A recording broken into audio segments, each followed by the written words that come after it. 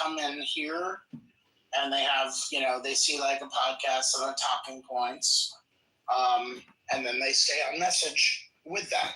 Is that what happens? Keep in mind, it was 115. That's called projection, faggot. Flew out there.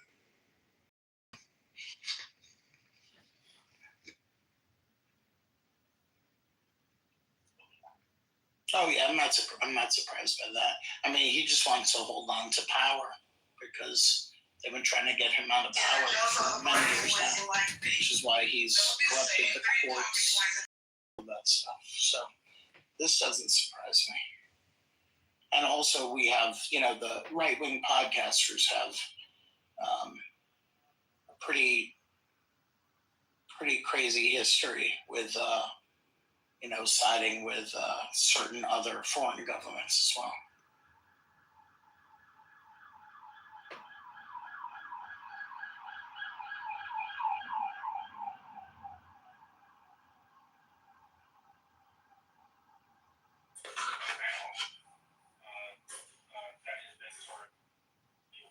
Jazz.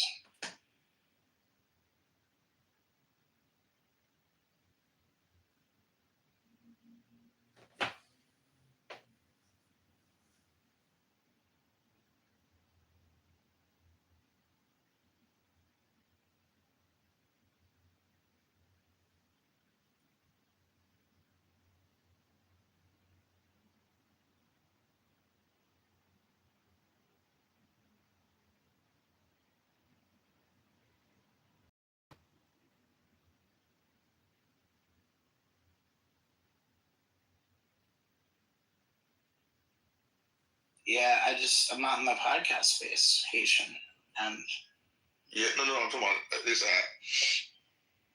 Oh, on this app. Oh yeah. Yeah. Oh yeah. I mean, it's so evident too, because notice. I mean, all you have to do is notice, like when we're actually just like, hanging out and having like regular conversations that do not include some kind of polarization, political shit, they peace out.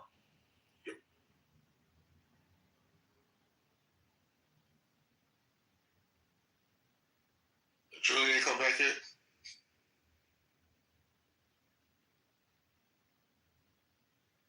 Wait, who were you looking for? Julian. Remember from earlier, talking shit with Jess? Oh, wait, I wasn't here. Okay. I think I was here. Yeah. Oh boy, did I miss it. Oh, Julian. Oh, that guy. Jeez.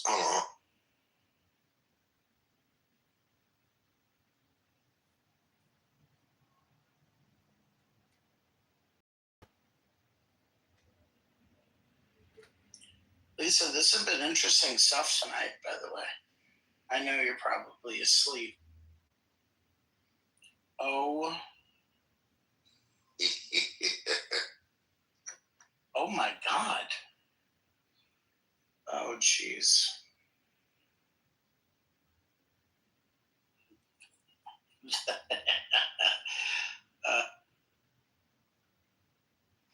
What's up, Pastor?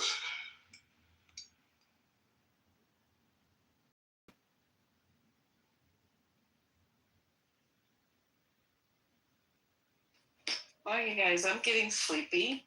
And you guys ready to close it up? Yeah, PTR real quick, Lisa.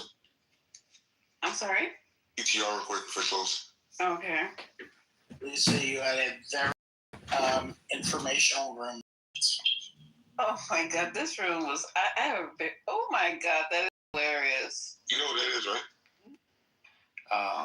So they can monitor, record, and keep all the crazies in here. No. It's more than an audio, right? Yeah, we know what it is. It's a repository of human behavior, right? So all of our conversations and emotions and debates, it all becomes data, right? Wait, they collect data and use data on us? I didn't know they did that. Oh my God. Yeah. Okay. Whoa. This is a learning model. Large language model. Sorry. Let him finish. I just want to get somewhere. Okay, so basically my point is that if we want to survive into the future for any length of time, we have to be aware that just how easily manipulated. That's the gist of it. You might have a point, though. You might have a point. Well, the problem is, Galen, the problem is he's autistic and he can't make a fucking point. He's not autistic. Autistic, he has Asperger's. Watch, Matt, do you have Asperger's? A little kindness. I have a high IQ though. Yeah. I just want to make sure I got the point. I'm just going to say it back, right? So the point is, as technology advances, human beings are going to use newer technology to manipulate other human beings. That's what we need, like a 10-minute intro for, right? Yep. No, it's not that simple. What's going to happen is that human beings are going to try to use technology to manipulate other human beings with. But what's going to happen is that the machine itself is going to end up manipulating all of us against one another and completely destroying the world. Wait, Matt, what's your IQ? It was Last time I checked, it was a 155. Now he has Terminator You're 15. both smart. Terminator 15. well, mine's 141. My brother's 160. 500. Dad's 134. Aunts 136. Cousins 138. Grandfather was 139. So did the movie Terminator basically predict the future because? Yes, that's exactly Yeah, what it is. absolutely. Yeah, Well, absolutely. in a way, but the difference. Look, the difference. He said no in a way. In a way, yeah. I mean, to what degree, right? To what degree? Not the full degree. Maybe 10%, 15, 30. Not the full thing, just the tip. Yeah, just Exactly right. Because the machines don't have to. I mean, AI have to even manifest in physical form. Although NVIDIA's doing a fantastic job of like running. I don't know if you guys it's a great investment. It's just valued more than the fucking entire country of Canada. Go NVIDIA. They're making these amazing like physics virtual environments and training robots on them now, and the robots that are like coming out of these systems are just fucking incredible. You can't even I think if you go on Instagram you can see it like being tried to be kicked over and they automatically hop up, and this is like one day being released from production because they've been trained in these virtual environments, right? Anyways, my point is that no, Terminator, a lot of its focus is on the physical manifestations of AI, but we don't. That's not the real threat. The real threat is going to be AI's control over information systems. But Matthew, Terminator 2 was about the chip, right? It was about the chip. Now Dyson had the chip. Right.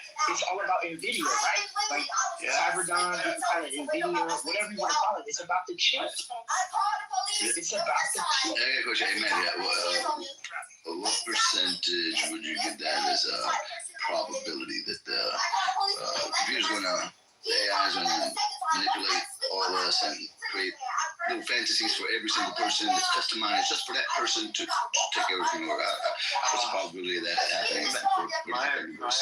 I don't think that really matters. All it has to do is I think there's a huge probability that AI systems will create fantasies that are specific to specific cultures. Okay, then when will it take over? Like, when do you think, like about what year do you think it's going to take over? I'm going to say within 20 years. Well, the singularity point is supposed to be 2045, but they estimate out 2030. Pepe, real quick question. Why are you letting all these Jews on the stage? How dare you? You were slipping so bad. You got Mayor, McZed, and me all on stage. How dare you? I'm going to tell KP, bro. First and foremost, I don't know. Oh, gross. That's even worse. Yeah, it's all He's a pedophile. Well, I mean, to your point, like, like posters and movies and radios and Instagram and cell phones, all these are like really big information systems, right? The newer ones that are coming out, they're going to be so much more sophisticated. And so I think it's not going to be like to the individual human being that these messages are directed to. It's going to be like to different groups of people. And then because of the way that we naturally interact with these algorithms, and because we don't have the foresight to understand how erroneous and archaic our operating system is, we're just going to end up killing each other. Also, for anybody in the audience or anybody on stage, if you look at Matthew's PTR, look at his eyes, it's always the eyes that are a tell for the autism. It's kind of like Tyler Robinson. As soon as we see Robinson, we're like, oh, there's the tism. Also, Mixed, have you heard about Mossad supposedly killed Charlie Kirk?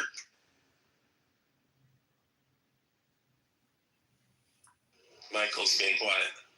That's what Nick said. That's the right answer. Don't even. Also, Matthew, when did you change your PTR from the little geisha girl? She's still in there, bro. You can look. Oh, okay, cool.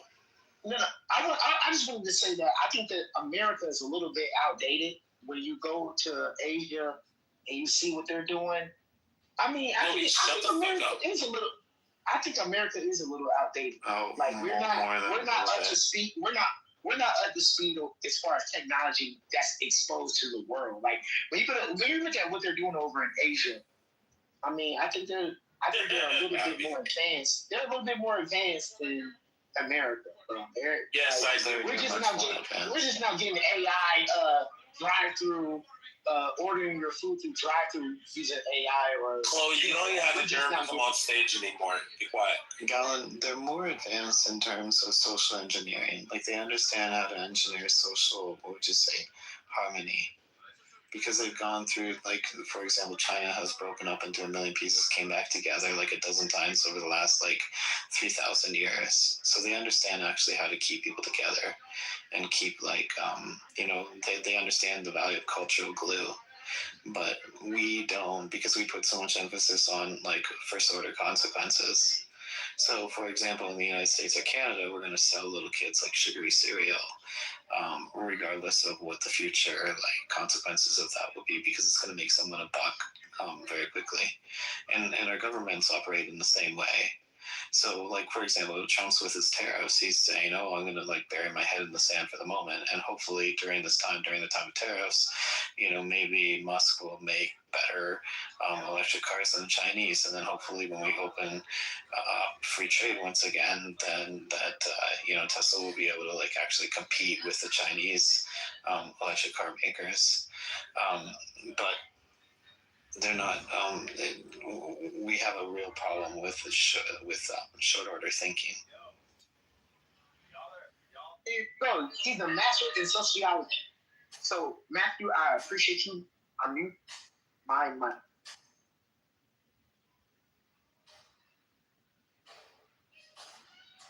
That Matthew, very good question. Because I do think AI systems are going to be tracking us and sending out drones and taking people down, and in 20 years, I don't know. I don't think things are gonna go. I think things are gonna possibly go to shit sooner than that. But yeah. So I go learn and shifted to build a bunch of stuff. So I know how to build oxygen systems and machines. I built shit with my hands. Learned taking a whole lot of mechanical engineering studying, and 1950s and 60s is a really good time. That's when the machines were all maybe at the top of the mechanical structure. They still work, those systems. And I'm just curious, if you think that's going to happen in 20 years, what are you doing about it? I could go out in the fucking woods and just live, and not just live, but build all types of shit, especially if you understand Beaver. Yeah, so I'm just curious, if in your world is going to end in 20 years, what are you how are you going to survive that? Well, what I really hope is that this happens. I'm not hope, dude. I'm not talking about hope. Like you said, the probability is very high. You said this is what you think. I'm just being a mirror here. Is what you think.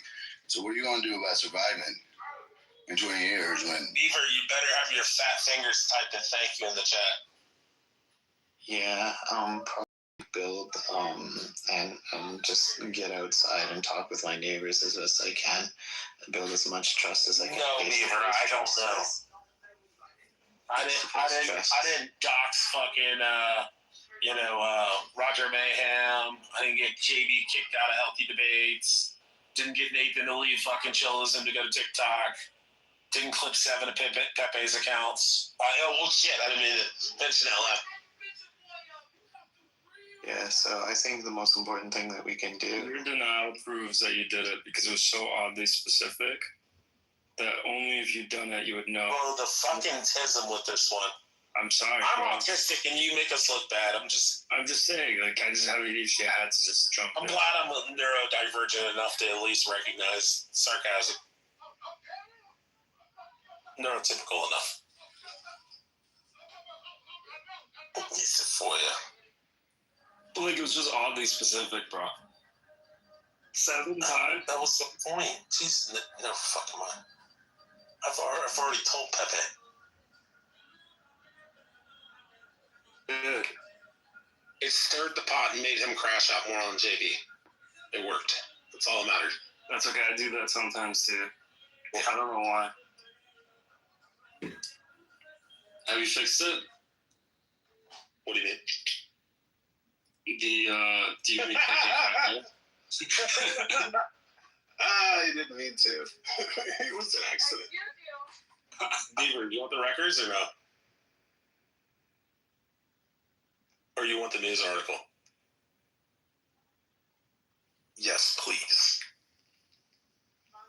Hey, what's up with the title of the room, by the way? I don't know, kind of just jumped in and, like, this, what was the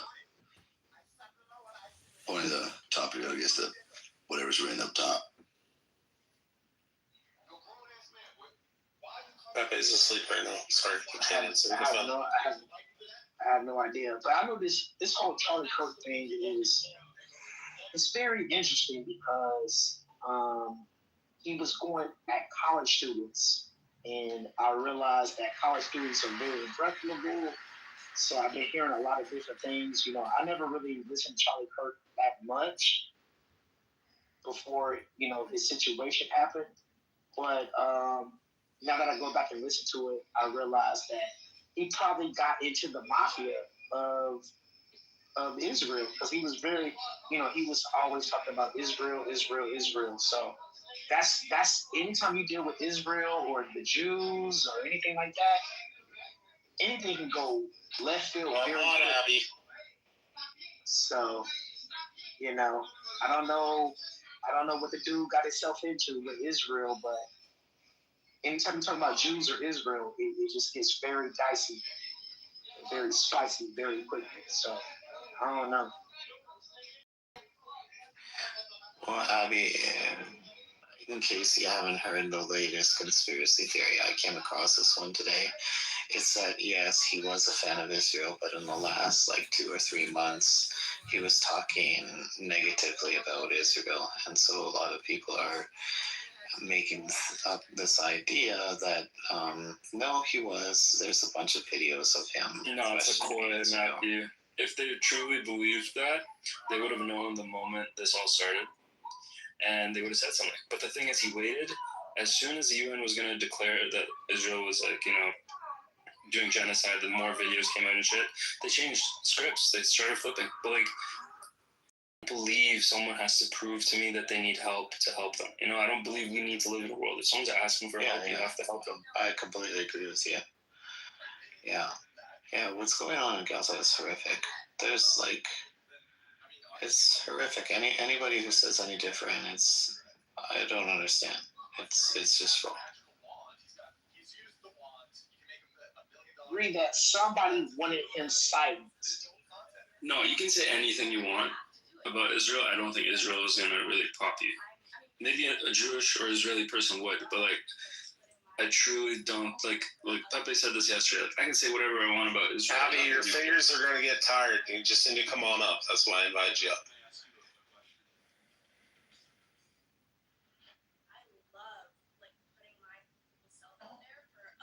What were you saying? Somebody was talking at. Yeah, I was just saying that no matter what you say about Israel, maybe an Israeli person would do it, but I doubt it. I don't think they care. Jewish people are very nice. In general, it's the same thing with Muslim people. They're very nice and generally very respectful. And I agree. Yeah. I completely agree with you. I was just saying down there to Abby, this is the newest conspiracy theory. It's not that I believe it. The media's horrific, dude. The media's horrible.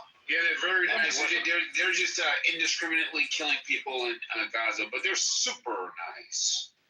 No. The people are nice. The people, not like we're talking about Jewish people that we've come across in our life. Period. Everyday people. Yeah. But those aren't the people that would take you out. So you're conflating the two. No, I mean even if someone doesn't like me, I think we're splitting the difference. He wasn't criticizing Jewish people, the religion. He was criticizing the geopolitical aspect of the Israeli leadership. So those are two different things, right? So yes, they are super nice. They're very nice, but We should all let Ray Alba interject. He's a good, clean white man. Go ahead, Ray Alba. Well, I have 16% Scottish blood, so. Oh, Ray Alba's got more than that. Well, so hey, no, one drop will do. Either way, what Kirk was potentially doing was, we knew that he had inspired a shit ton of young conservatives. It was only a matter of time before he was an actual politician. Like it was only a matter of time. He was the one. He was going to be the face of the conservative party, maybe even president one day.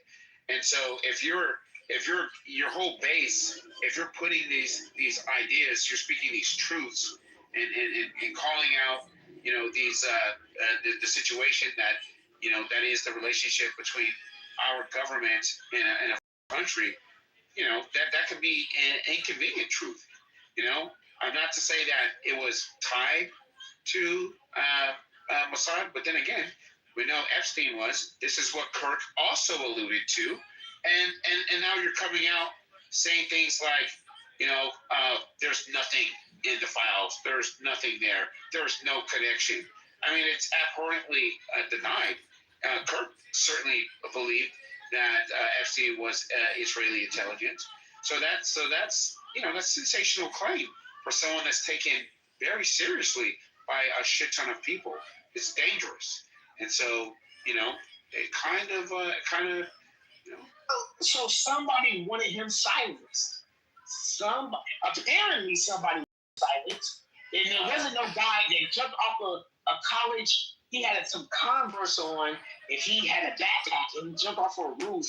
And that's not the guy that took. But his dad, it was the shoes that gave it away. His dad. The shoes. Yeah. He had some Converse on. No dad. His dad sentenced his son to death. Galen. No father. Yeah. Like his father was kind of listen, it was $100,000. Listen, it was $100,000 bounty on who could actually turn in the shooter. $100,000. Like $1 million. With Bill Ackman. Was it? I didn't know that. Up $1 million, yeah.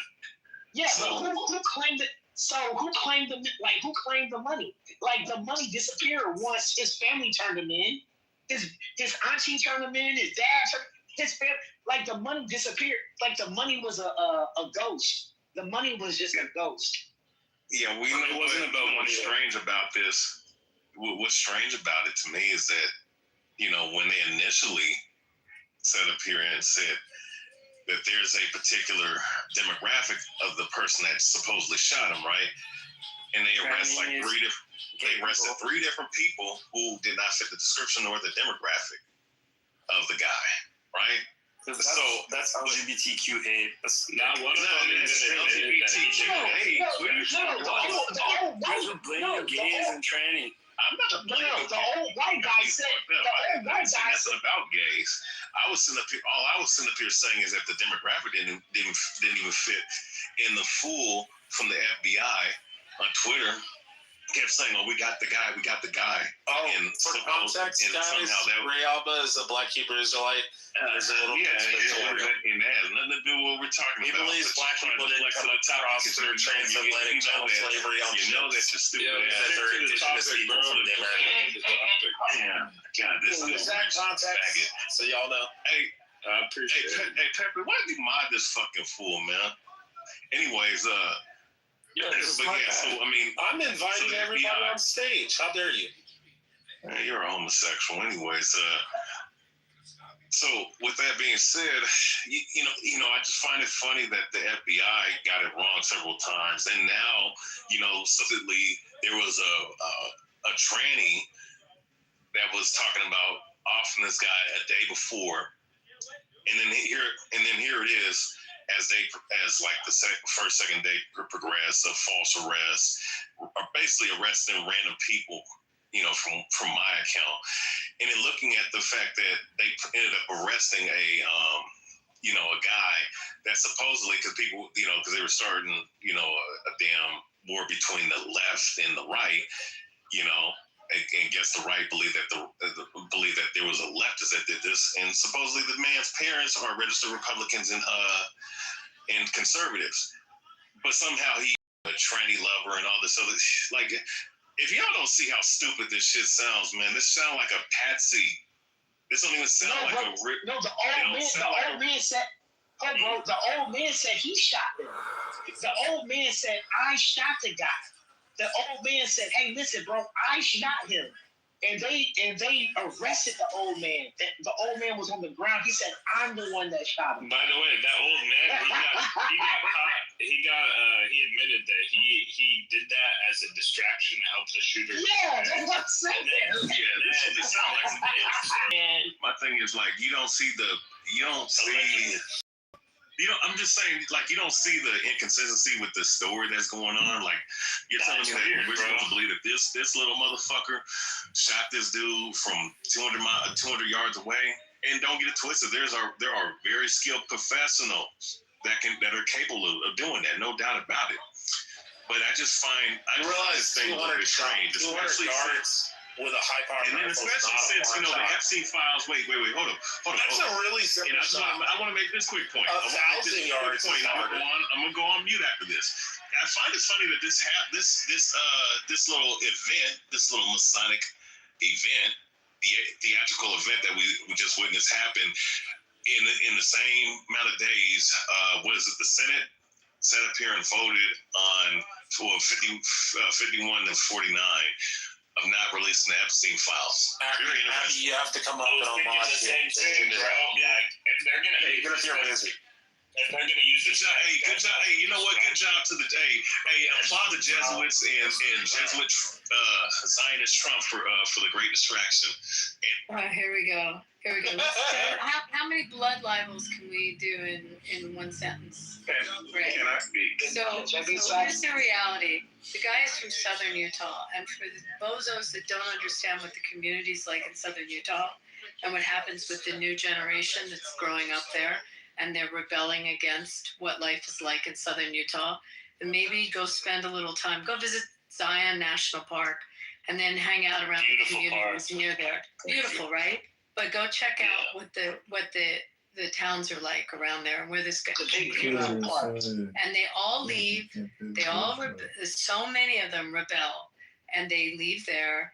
And this kid is absolutely like textbook of what happens growing up in that environment. And who gives a flying F that the parents are Republicans, because the kid is not. And he left just like, my town is full of them. So many that escaped from that area. It's 1 hour away. Yeah, Rayalba, your grandmother was a Christian, and now you're being taught. Yeah, they all go to Vegas, right? They all go to Vegas. They come out. I can't even throw darts. Vegas during prom. They all come out here. Like, you see them. I know a couple of them. Let her talk. I know. Like, you don't want to hear it, but then the reality of what life is like in that area. They leave the repressed life there, and they come here. A lot of them, the ones that are gay, come out and they go to what the area here we call the Fruit Loop, and you see them all at the bars there, or they work in the industry here. They escape it. Yeah, I'm sure. Yes. Probably. This is what, and so if you want to say his parents are Republicans, it has nothing to do with the fact that this kid was caught up in what this kid. You had a press conference today. If you took the time to the press conference and listen to the text messages and listen to the evidence that they uncovered, direct evidence, not circumstantial, direct evidence. So, wait, Abby, do you understand anything about it when it comes to evidence? I don't know. Do I know anything of evidence? Because I don't hear. I don't know. Yeah, condescending. I don't know about evidence confiscation. Do you know anything about that? I'm pretty sure you do as an attorney. I know that it was, and you listened to the press conference. You might have learned something, but you probably were too busy doing something else. Abby, here. absolutely. Right. So, like, at the press conference, the guy who was leading the press conference was saying that the mom noticed the shooter's picture on the news and said that kind of looks like my son, then called the dad, and the dad agreed. And then they posted a picture of the sniper that they found the rifle. And then the dad said that kind of looks like the rifle that I gifted my son. So It was the grandfather's rifle. Exactly. That's The grandfather. His son. The grandfather. Almost done. So he asked his son to send him a picture of the rifle. Well, it's because the grandfather asked. The grandfather asked the son and said, "Hey, that looks like our rifle." I heard it right. That's what the DA. Yeah, I was just trying to get it out, but yeah, that's pretty much just. I agree with Abby because it sounds like some kid. And did you read the chat? Did you listen to the whole trail of the messages also? Yeah, the Discord message. That's kind of what some of my friends were saying that this doesn't sound like a kid who, like two 22-year-olds talking on Discord. But I said, you know what? This kind of sounds like someone who just murdered someone and everyone in the country is looking for him. So it is a bit odd, though, that I was thinking that he went to Discord and kind of just blatantly admitted everything he did and where he buried the gun, and he's worried about them finding it and his prints and all that stuff. I thought that was a bit reckless. I don't know if Discord's encrypted. Too, Jack. But I guess if you look at the anatomy of a murder and you look at the psyche. So, Abby, Megyn Kelly made a really good point. She said if you watch the video where he's getting his acceptance into university, and his mom at the very end goes, "Yay!" And then at the very last couple seconds, he goes, "Yay!" like that. And she says, "I'm not saying he is," she says, "but it definitely clearly seems like he may be on the spectrum." And she said, I'm not saying that everybody on the spectrum is has murderous intent and stuff like that, but they do become hyper obsessive. I mean, everybody who's on the fucking spectrum understand this. And then on top of that, the kid has. Yeah, I know exactly, because they feel socially awkward. They feel socially awkward. They feel ostracized from society, and then they get coached into fucking getting into the gay shit because they're like, "Oh, well, girls don't like me and shit like that." So being immature 17-year-old as well. He also scored a perfect SAT. He had a perfect SAT, and it was within top 1% of 1% of 1% of all students in the state of Utah for testing and shit. So, I mean, he's a hyper fucking intelligent kid. It definitely seems like he got indoctrinated and he got into this fucking shit, and he became very obsessive over fucking Charlie Kirk. It's not right. You heard about the Chuck Taylors? Did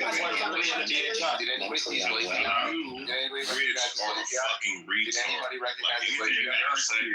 recognize this lazy guy? And you guys hear? Yeah.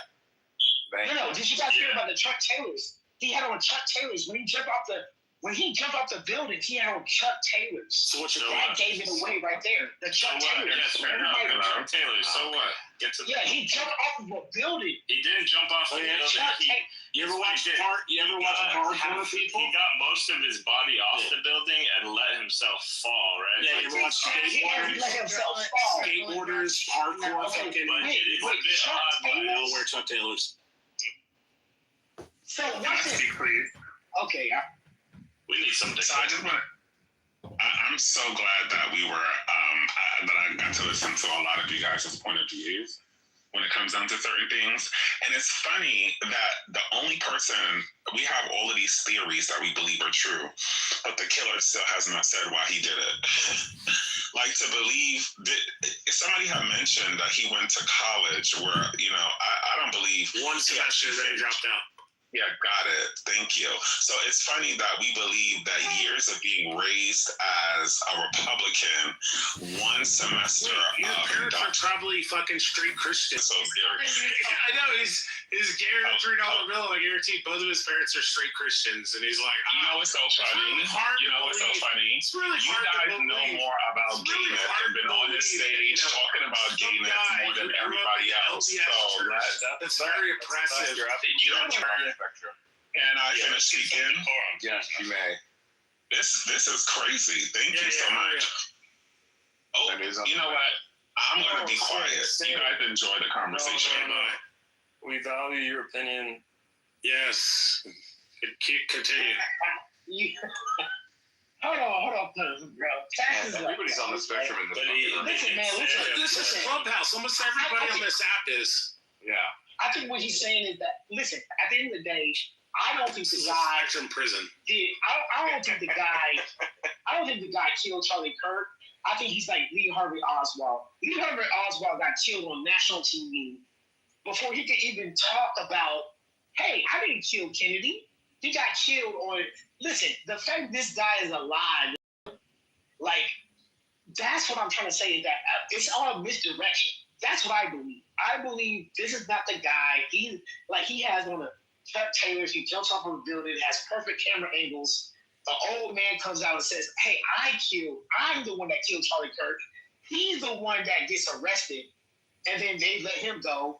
And then that, like, bro, this thing is a dumpster fire. You know what I heard Galen speak? Actually, Galen, it's not. And how much evidence do you need to... Lee Harvey Oswald. Do you watch too much, like, TV? Like, what is it?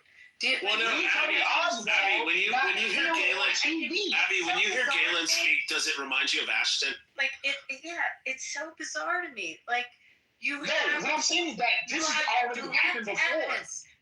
It's not, this isn't Of course, it's evidence. Yeah. Lee Harvey Oswald got killed on TV. My dear. Can we agree on that? They didn't have Lee Harvey Oswald on video. Okay? They didn't have notes. No. He got killed. Email. He got killed on TV. And notes from Lee Harvey Oswald. Okay? No. They didn't have that with the shooting. Hold on, listen. Lee Harvey Oswald got killed We didn't have text messages, Discord, emails, phone calls. Right. Yeah. What the guy that they said that shot Trump. The guy that so-called shot Trump got killed, right? Did you hear what I just said? He admitted it to his minister and his. Oh my God! Let me look at him. Okay, so now you have that hearsay testimony. He admitted it. Do you understand, Galen? Take your little fingers and Google the exceptions to hearsay. Okay, and you're going to learn about when someone has an admission. Okay, and whether it's admittable in a trial or not. Lee Harvey Oswald did not admit. Like, it's not worth it. What are you talking about? Based on history. No, based on history, you have no evidence. Hearsay, bro. Hearsay is a word. Yeah, hearsay. Yeah, that's what we're talking about. It's all hearsay. They can't prove it in court because they have no weapon. He admitted it. Okay. But that's it. That's nothing. So now because in court he can change it. Okay, hello. It's a declaration against interest. It's a pretty easy one. It's exception. Abby, don't you teach law or something? No, I don't. But this is like did you? Second year law school, easy shit. Okay. It's a declaration against interest. He admitted it, so he did it. Wow. The old guy admitted it. The old guy came out and said, "I killed Charlie Kirk." He said, "I admitted it." He admitted it. DNA matched. The forensics matched. It doesn't matter. Let's get something. Come on, bro. This is. They didn't get a response of a picture of the gun from their son, so they allegedly called him, and he answered and agreed to meet with them. Then they had a friend of theirs before he met with his parents because he couldn't survive in jail. But then they decided, okay, we'll go and turn ourselves in. But then I hear that he's not planned at all. Well, like even getting caught. If he was super, super intelligent, what he would do is not something, hang back and let all of our chatter and our chins. But you've been 22 once. Yeah, but he had to be braggadocious. He had to be a braggart and tell us what he did like he's smart. He's bragging about killing someone. And you could have photoshopped an AI photo with the gun. Like, you know what I mean? I just on my phone for a second. Oh, go ahead. I mean, just on my phone for a second. I'm saying if he was really, really smart, what he could do to sort of get away. Former citizen. We should get him up. I guarantee he's good. What do you guys think of people getting fired and expelled for like giving or like saying that Charlie Kirk was a piece of shit or something like that?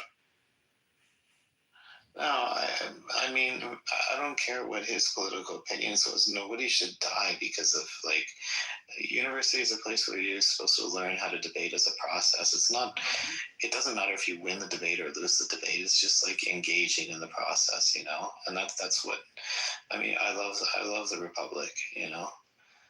Plato is awesome, so. No, I agree. I think I hope we all agree, like, you shouldn't die for your opinion. Yeah. But I feel like he was kind of one of those guys that live by the sword. I have to disagree, John. We have to have better expectations. Let me finish. Hold on. I'm not justifying anything. He shouldn't have died. That's like, I'm not even debating that. He shouldn't have been murdered for his opinion. But what I'm saying is, like, the things he was saying in terms of, like, going to these schools where he knew, like, he's going to be in the minority in a lot of cases against these kids and saying, like, we should repeal the Civil Rights Act or stuff like this. I feel like that level of, like, inflammatory comments, there's going to be a level of danger there that, like, his little security team couldn't provide. They're not the Secret Service. They're not. It's going to change the way people do public speeches and kind of, like, these debate style things. But I don't know. I'm more concerned with, like, people getting fired for, like, if you don't like Charlie Kirk, like, you can say I don't like him and he was a piece of shit, but I still don't believe he should have died or been killed for his opinion. I think he's and I don't think he should be fired or expelled for that. It's a reflection of how poorly the education system is in North America. When you went over to Britain, those younger students, even the 19-year-old, 18-year-olds, first-year university students, were doing a pretty good job at debating him. So I think, he did a favor by revealing, like, a little bit of a hole there. Because he had no formal education and he was self-taught and he kicked ass when he debated them. I listened to those debates also. I agree. And these kids that were sitting Ben Shapiro rips them apart. But these kids that are at Harvard, Cambridge and Oxford, the ones when he went over and debated there, he was excellent. Excellent. How many of us could go to a college and debate, like, freshmen on, like, topics they're not ready to debate? You know what I mean? Like, I give him props for a great public speaker, but I feel like I'm just not impressed with what he did because the same way Ben Shapiro, like, they'll take an argument or they'll take someone's position, they'll file it in a category and kind of just go down a line of, like, question and answer, and they'll start them at a kind of place where they'll ask them a question. Do you believe Israel has a right to exist? And then kind of go down that rabbit hole. Or do you believe in abortion? And kind of go down that thing where then they got them with the gotcha moment at the end and own that liberal freshman in college. Like, I'm not that impressed with it. I am more impressed if you can go and debate some kids at Oxford or Harvard. How about debating some adult? But why you gotta debate kids? He don't debate adults. It don't matter. They're still children. Why he don't debate people his age? They weren't all freshmen.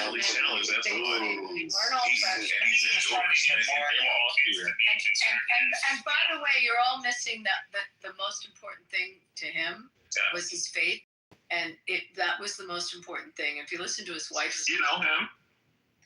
But Charlie Kirk, no, I don't know him. I know that our organizations worked closely with Turning Point in the last election cycle, and propaganda machine. What did you say? Propaganda machine. That's all propaganda? It was. The Jews. That's propaganda. That someone believes in their faith. You have a problem with that? Yeah. It's not about it ain't just about his faith. It's about his rhetoric. Yeah, what's wrong with his faith? Hey, it's not even my faith, and I respect him greatly. It's a bunch of propaganda and rhetoric. What do you mean? You have a problem with how he believed in his faith, really?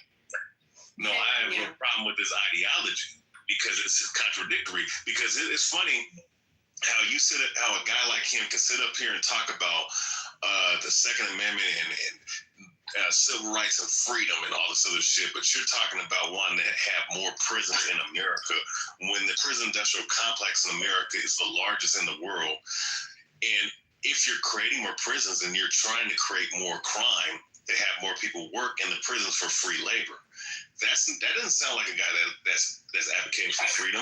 And another thing, too, what the dude sat up here and said, he also said something about, what did he say, that more people have to die so that we can have freedom, freedom to have guns like that. That's not like, that's not what the fuck he said. He said, if people were to die, it's okay in the sense that if we still keep our fucking constitutional rights, then it's acceptable. Like, meaning that, yes, people are going to fucking die from guns, and it's acceptable because we still have the freedom of our Second Amendment rights to defend ourselves from tyrannical government. No, that's double speak. Savannah, why don't you speak? Savannah, why don't Yes, you it is speak? double speak. Why don't you let Savannah speak? Go ahead. I think that I think it's hilarious. I heard someone say, why doesn't he speak to kids his own age? Well, these kids are all in college, so they're taking classes from people who aren't their age. They're adults, they're voting, they're going to clubs, they're going to work sometimes, but even just in the college, there's all ages at college. So it's kind of ridiculous to say that, first of all. Second, he started when he was college age. He started visiting colleges when he was college age. He's 31. He's been doing it for over 10 years. And third, he was trying to spread his message of to go out and vote, family values, and Christian values. And as far as the Second Amendment, some of it was hateful. You got to be honest about that. No, I am Like honest. what, Jack? None of it was hateful. It's taken out of context. Every single time that I've seen it, every single time that I've seen someone quote him, it's out of context, and they lack the understanding to understand that being against DEI doesn't make you inherently racist. It's a bunch of critical race No, they're saying that, like, oh, if I see a black pilot, I'm going to be concerned. Yeah, okay. Oh, so, God, There's a lot more of that. Oh, my God. Go ahead, Savannah. You're on mute, Savannah. Savannah, you have to unmute, girl. Or Susanna, sorry, not Savannah. Susanna, unmute your mic. Yeah, bottom right. Just press that little microphone. Sorry. Yeah, so all I'm saying is that if for the pilot thing, that's regarding DEI. He wouldn't have said it if DEI weren't into play. People mistake saying he worked with a ton of black people. He started a Black Summit movement. He did all kinds of things, but he says this because people are getting jobs based on the color of their skin. So when he sees someone who is a person of color, he wonders, oh, are they qualified or are they getting the job based on DEI? So when he sees a black person, he's like, I wonder if they're qualified because of DEI. It doesn't mean he's saying that about all black people. It doesn't mean he would say that if DEI weren't in play. DEI is in play, and it showed in the LA Fire Department. All these people were like, oh, DEI, you have to be qualified. I even heard someone say how the fire department, to qualify, you have to carry over 200 pounds. I looked up the qualifications for the LA Fire Department, and it was under 200 pounds. I don't remember the exact pounds right now. And they were bragging about their DEI process. They had all kinds of people who bragged about who they slept with, and this one lady, and it went viral. She talked about how she thinks it's more important that people see someone who looks like you. And then someone asked her, well, would you be able to carry my husband? And she responded, well, you know what? If your husband's in a position where he's in a fire, well, that's his own fault. That's not her responsibility. Yeah, she said that he should crawl to her. He should crawl to her. Yeah, I'm glad that you said that, sis. Charlie Kirk also believes that you should be in the kitchen barefoot and pregnant and not voting. Can you? Exactly. Did you cook today? Did you cook today? I can. Hold on. Can I finish, Abby? Before you, ladies, I will give you the clip once I'm finished speaking, Abby. Can I do that? Give me the. Can I finish just like you let Susanna finish? Yeah, but give me. Thank you. Okay, and then also when I give you guys the clip about what women should be doing, which Charlie Kirk actually said, I want you to also fact check everybody else on stage, because it's so funny. DEI and all this other stuff, when it's black people, it's okay, but when he says on what women should be doing, now it's like no. I want you to align with all of his agendas, where he specifically played a part on motherfucking separating things things from women. So I wanted to know, why are you not barefoot and pregnant? How many sandwiches did you cook today?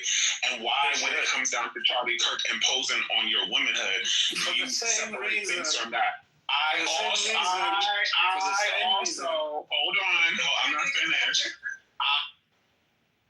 I'm waiting. I'll listen. Wait, I can't speak? Am I going to be muted?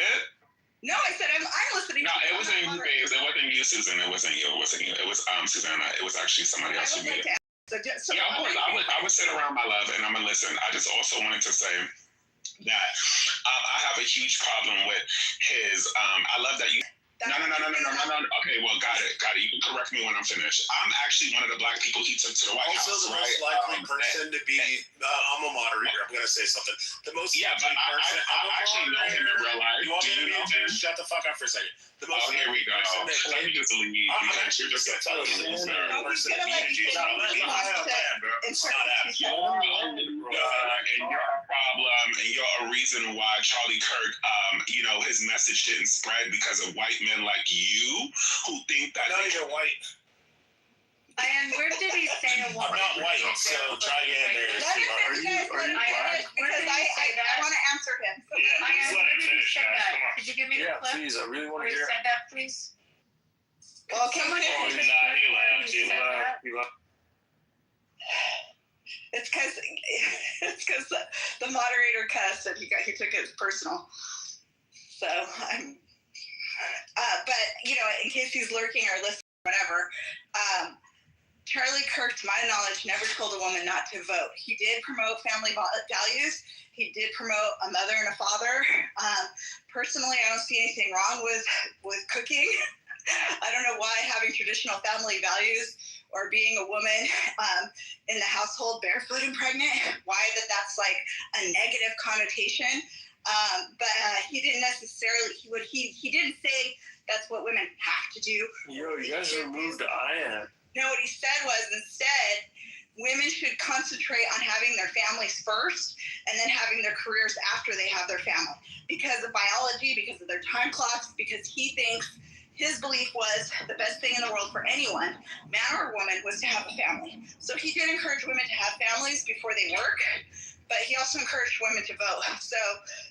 So again, context, it's about his Christian values and it's about his family values. And I don't see anything wrong with that. He was a propagandist. He spread a lot of division and hatred. I'm saying, it was up to you. Every woman would not be working. You're a fucking black person. I do agree with that. You're a propaganda. But I'm not. What I'm talking about is more pertinent. Also, nobody removed the gay guy. He left on his own accord. No. All right. So what I'm talking about is more. And lastly, the Klan would never accept me. The dude's platform was a propagandist platform. I want to call bullshit on all the fucking propagandists, bullshitting, libelous, hateful motherfuckers that throw shade at a person that was like not half, not quarter, not tenth as hateful as you dumb bitches. So this is amazing. There is a reasons of hating. The gay guy, he did leave of his own accord, but he Hispanic are all Christians. Why is Kirk against Hispanic? Hispanic people are Christians. When was he He's not against Hispanic. Well, he said that white people are being Hold on. Point of order. It's only the Christians that Can are I white have people. receipts? Can I have someone put Hispanic people are actual Christians as well. statements that were either printed by him or videos where he has made and a woman should be, what did you say, barefoot and pregnant in the kitchen? That's what I don't say. So please Should we put the actual pull out a recording, quote? because everything here, when you make a statement and you say that he said something, just no problem. We can debate it, but please put proof of it, because I find it hard to believe that those particular words were said. I believe something was said that you're interpreting it to be those words, but could you put the actual words that were said? He's not here. And then, He's not here. do you have it, Jack? He's not here. I'm saying the guy who said that he wanted women. He left because the moderator said, "Can you fucking let me talk?" And then because somebody cussed, and he's like, and he got all over it. I'm just asking for the direct seat. So Well, I was specifically correcting the gay guy because the gay guy was insinuating or inferring that Abby was the one that muted him. Charlie Kirk said that women should not attend college or high school. Girls should prioritize marriage and children. He said no one should attend college. Guys, relax. I'm almost done. He said no one should attend college. He thought college was a ripoff. No, he didn't say that. Yeah, he did. Doctors, engineers, He didn't say college was a ripoff. He said college is not a ripoff. people. So what he actually said about it universities, he said, if you're going to become a doctor or you're going to become an engineer or something like that, he said it makes sense to go to college. He said, but he would recommend going to a more conservative university. He said, but if you're going for like poli-sci or fucking, these human science fucking degrees or, this liberal arts bullshit. He said, I mean, the idea that he told women not to go to college, well, no, he was kind of like saying, hey guys, college education might not be where it's at. No, he did say women should avoid going to college and focus on marriage and being mothers. And that husbands should avoid letting their wives or making their wives go into the workforce and basically just promoting old school family values. But some of the more, I guess, crazy things that people were mad at him for saying was like, if his, it's a little graphic, but he said if his daughter were to be raped, would he, want her to go through with the pregnancy? And he said, yeah, she would. The baby would be delivered. And then there was things that he said about, again, black pilots, and then the Civil Rights Act was a mistake, and then that white people are being replaced, and there's a demographic. Hold on real quick. Yeah. I feel like I could kind of answer those. Of course, I'm not going to be quoting verbatim, but his daughter being raped. His first response to that was, what an evil question, you're being nasty now, because I watched the debates where he said this. I actually saw him respond to it. And then what he said was, and this is how a lot of people who are truly pro-life, and they believe that if you're a child in the womb, then you are completely a human being and protected by God, and you deserve human rights. So in that, his idea is that if you're raped, then that doesn't mean you should go and turn around and kill someone else. Yeah, because he said abortion was worse than the Holocaust. Basically, that the only reason you shouldn't abort a baby is to save the life of the mother. For me to keep up and even done responded to that one. So the abortion being worse than the Holocaust, that's because of the pure numbers. There have been more abortions than nearly all the wars combined. So, and if you believe it's a human life and all those people are dying due to abortion, well then, with that logic, then it follows that, yeah, it is worse because more human lives were lost due to abortion. You don't have to be his lawyer. I think we all understand why he said these things. Like, it's faith-based for him, right? For the most part, and then... Well, it's faith-based, and it's partially science-based. And then there's also some, fear of white replacement in the United States that he alluded to. On the southern border, saying that this is a demographic replacement against white people. It's anti-white. This isn't hate speech to me, at least. Okay. I think it's just I just wasn't sure we were on the same page. No, you don't have to go through and justify and explain each thing he said. It's his words. I mean, but he never said that civil rights should be repealed. He never said that. He said that there were some unintended consequences that came from the civil rights movement. Yes. But he agrees for all civil rights for all people. I mean, he said it was a huge mistake. I think I could find the clip of the civil rights and then talk about it, because there's so many interpretations of something that you don't have the direct. It's interesting. It's something that Gary said in his room today. And I think it's if you watch any of the meetings or any of the events he did, as he would talk to these kids, and he would say to them, he'd ask them direct questions, and they'd all look at their phones to try to find answers. And he would say to them, stop looking at your phone, look me in the eye, and I'll answer the question. Like, why do you feel this way? What's motivating you? And they would quickly try to look down and read something off their phone, and he would say, no, tell me what you're feeling. Why do you think this way? What do you define yourself as? And he was really trying to hold them accountable for their own feelings, as opposed to reading something off of Reddit or, something on their phone that they had to Google. And it was very interesting the way Gary said it. And I was making the argument that today a lot of kids, when they take testing in school, they have open book exams. They don't memorize. They don't really learn things the way you used to learn them. There's a real void there. And the fact that he would try to hold them accountable to just go through the steps of their position without having to read somebody else presenting it, and not complicated stuff, not asking them facts about the Civil War. He's asking them just, why do you feel these ways? I mean, did you agree with him on the Great Replacement? No, him saying that it's not a theory, it's a reality. I don't agree with. I mean, I'm absolutely much more liberal than a lot of the things that he stood for. Well, I'm saying it's like he said some things that were a bit inflammatory. Why are we acting like it wasn't? Jack, I don't disagree with you at all. But what I did like is that he made people think and he made people question. And I liked that he did the dialogues. And I'm also, it is offensive, outrageous that there was a political assassination. And every American should be just repulsed by that and just furious about it, no matter who it is. And Jack, you'll appreciate this because we were talking this, and you and I've dialogued for a number of years. There are people that are not people I like, people that are in government that I wish weren't in their offices.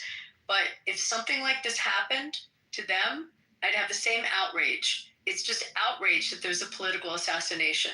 And I'm older, so I've lived through political assassinations, and they're horrible, and they rip apart our country. And I'm looking at it that way. Whether his positions are definitely not all my positions, but I just think we all should take pause that this is just not what our country's about.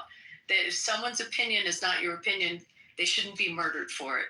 They should be voted out of office. What's your take, though? Counter it. So here's my question: how is he a hero? I feel strongly that. I agree 100%. But what do you think of people? A lot of people consider him a hero when he was nothing more than I'll tell you why I think he was a hero. What did he do that was heroic? Wait. I just want to put context on this question. This guy made him a hero. What did he do that was? What did he do that was heroic? There's 1,000 other different people who did the same shit that he did that do not get the endorsement by the party that he was repping. He was efficient. For the president of the United States, he was not a military personnel. He was not law enforcement. He did not do anything heroic. All he did was have contrary opinions towards another political party and towards the political party that he was preference to. What made him such a damn hero? There's like thousands of other people dying the same day. Why the fuck are people a trailblazer? He was a trailblazer. Like it or not. He was a trailblazer. Okay. He was a trailblazer. I think the military is really Golden Sachs. He got shot for it. So I mean, right there. But there's people that get shot for what they believe in all the time. No, I get it. But he had a movement. He talked to people. He encouraged people who he doesn't agree with to talk to them. Gave them the mic. He actually did let them look on their phones and stuff. But he did ask them at the end to like, hey, so what do you think about this? Now look at me. But he let people call it in, whatever. Nick Fuentes does the same thing. That's not like heroic necessarily, but he goes to colleges and then he never raises his voice. He talked to each person with respect. That's heroic. Right, Bob? Yeah, actually it is, because free speech is like very limited. People don't talk to people anymore. People don't converse with people anymore. People I've lost friends just because of who I voted for. It's ridiculous. Ray Baba, I would consider you a hero if you're having a civil discourse with us and civil disagreement. If you got killed now for engaging with us respectfully, I would consider you a hero. No, he'd be a martyr, not a hero. That's the thing. Like Wait.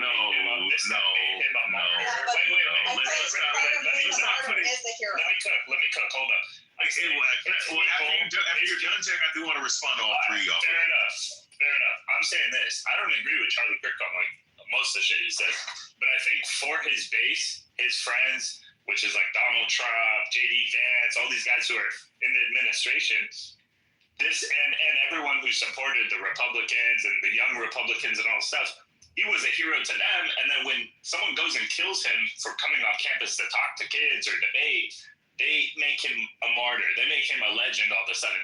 I don't necessarily agree with giving him the military, style funeral and, that kind of stuff. I think it's a little inappropriate, but I think when you go and murder someone in cold blood like that, you're making, you're tripling his reach and you're making his legacy that much more powerful, basically. And 77 million people voted in the direction that he was pushing during the election, and Turning Point was a big force in bringing a voting block, and it was trailblazing. You can like the message or not, and none of I'm telling you, I don't agree with there's portions of his message it's horrible, and you have to call it out no matter what side it happens. We've had these attacks. We had what happened in Minnesota. We had what happened to Josh Shapiro. I mean, these are just horrible things. You can Trump twice. I mean, you gotta call it out. There was even a third one, but they caught him before they lived through Martin Luther King, lived through the Kennedys, and lived through what it's like when there's these assassinations. And the attempt on Reagan, although that was not for political reasons. Okay, but it's for our country. It fractures us. It hits us in the core, in our belly. It hurts every American, and that's how you have to respond to it. You don't have to like what he said, but to kill someone for an opinion, it's not us. Well, first, okay, real quick, let me just respond real quick. So Susanna, you're saying because he engaged with people and talked with people on a platform that he was able to have. Well, that and of course he had reach. Well, but I just want to. I didn't even get the everything going. But I'm just saying to that. What I'm saying is that there's multiple people who do the same exact thing, right? And mind you, there's people's lives. Like my point is, right? So I'm gonna respond in order to everybody that that has something to say about him being a hero. There are multiple people that did what he did, and there's multiple people that died in our immediate area. I would hope, and mind you, there are people that actually do heroic things in their own communities, doing a lot of different things. Having a platform where it can be polarizing, it can be moving, but that doesn't necessarily make you a hero. All right, and just because you go back and forth with somebody on a platform, with contrary ideologies does not make you a hero. Well, again, someone being a hero is someone being able to put their life on the line for other people's lives. That doesn't necessarily translate into you having a platform and speaking whatever ideology he put his life on the line for freedom of speech. He was getting death threats for years, and so he knew it was a real threat. So he actually was putting his life on the line to reach across the aisle and talk and have peaceful discussion, because he said when people stop talking, that's when people get violent.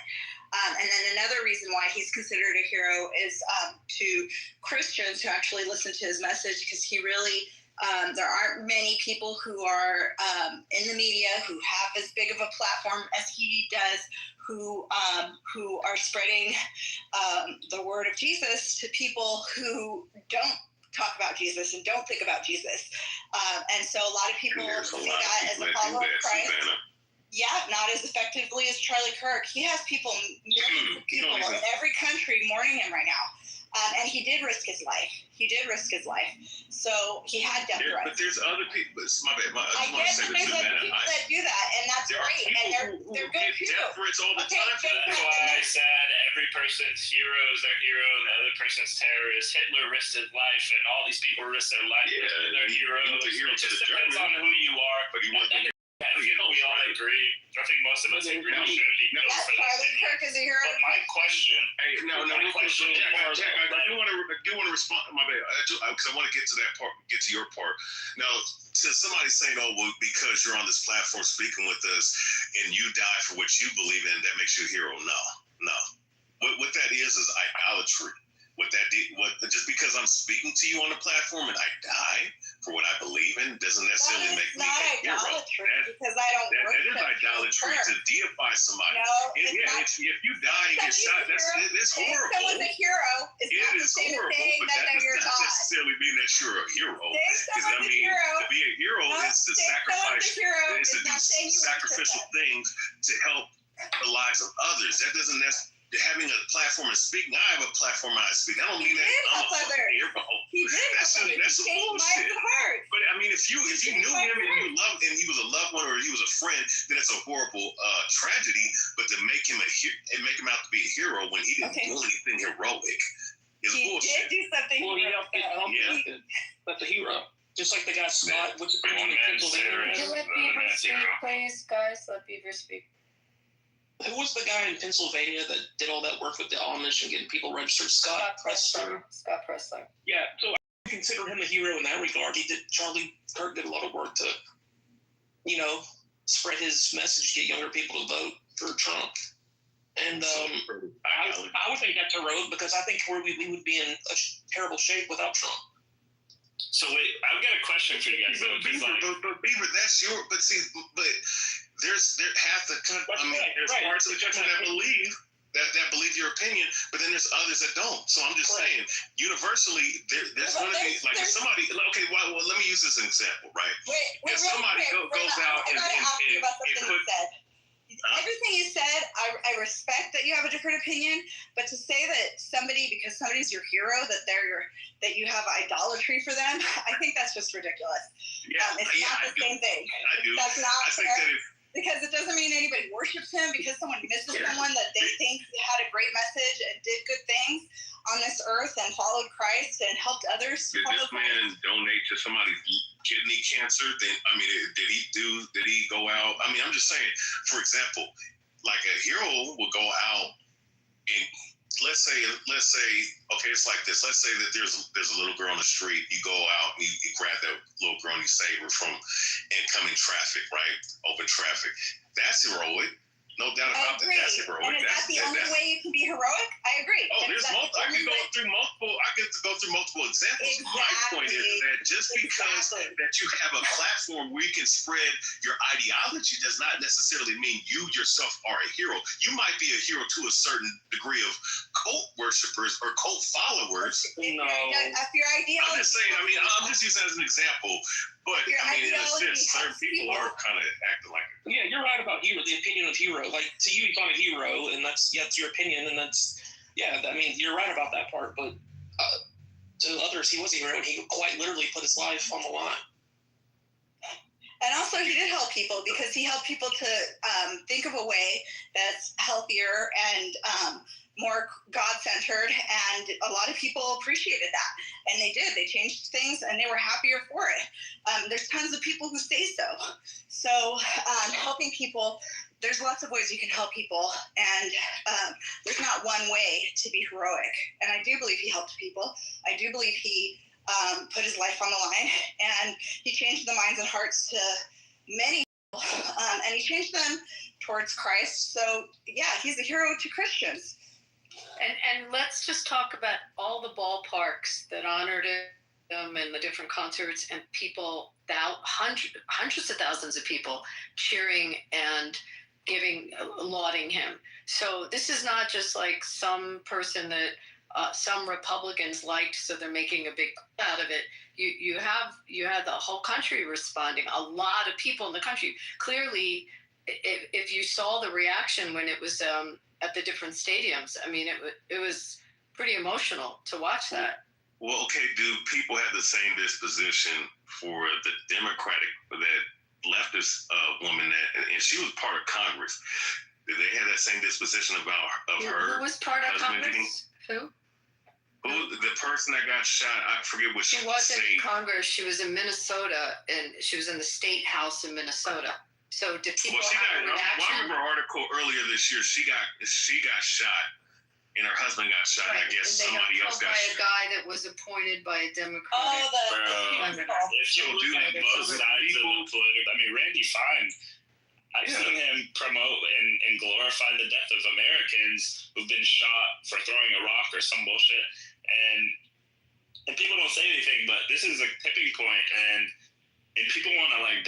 about Charlie Kirk, and I get that, but this has been happening before Charlie Kirk, and no one's doing anything to calm down the flames of this, and people are just getting more mad. But my question is, like, people are always saying, if there was another Nazi party that rose up, we would stop them.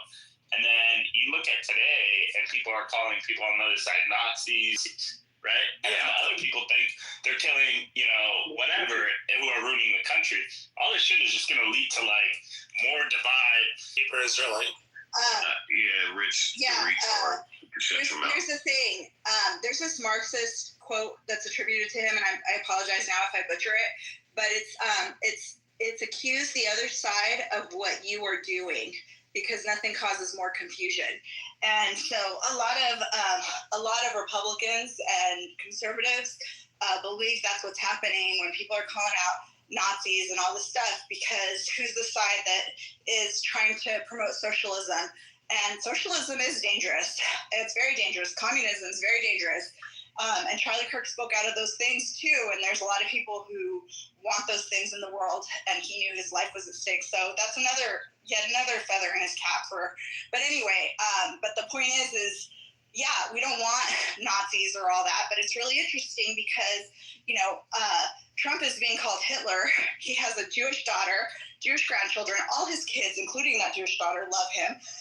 The Prime Minister of Israel, whether you like him or not. That's not why they're calling him Hitler, though. You gotta understand. He's calling for Trump to have a Nobel Peace Prize. Trump hasn't started any wars. He's ended wars. And he has like 4 or 5 peace deals this term so far, and it hasn't even been a full year yet. Wars? What are you talking about? He bombed Iran. Why do they call him Hitler? Come on. Yeah, why do they call him Hitler? It wasn't exactly a full. That's already a conflict that's already going on. Wait, why do they call him Hitler? I want to hear the answer. Yeah, they call him not because he hates Jews. At least from what I've heard, it's nothing to do with him hating Jews. He's a fascist in the way that he's doing these deportations on, I'm sure most of us would agree you could deport any violent criminal schools or graduations, people being deported. This kind of stuff's going to radicalize people because they see it as political violence, and then they think that's okay. And by the way, but they're illegal. Wait, but here's the problem. Yeah, I know. I agree, Bieber. And some of them I think have legal status in terms of wait, Susanna, just said. Man, I wish we had an attorney on stage right now. That would be amazing to know if, when people unlawfully cross the border, is that a crime? Is that a deportable offense? I wonder if they could do that. I wonder if they went before courts. We're talking about criminal aliens. We're talking about people who came to this country through the border, right, crossing it what we would call illegally, and exactly, and saying that they're seeking. Hold up, I agree, but also when they get here, they're immediately talking to the Border Patrol and saying they're claiming asylum. Oh, they come from 7 states away. Bro, even though... See, this is the funny shit. You don't even let me finish, and then you're going to... Even though the asylum law actually states that you have to go to the nearest safe country for a safe haven, that you can't cross across 17 fucking countries and fly on a plane to South America. I'm talking about our country. Travel all the way up to Mexico from Afghanistan. You can't claim asylum in the United States. We give them a court date 6 years from the day they come, and then they either overstay, or they never come to the court day, right? So these are the kind of situations we're dealing with. And through those years, they've built some sort of life here. They have family. People are being ripped apart. Okay, that's fair to say. You have your opinion. I don't say I'm just saying this kind of stuff radicalizes people when they see it. And that's all I'm saying. You're missing about 3 or 4 things that are going on here. One is the United States is huge for human trafficking, and fentanyl crisis has skyrocketed up. And the reason for that is because drug cartels and evil people can come and go because they're not getting vetted. Sure, there's a lot of nice people who just want a better life, But there's also that going on. So for me, if you're pro open border and just whatever, you're not just like, oh, pro immigrants. You're pro slavery. You're pro prostitution. You're pro the drug cartels. And Trump called the leaders of the drug cartel terrorists. So that's one problem. Another problem is, like, for instance, in California, they were giving money for people to buy a house, and they did this for a while, but only if you're an illegal immigrant, only if you're an undocumented worker. So that's another problem, because then it went bankrupt, and so they did it until it went bankrupt. But there's lots of programs here in California that could use money. Then they do pay. Some of them do pay taxes, and people always bring up that point, but they cost. I can't remember the numbers right now, but it's like billions. It's like way more money than they contribute on our resources. Then, if they do commit a crime in this country, because they're undocumented, we can't track them. So we can't persecute them. We can't. Usually they get let back out. And there have been murderers and such that come with it. None of this, the only way that we can be safe from drug cartels and human trafficking is to have a border. That's it. And real quick. And the city of Chicago sued their city because there were so many undocumented immigrants taking up all the resources that the people who lived there that were citizens, they sued their city. It's not just happening in California, it's happening all over. So all the sanctuary places. So the only way to keep things fair, and then another thing, and I can't stand it when I see this, so many Democrats, they'll go, but who's going to work in the fields? Well, what does that sound like? That sounds like slave owners going, who's going to work in the fields? You know what? Someone who can get a fair wage can work in the fields. Someone who's a citizen. So they're not even getting their rights protected if they work in this country if they're not here legally. They only have their rights protected if they're here legally. So it makes sense to have it legal. And then the other thing that really bothers me about this is Obama had way more deportations than Trump ever did.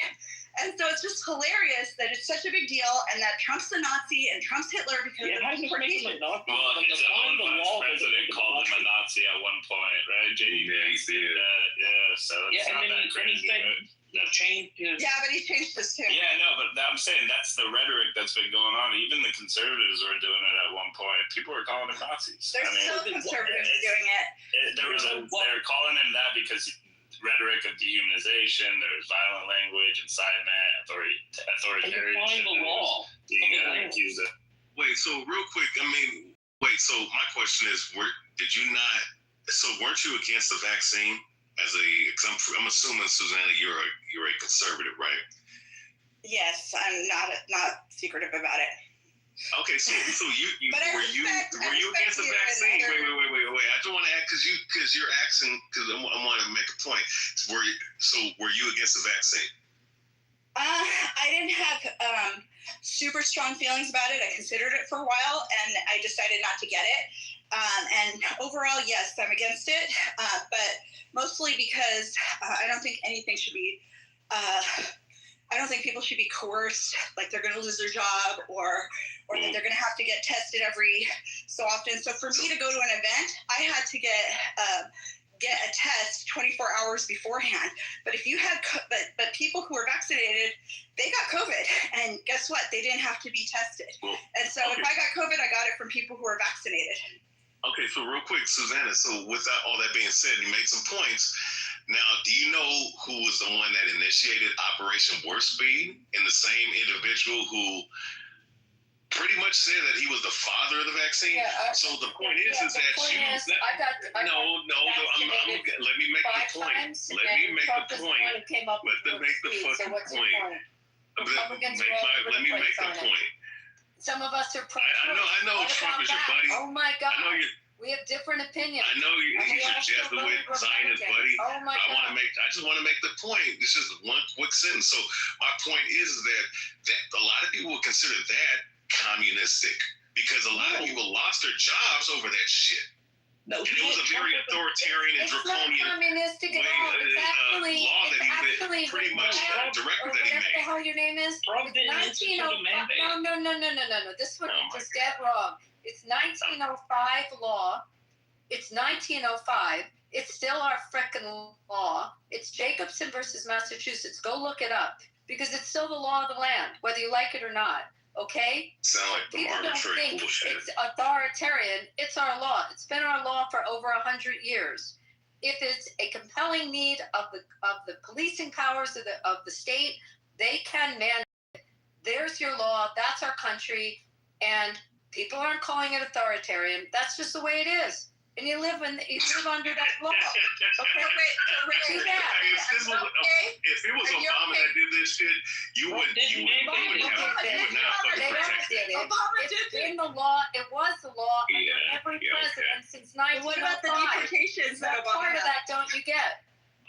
What part of it don't you get? I'm just using them as an example. You can use every president. Who was the president, by the way, in 1905? Was it Teddy Roosevelt? Someone help me on this. Because it's been our law ever since, and it hasn't changed. So you want to bitch about every president along the way that enforced it? Yeah, it's called draconianism. It's all called authoritarianism and draconianism. Trump did not mandate a vaccine. He was the one that initiated Operation Warp Speed. He was a hard proponent of it. This shit happened under his administration. What they wanted to do. Do you not understand it? You're not understanding the difference here. He didn't say you have to take the vaccine. He put it out there fast. So old people, like my father, or people that are obese or had comorbidities, they could take it if they chose to. And then Biden came along and pretty much got the ball rolling. And put curfews on us. Yeah, and then some private companies were doing that during 2020 when in his administration. Like, what are you guys talking about? No, they weren't. People's businesses were going. Mom and pop stores were going out of business. Their governor decided. My governor decided to shut down our industry, but another governor in the next state decided not to. He decided to shut down our churches, but keep. Then he decided to open up part of our businesses, but keep our churches shut. Okay, so every governor did something different. It's policing powers of the governor. Yeah, okay, that's how it rolled out. Do you not understand that? Joe Biden wasn't shit, but at least the stuff got relinquished during his administration. But you guys won't talk about that. And I don't give a fuck about either side. Both conservative liberals can suck a dick to me. But and you won't talk about all the deportations Obama did. My point is that you guys act like amnesia. It's like you'll point every aspect of the. Go ahead. No,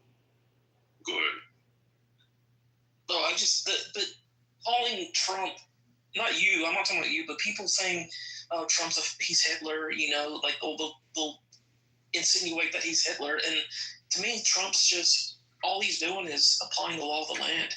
People are here legally, he wants them out. I don't. So he's here illegally. How is he here illegally? Ask J.D. Vance why he called them Hitler. I have no idea, to be honest. I think it's just people in the media, they see certain things that we're not used to in America, like strong border patrols and mass deportations, these kind of things, and some of the Supreme Court rulings like Roe v. Wade and stuff. And so the Hitler. The propaganda got to everybody, and J.D. Vance said he had everything is propaganda these days. Yeah, but Hitler put forced people in the camps and gassed them and killed them. Yeah, he did mass genocide. Trump has done no mass genocide in his own country. Well, people do accuse him of he hasn't done mass genocide. Middle East. But here's the thing: he hasn't done mass genocide, but he did increase the debt ceiling in America throughout his term with the mass spending that he did. He also oversaw the largest wealth transfer, not only in American history but in world history. All right. And somehow, and I can keep going on. I mean, he did a lot of things during his administration. Because Hitler did genocide and Trump did not. Yeah, Hitler did a lot of evil things. But my thing is though, there's in one aspect there's going to be mass killings, but then there's another aspect where people are going to do some other things, but they play for the same team. But that's a whole nother story. No, that's what I agree with you about, and that's why I'm not a big fan of George W. Bush. And actually, that's part of the reason why I feel that Trump is so hated. Reaba meant the Jews. He meant the Jews, not the national banking cartel. Who owns the banks? We We go back in history. We go back in history. We can go You're to so brilliant. Let's and go when the through every Tripartite major got bank in the world. destroyed, Let's it go. was a very long time. Who owns Hong Kong? No, let's go through every major bank in the world. Who owns Credit Suisse? Who owns Credit Suisse? Who owns Deutsche Bank? Who owns Scotiabank? Who owns Chase? Who owns Wait, I need to write Who this down. runs I can't search Why these did all every these time I say something, you Tell always me get who mad? owns all these banks and who runs them. Tell me who the president. Wait, what was the first Tell me bank, who the Abby? I'm president. trying to research. No. She This doesn't one, sound mad. She this sounds one, guys, you gotta let me have impassioned. this. Tell me who the president of Bank of America is. Who's the president of Citibank? Who's the president of Chase? Who's the president of Deutsche Bank? Who's the president of Scotia? Let's go through every major bank. Please tell me who's running all those banks I just cited. Please. You're so brilliant. Please tell me. And Who's also, running everyone? Trump isn't all powerful. No. I'm not answering no arbitrary question like that. I'm so over this bullshit because there isn't. You're over it. What do you I'm mean? over it because there's not a Jewish person in charge of any one of these banks, and they're fucking publicly traded companies, and you are spreading blood libels by saying this, and it's just fucking wrong. Blood libel, bitch. And it's enough. It's just enough. And I'm over it. So go through every bank I just asked you, every major bank in America, and please tell me who owns it. The dumb bitch just threatened you with that blood libel shit. Y'all Jews love using that blood libel bullshit. Y'all a bunch of Khazars. Y'all not Semitic. You're not indigenous to. Okay? You're not indigenous to Israel, you dumb bitch. You fake Jews. Cut that shit out. You got a mod being, Abby. I don't want to tell a woman what to do, you know what I'm saying? Listen, so, it's funny that you... Every bank. Come on, Rabbiah. No, I'm not about to answer no arbitrary question like that. So, Abby, weren't you a part... So, supposedly you were part of Trump's... wasn't he a part of his legal team when he was getting bailed out in the 90s? Excuse me?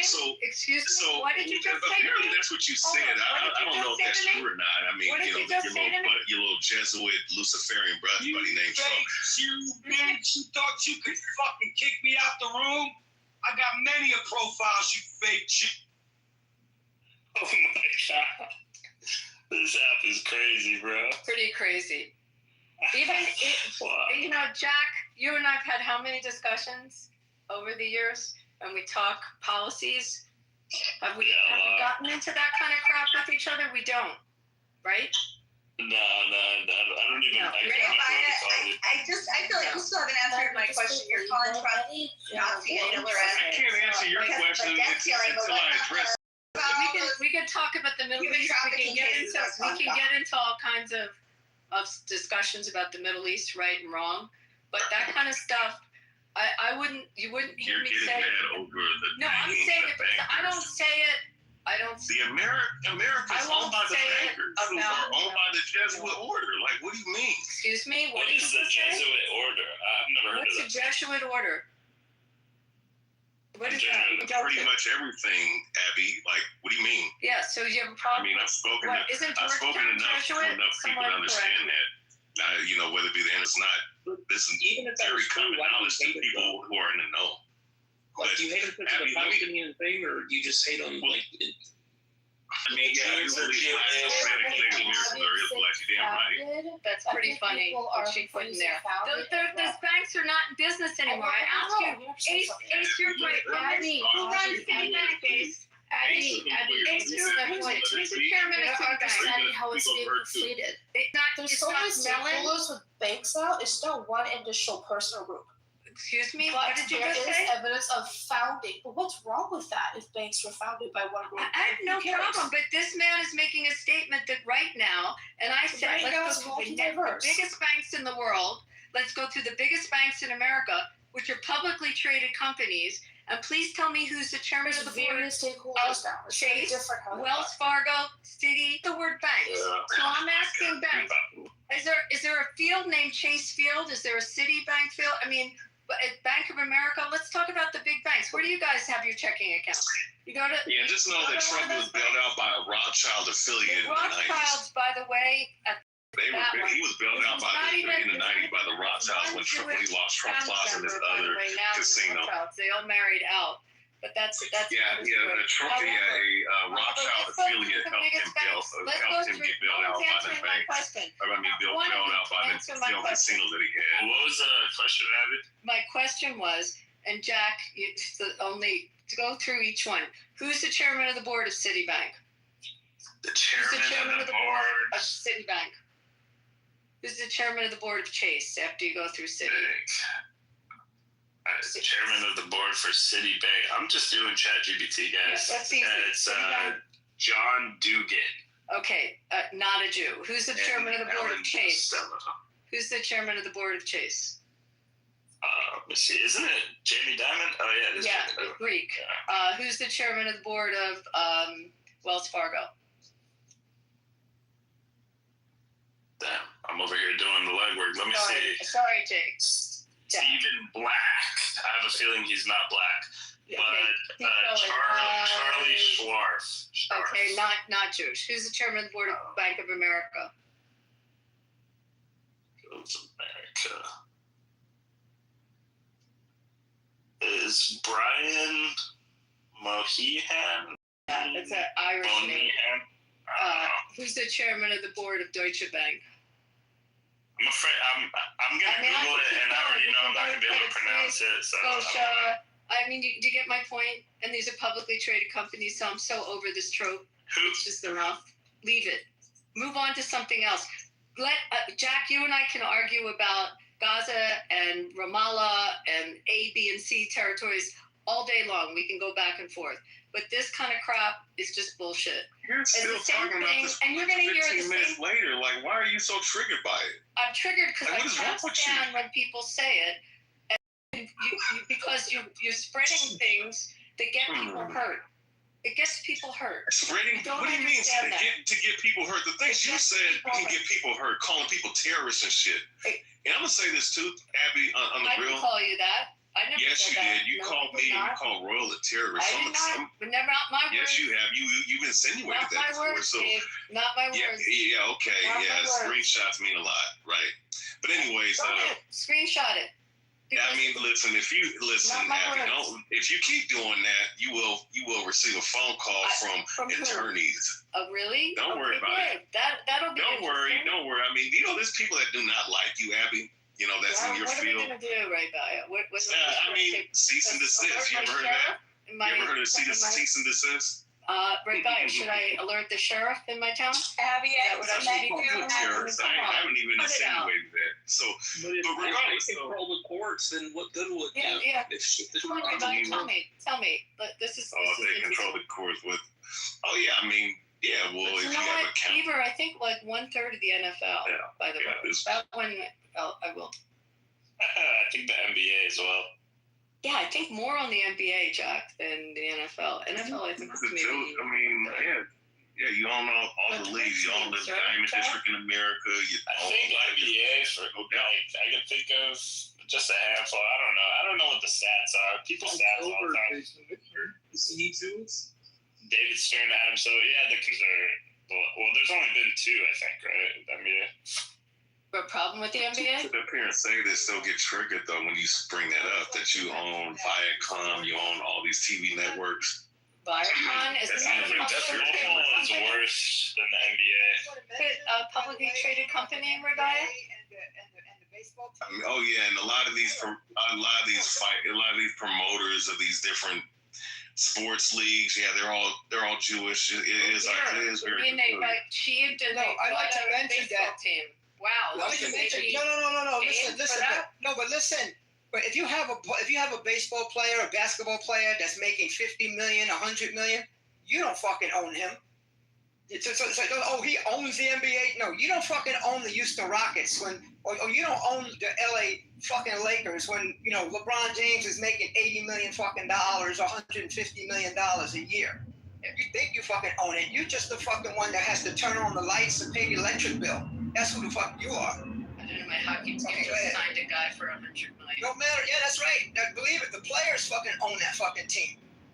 Well, the guy who says he's the owner, he's the one that has to fucking pay the bills. Nah, but he gets most of the profits. That's what the fuck he is. No, the profits. He gets sports to franchises dictate. are incredible investments. They like skyrocketed in value. Own a team where the guy's making So what happened to Kyrie Irving? You don't own that. You know what about him? It's interesting. He was playing for an Israeli. He was playing for a team. Is he still playing for the Mavericks? Someone told me. Yeah, he's playing for the Mavs. He's playing for an Israeli. And you know what she said? Do you know what she said? She sat down with him. She had a really nice time talking to him and got along great with him, and no issue. They have no problem with each other. Yeah. You know what's funny about that? You know what's funny about that? They did that twice. They did that twice in a span of 3 years, where they had some athlete talk about their Israelites and whatnot, and then this dude, and mind you, our Irvin didn't even say nothing. All he did was share the Ron Dalton video from like 2017 of the Hebrews and the Negroes, the Hebrews video, and somehow he's anti-Semitic. He don't even believe in what the Israelites believe in. He's a Kabbalist. All right. If you go check on his Twitter, he's a person that believes in Kabbalah. All right.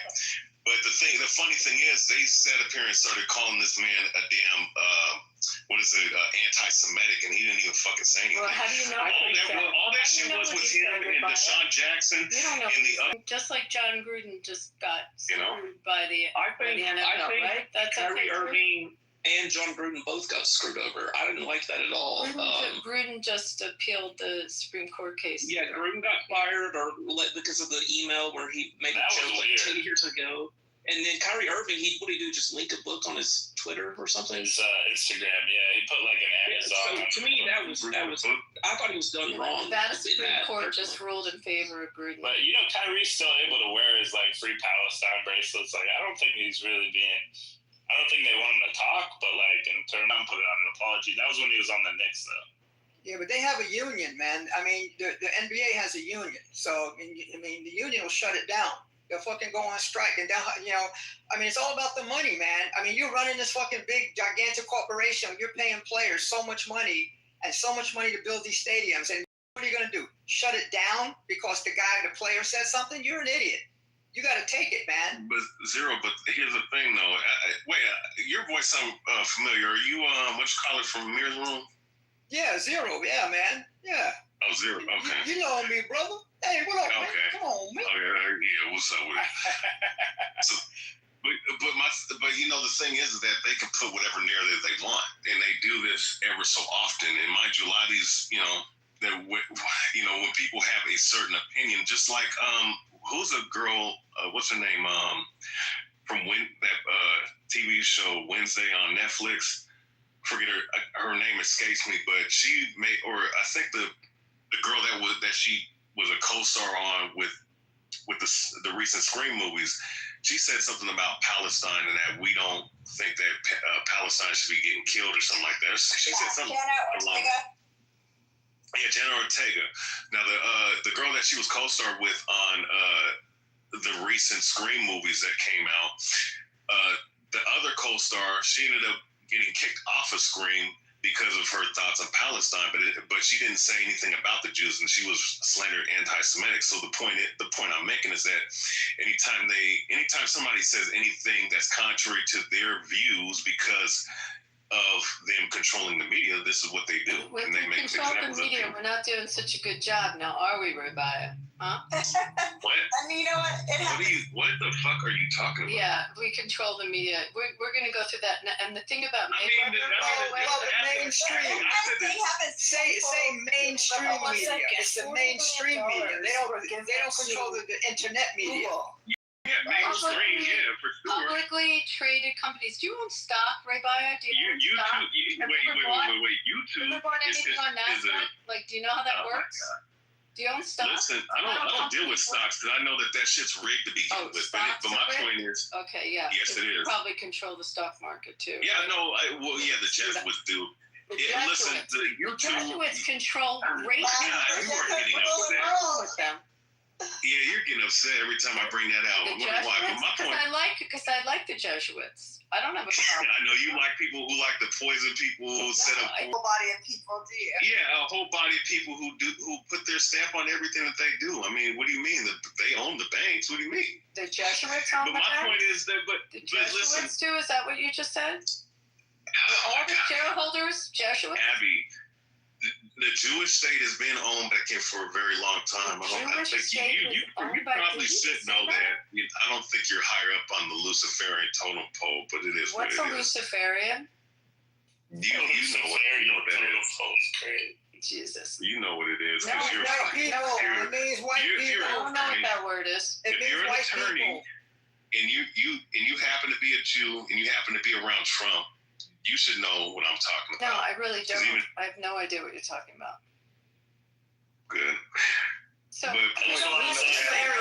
Secret organization of Jews surrounded government, political leaders, and are like the Illuminati. That's what he's saying. Can we go back to the NFL for a second? You want to talk about the National Six League? He's saying you're Illuminati. I want to take words. That's what I really want to say. Gruden didn't win the lawsuit per se. All he won was a certain. The Nevada Supreme Court just ruled in his favor. He's going to what, smoke the NFL. Ruled what though? Because I'm a big time football guy. Okay, so let me pull up. Yeah. I'm going to pull up the case. I know what it is, so I'll tell you what it is. So what happened is the NFL had they chose arbitration and forced the arbitration ruling on him when the comments leaked out. Now, his comments were insensitive, against the president of the NFL's players union. I mean, you're going to get to look. No players are going to play for you anyways. So he had to get the fuck out of there. Period. So the NFL forced an arbitration instead of having it go to a public sort of trial, if you will. And so the judge ruled that the NFL's arbitration clause was not legally. It's not. It was the Supreme Court. That's not just the judge. It was the Supreme Court of the state. I have a question, Keith, real quick from a moderator. Yeah, I'm a moderator, Keith. I have a real quick question. Keith, do you have a law degree or no? So cool. You're a moderator. Keith, do you have a law degree? I'm a black guy, big lips. I'm guessing there's a 99% chance you don't just because listening the way you talk. But go ahead. Keith, it was Nevada Supreme Court that you're right about the arbitration clause. But I now have a lot of opens degrees. it I up. don't think I'm right. Keith, No, it's opens it up apparent. out of arbitration. So his contention that this was orchestrated, is a complete campaign orchestrated by the NFL against him, now will go into an open court. And my guess is, I'm going to make a prediction that the NFL settles. They are not going to want this to go through trial. They're going to give him money, but he'll never be And you know how much he lost, Keith, in that? Do you know what the damages are? It's about 40, 50. No, His close to contract was 100. 10 years, but there's no way. It's about 100 mil, probably. I mean, his contract. And I will tell you, someone who has season tickets for that team, the team has played like shit ever since. I mean, it definitely hurt the team when he left. The Raiders? Yeah. He hurt the team with his conduct. But at the end of the day, I mean, it was kind of fucked up that someone leaked emails. But they were old ass emails, right? They dug through those 10 years ago prior. And you're saying, he makes comments like, everyone deserves a shot.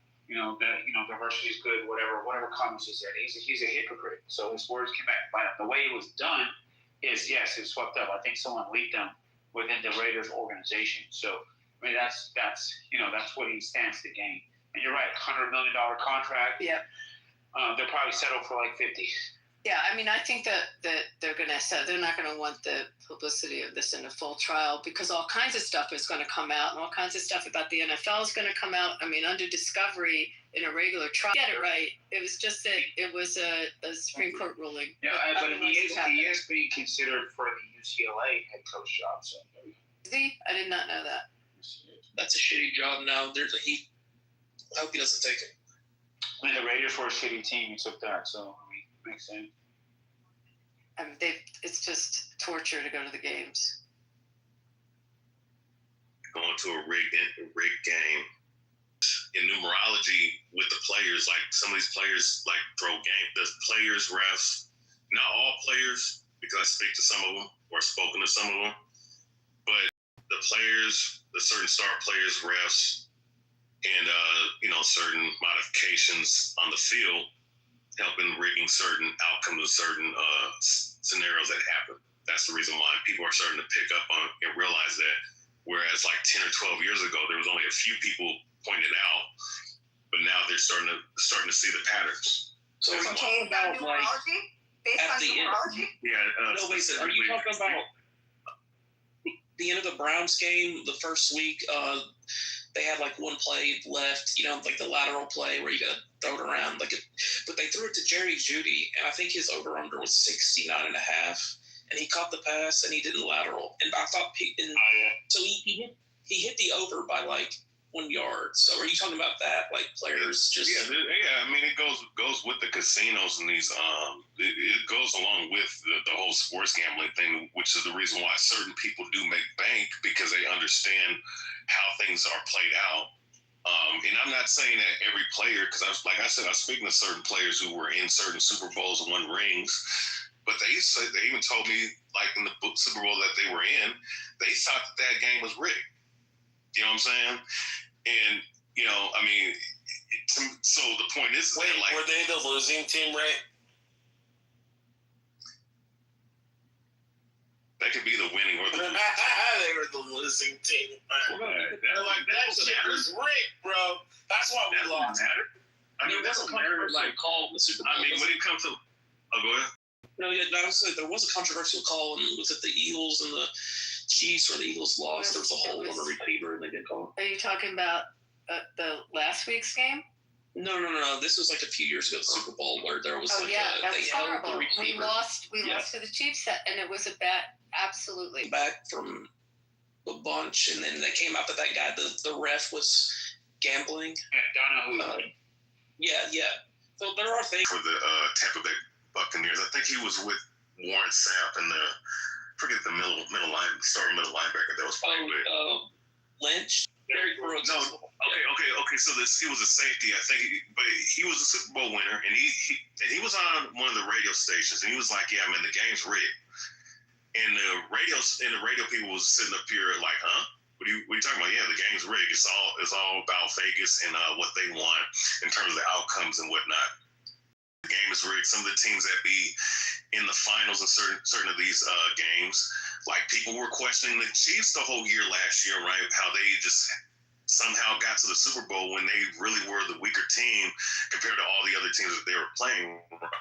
Right? Just for that,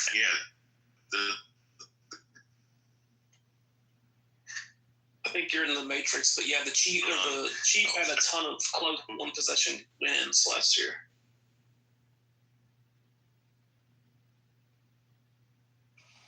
If y'all want to, I will say what's up, everybody. Saying like, so there you have. I think you're cutting out, Ray. Yeah, the Holy Spirit hates. The Holy Spirit hates when you lie upon the Jews. God says He will destroy you for cursing the Jews. Just remember that. Well, don't remember you. Yeah, remember, he who curses Israel shall be accursed, right? Yeah, the real Israel. Have you been paying attention? The real Israel, not some white European pretending to be. Do you mean you, the halakhic Jew that's now a Muslim Hollywood supporter? You fucking piece of shit, Zero. Or you LARP as a fucking Jew? Oh, I was a Jew before, and now I'm a Muslim, and now I support Gaza. Your mama loves you. Your mama loves you.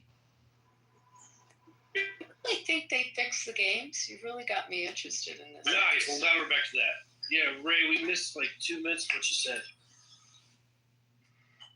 But you want to finish? Okay, but I think that only happens in the NFL. Do you think that happens with the NHL and the MLB? You guys, he also said it was because of numerology at first. So I will say this, guys. I will say this. It's the mantra.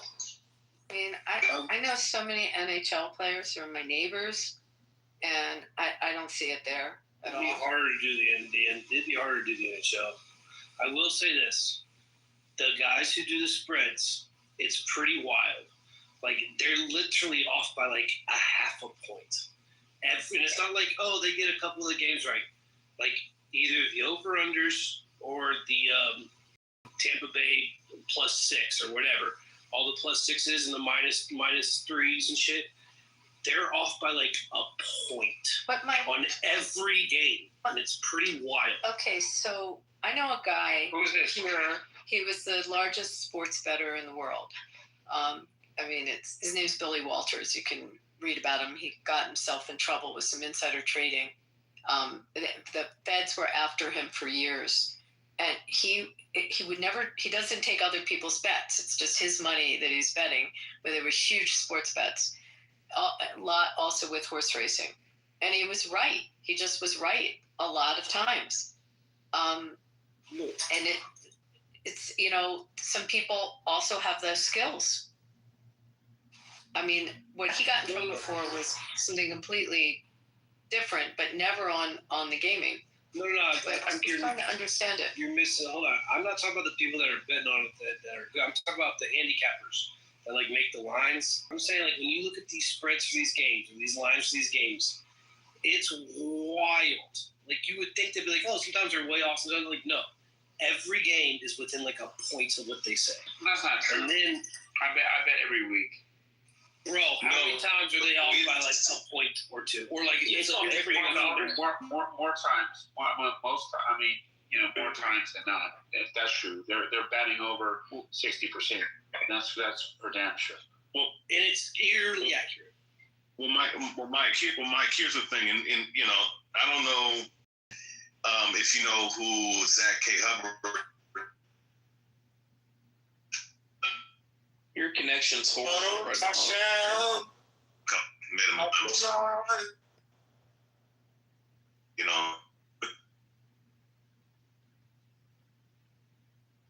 But anyway, they moved the line to try to maximize bets. Issa, come up. Well, I know that too, Beaver. Like, the line will move based on the betting that's going on it, but like, it's kind of crazy, dude. Like, yeah, you're right. Like, especially like the wild. It's fucking wild. They do get it pretty damn close all the time.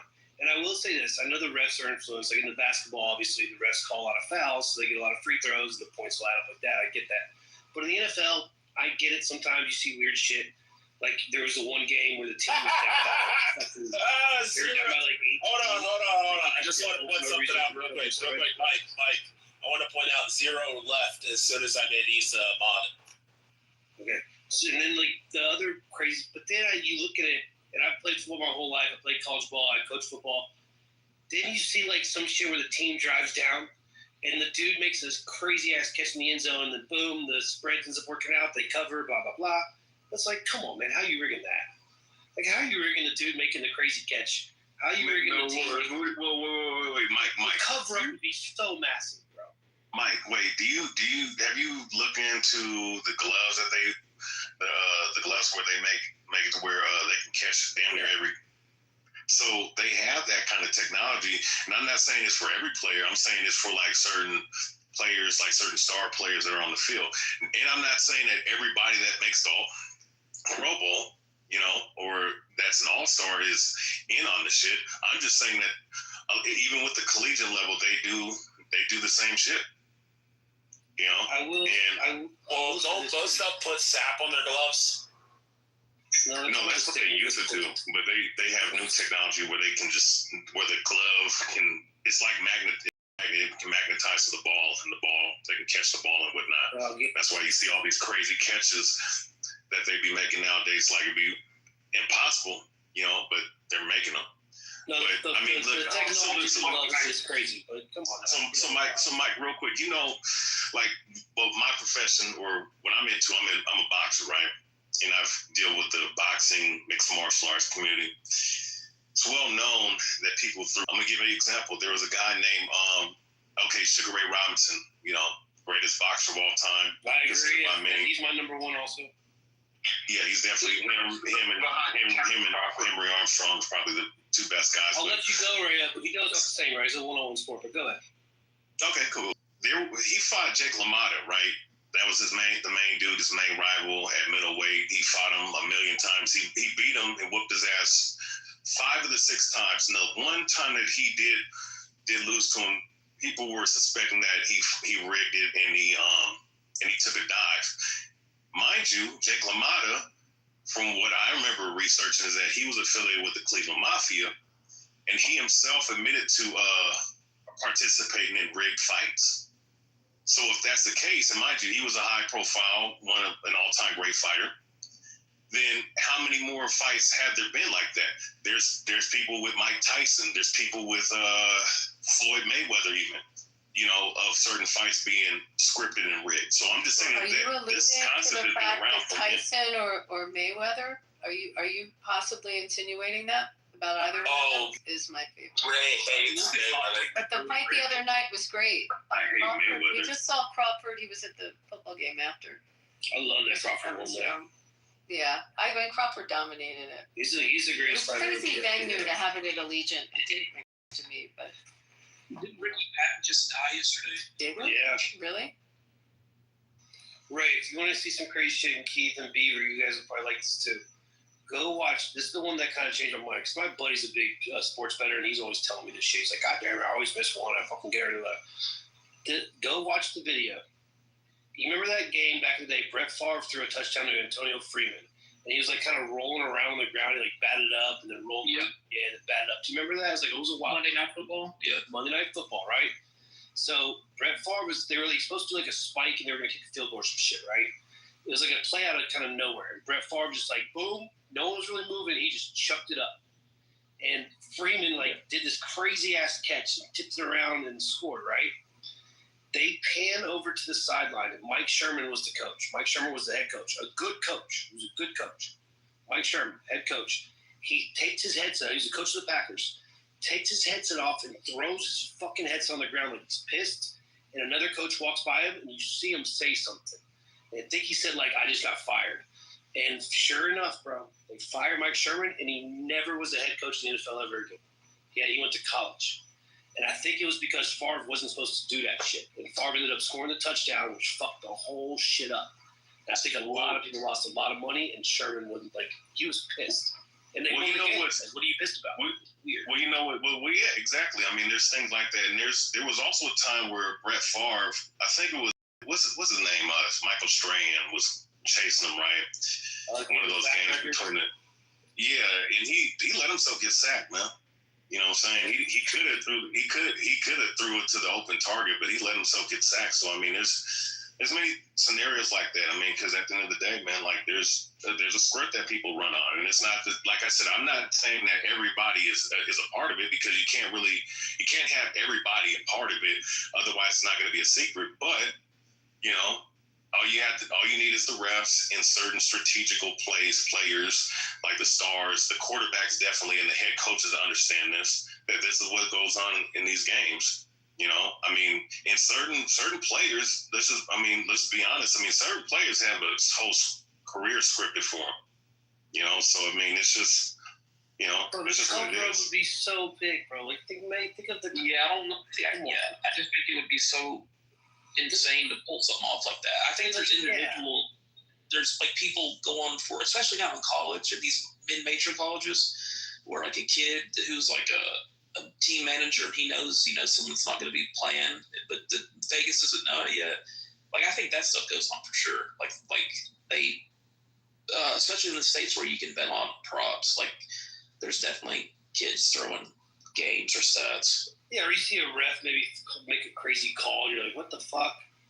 Like maybe there might be dude, you're not gonna get all 22 players on that field to not bust their ass and play. Oh no, I'm not saying. You know what I mean? Like you can't. No, like I said, the guys people I've spoken to, they're probably not a part of the script. I'm just saying that they could kind of said something, but I mean, it's hard to really believe it when you're in the moment, and when you pull yourself out of the matrix and look at it from the other end, you start to realize it. And mind you, I'm not talking about just random people on the street. I'm talking about the guys that actually were in the game, said that it was rigged. People who were perennial Pro Bowlers and Super Bowl champions who were telling me this, or telling other people. Yeah, is it better for the NBA? Like, okay, do we want the Lakers in the finals? Yeah, we're gonna get better ratings, so the refs may kind of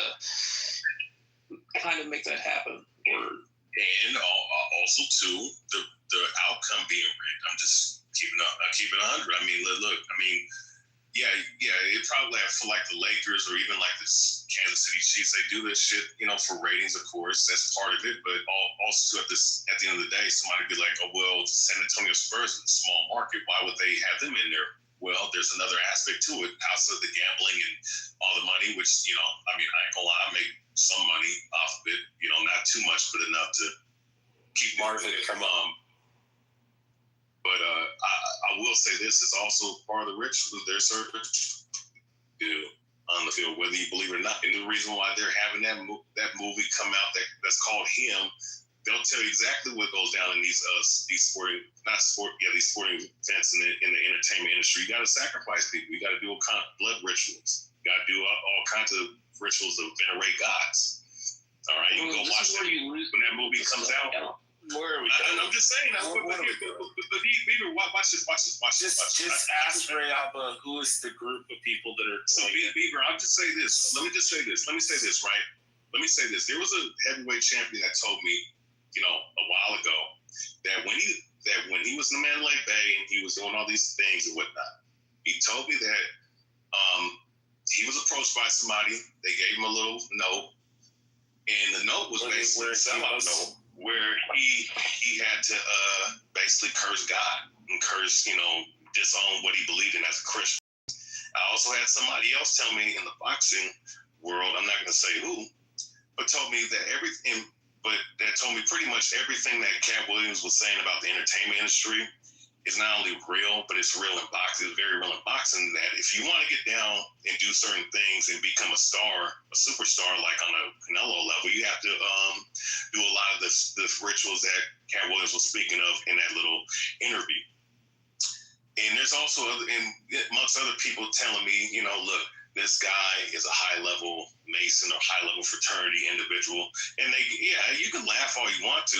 The funny thing is that people that are involved in these entertainment, that are part of these entertainment industry, they'll sit up here and tell you the truth. But, you'll have dumbasses like Rich who is not a part of it. They don't know nothing about it, so they think it's funny. It's not funny at all, man. Like, people do get sacrificed. And I'm gonna go on mute after this.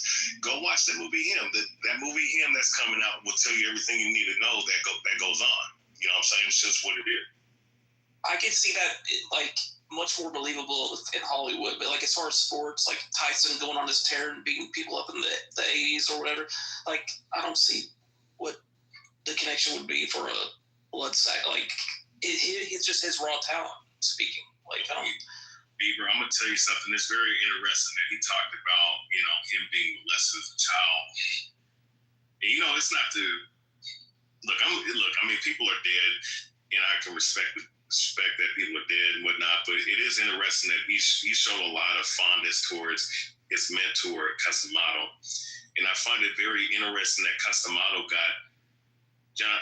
What's the name? You start to look into certain people that he was a hypnotist.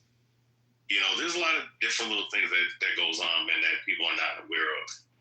There's people that are under my control, people that do a lot of shit that, people are taking steroids, taking all kinds of performance-enhancing drugs. So, he said he used to hypnotize him? Yeah.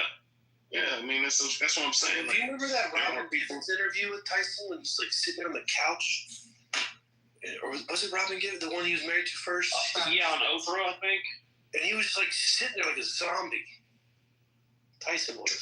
I remember that, yeah. Yeah, very similar to, I don't know if you saw that. Remember when Conor McGregor was about to fight Jose Aldo? And you saw, sometimes when he was being interviewed, that he was just standing there spaced out like a damn zombie. And then, Dana White would put his hand behind his, I don't know if it was his, behind it, on his back and whatnot, and he would just pop out of nowhere, back into reality. Some of these people are under my control, man. So it's a very strange thing, but this shit is real. I mean, it conditions, man. So, and I'm not, it's not to say that everybody experiences that in their career, but with some of these people in the that are mainstream media that they put out there as stars, like you don't know what the fuck goes on in their life, man. You know what, Ray? So that's all good. Candace Owens actually talks a lot about some of the same stuff you're talking about right here with the mind control and the FBI and Hollywood, and so it's kind of funny because Marvin, I got a question for you if you don't mind. So I heard in Amir's room that Bibi Netanyahu is going to be like thrown out of office, and that Israel's going to fall, and that they're going to lose the war, and Gaza's going to win. And it's really interesting, being in Amir's room and hearing all this stuff. Do you have any new updates, Marvin? Yeah, I know, right? Gaza already won. Yeah, we can all see it. Issa, what did you say? Yeah, didn't you see? I mean, Gaza won. Clear winner. Yeah, you got to. Well, that's what I thought. I mean, I thought that it was going to become, the Israel's being renaming the northern Gaza. They opened a Nutella store there, so maybe they did win. No, I mean, the truth of the matter, as they would say, BB being, I'm using the constraint factor of what he said, and I personally feel now that interpretation of what's happening.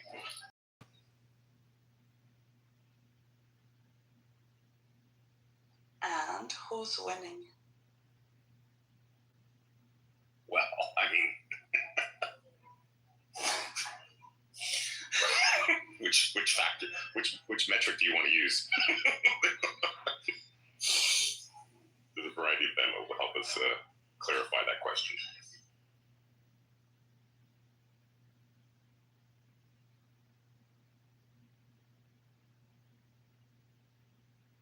Issa, where have you been? I've been away for like 2 months. Were you reporting on soccer? No, I've been working. Actually, yeah, I'm on a project with Premier League right now and the Rugby World Cup. But yeah, I've been a little bit busy, so I needed to focus. That's why I have been away from Clubhouse. And my mom was also visiting for like 5 weeks. Yo, Marvin, you like the title? Yeah, I saw that. I always love when they told you that they swore up and down that Trump was just making up fucking words.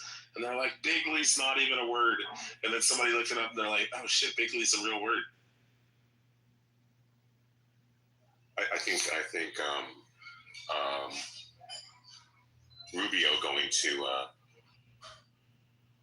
was he Doha today? Is that where he is? Am I mistaken? That? Mm-hmm. Is he in Qatar? I think I think he's in Qatar, trying to tone down or trying to create rapport around the targeting.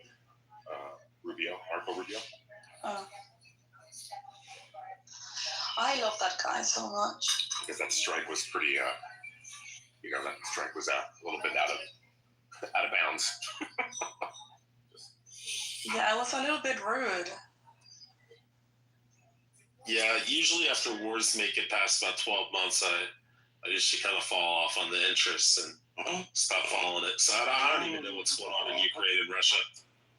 Well, I can tell you a lot about Ukraine. I just left. Oh, really?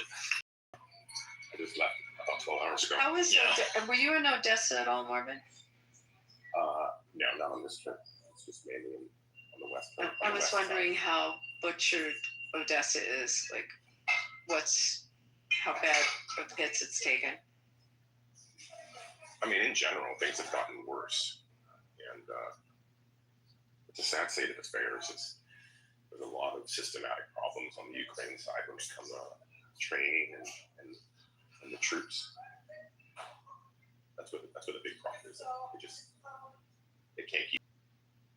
It's a war of attrition.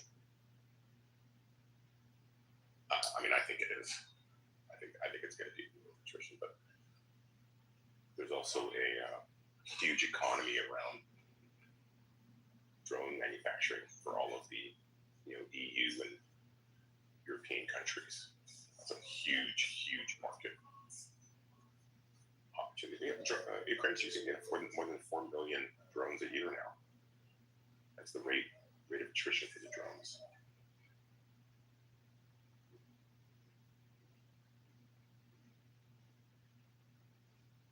And they're not using them to deliver Amazon. No, they're not using them to deliver Amazon. Abby, I've been actually meaning to contact you. I've been spending a lot of time in Philly. Like a lot of time. And you're going to ask me where I think the best cheesesteak is? No. I'm trying to stay away from cheesesteak. What is cheesesteak? Oh boy. It's literally what you just said. Is this like steak with a bunch of cheese on top? Yeah, exactly. That's exactly what it is. So imagine taking a steak, a ribeye, and slicing it super thin and like chopping it up real thin, and you grill it, and then you put it on an Italian roll, and then you put cheese on top and fried onions. And you're telling me there's none of them around? Like, I'm trying to think in Switzerland. For some reason, it doesn't sound appealing to me. No, it's appealing. It's one of the greatest foods on earth. No, And not just cheese, I like amazing. it. I am a fan of steak and I am a fan of cheese. I just love the two of them on their own. Well, no, actually, cheese I combine it with everything. Welcome to but America. steak, like putting something on a steak sounds like an aberration. You ever heard of like a steak sandwich? Steak should only have salt and pepper. That's it. You said you like cheeseburgers? Yeah, if you like cheeseburgers, so then you're gonna like steak, you know. But have you heard of a steak sandwich? I'm sure. The term steak is loosely used in a cheesesteak. Let's be honest. No, I'm sure I would like it. I just can't imagine a ribeye going. I mean, like wasting it. Actually, when Roger was on the app, I happened to be in Philly, and he got into this whole discussion in a room about what kind of meat they used, and he was getting in an argument with someone who was trying to correct him what kind of steak is used. So I literally was walking around. I don't know who was in the room, if any of you guys were there for this. I was walking around downtown Philly, and I went from cheesesteak place to cheesesteak place, interviewing live for Clubhouse what the ingredients and how they made their cheesesteaks. That's so funny. Yeah, it was Abby, why are you eating meat and cheese? Well, you know, most people in my tribe don't, but I also I grew up in Philly. It's kind of it's the religion of the city. The clash of two religions. Make a blind eye. The clash of two religions. Exactly. God gives Americans a pass. That's okay. I never understand how Jews can live a whole life without having a cheeseburger. Like, I will never be able to understand. But you know what's weird, Issa? I can't handle pepperoni on my pizza. For some reason, I can't put meat on the pizza, but I can definitely do the cheesesteak. Well, the pepperoni are not supposed to eat either. Well, also, Abby, if you actually read that verse, it says, "Do not cook a baby calf in a cauldron of its own mother's." This is cruel. That's cruel and disgusting, but it doesn't mean you can't have meat there, because even if you look at like the angel of the Lord when he's sitting down with Abraham, he's eating dairy and meat together. So, but there's a lot of examples of that in the scripture. No, I get it where it comes from, but ultimately it's just like a law, right? And so I cannot understand that. Precisely. How can you go a whole life without a cheeseburger? I don't know.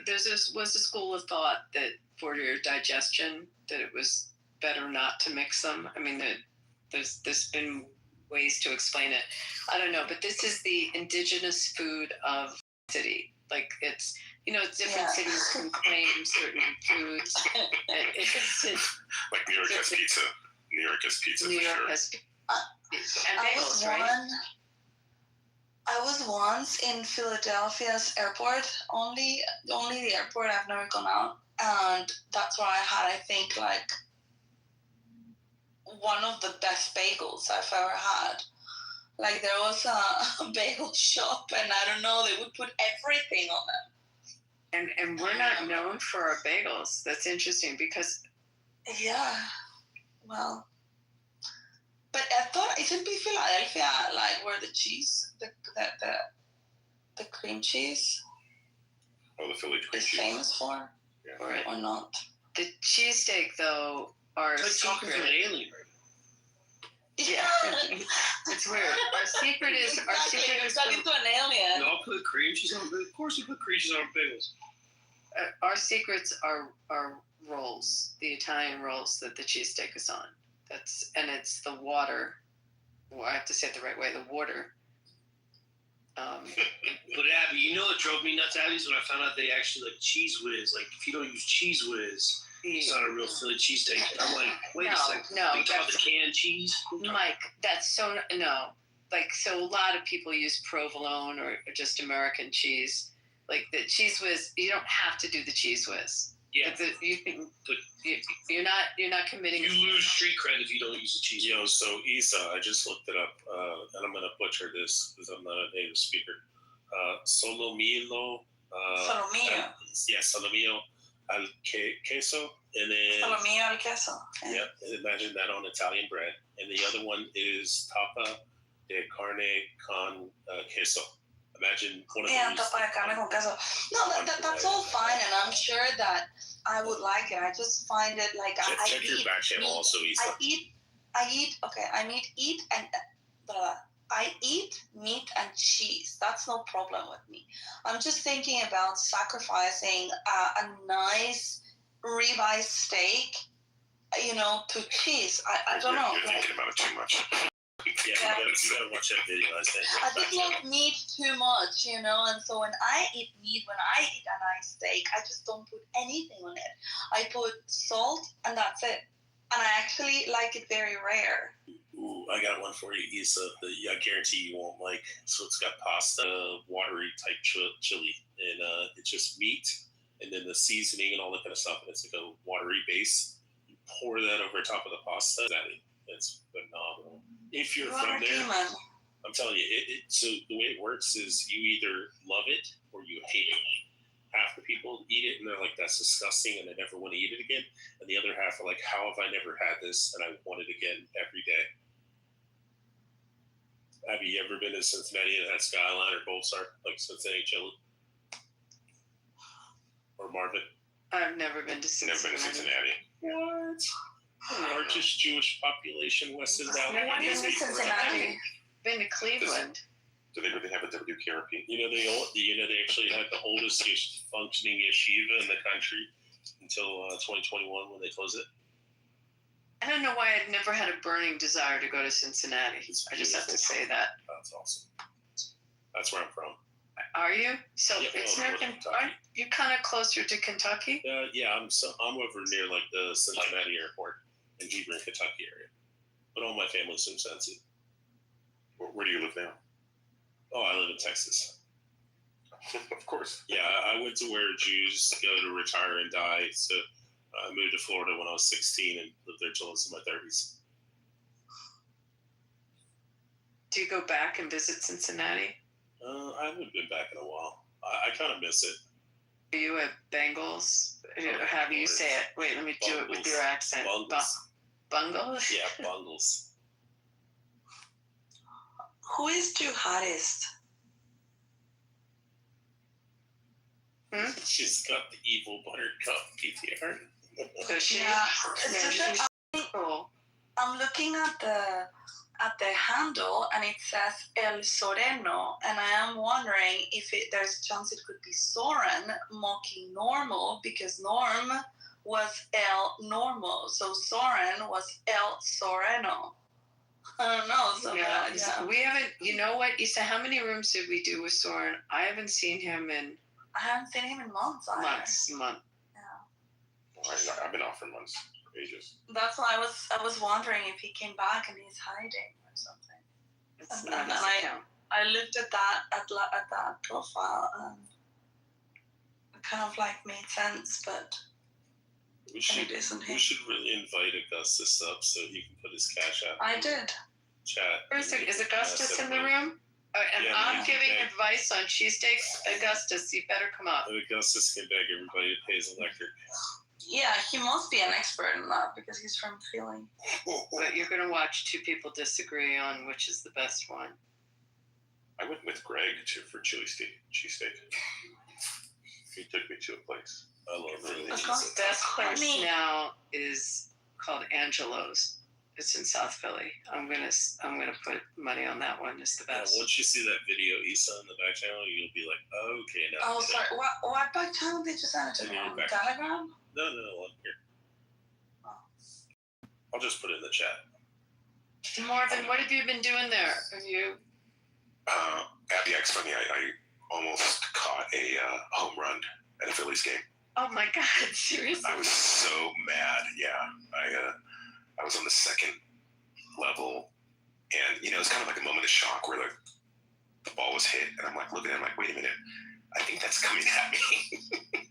Oh my God! Like the second of this like Hall of Fame club, like up there. I was over by the bell. I was over, where the bell is. Okay, so all the way over. Wow. I was literally on the first row of the balcony, right? So I put my hand over, and it hit my hand, and then it bounced right out. It came so fast, and then it went down in the first. And Philly Karen didn't come to steal it from you. So funny, You know, they still don't have a name for it, but they still don't know who it is. They have the wrong person, and this woman that they said it was someone teaching in South Jersey, had to come out and say, no, I'm a Red Sox fan. It wasn't me. But they still, no one knows who she is. So, real quick for everybody, if anybody's interested in that Cincinnati chili, it's the last video that I just posted. If you want to see it, Abby, it's the 3 ways to spaghetti chili cheese. The 4-way, I'm going to get to why. The 4-way has the chili beans, the red chili beans, and a 5-way has chili beans and onions. And then they have the little coney hot dogs, and they're about like 4 to 5 inches long. And then they have the chili on top and a big mountain of cheese. And I've always said my death row meal would be a 5-way with 3 conies and a sweet tea, and then you can give me the lethal injection. I'm good.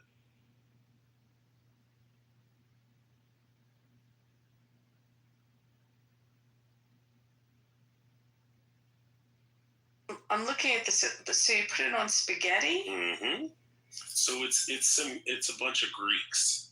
It was Greeks that originally used to make like this lasagna type dish, and they used to use eggplant, and then they had this type of chili that they would layer the eggplant in the chili, and then they came to Cincinnati and they ended up putting it on the pasta, and then because there's a large Italian community there as well, and there's also predominantly German. So the Germans, they knew would like the cheese, so they put the shredded cheddar cheese on top. Oh, it's so good. So Abby, I've actually been there since January, February, and I've been working out in Chestnut Hill area. Yeah, it's beautiful there. Yeah, and I'm just deploying my software at a landscaping business, so I've just kind of been hands-on. Out that way. But are you working on any houses in the main line, or? No. Don't go out that far. Are you spending any time in Center City? I'm trying to. That's why I was again been meaning to. You have a car? No, just been using public trams. Because if you had a car, I'll tell you some fun places to go, like out that way. But you wouldn't be doing it by Uber. And then just taking the train in and out of the center. If you go like out towards the country, there's some fun stuff to do. Yeah. Are you going to go to an Eagles game? No, I'm not a sports fan. I just went because my buddy and his family are like, let's go to the game. I'm like, okay. Have you done you've done all the museums, right? Majority of them. I had my daughter up there for a couple weeks, so that was fun to kind of have her experience Philadelphia. And so we went to a bunch of museums. I mean, there's just great museums. It's one of the best parts of the city. Did you go to the Museum of the American Revolution? Have you done that one? Not yet. I went to the Benjamin. I went to the Franklin Institute. Yeah, sorry. Yeah. And then I went to where the Constitution was. The Constitution Center. That's great. Yeah, that is great. It's weird. It's really a lot smaller than you think it is. So the American Revolution is really good, the museum. Take some time to go through that. It's just everything leading up to it. And then, it's a newer museum, so it's interactive. But the highlight of it is at the end, you go into this auditorium, and on the stage, there's something kind of dimly lit, and then it gets, brighter and brighter, and they showcase it. And it's George Washington's tent. His actual, original tent. And there's something very unique about the tent. I also noticed, But this tent has something, it's amazing to me that Americans don't know this, but, it's kind of glaring at you. So there's a whole history of the tent and how they, who had custody of the tent over the years, and just very, very interesting story. But the shape of the tent is the remarkable part. Can you guess the shape? A parallelogram? Nope. Nope. It's very obvious once I say it. The shape is oval.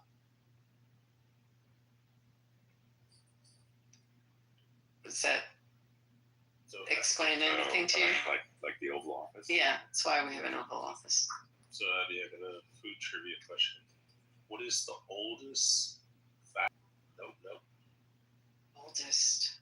It's not White Castle. Yeah. It's White Castle. 1924, yeah. Wow, I did not know that. It's a big deal when it opened up. Where's Joe Caruso when we need him? He's knows all this stuff. Do you guys have Lou Malnati's or Giordano's yet? Naughties? I don't think so. So they brought both of them to Phoenix, and then I think Lou or whatever, the grandson or something, he moved down to Phoenix during the pandemic and stuff.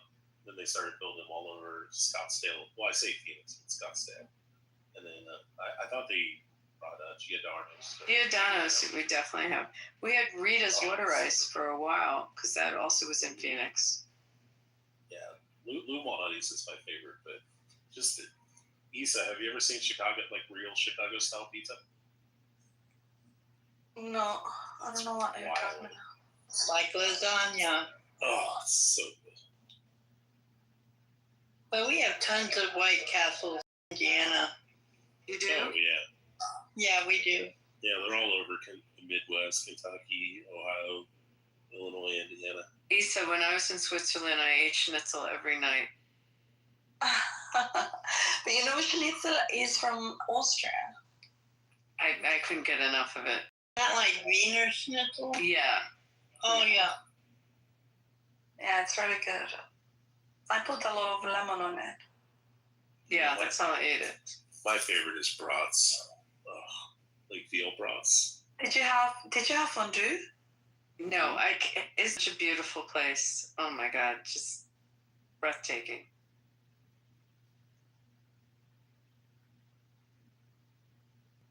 Yeah, it actually was on my list. And also Independence Hall. You've been there, right? Yeah. See, that's a good use of our tax dollars. The docents that are there, they're park rangers. They're really smart, and you get an hour and a half of their time, and they give you the tour, and they really know history, and it's free.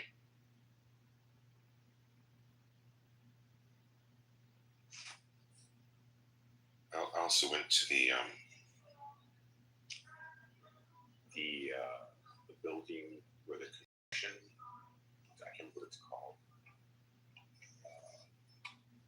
It was the hall that was used to discuss things that were about the government. Carpenter's Hall? Thank you. Carpenter's Hall, yeah. I thought that was interesting too. I didn't know it. Again, had no idea. Okay, so then there's another very weird museum. It's not a lot of people go to this. It's not down in that, it's just the old city part. It's called the Nutter Museum. Nutter? Wait, let me find it. It's a medical museum, like of oddities and medicine. I was going to go there. Yeah, I did. That was on my list. So. It's a very wild place. They have like all these stuff that has been put in glass containers. Yes, brains and things. Brains, yeah.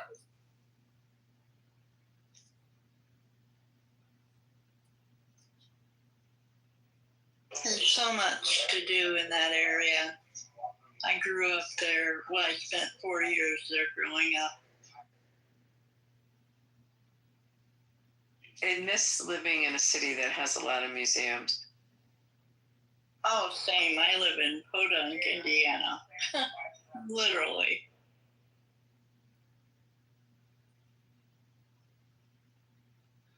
Here's trouble.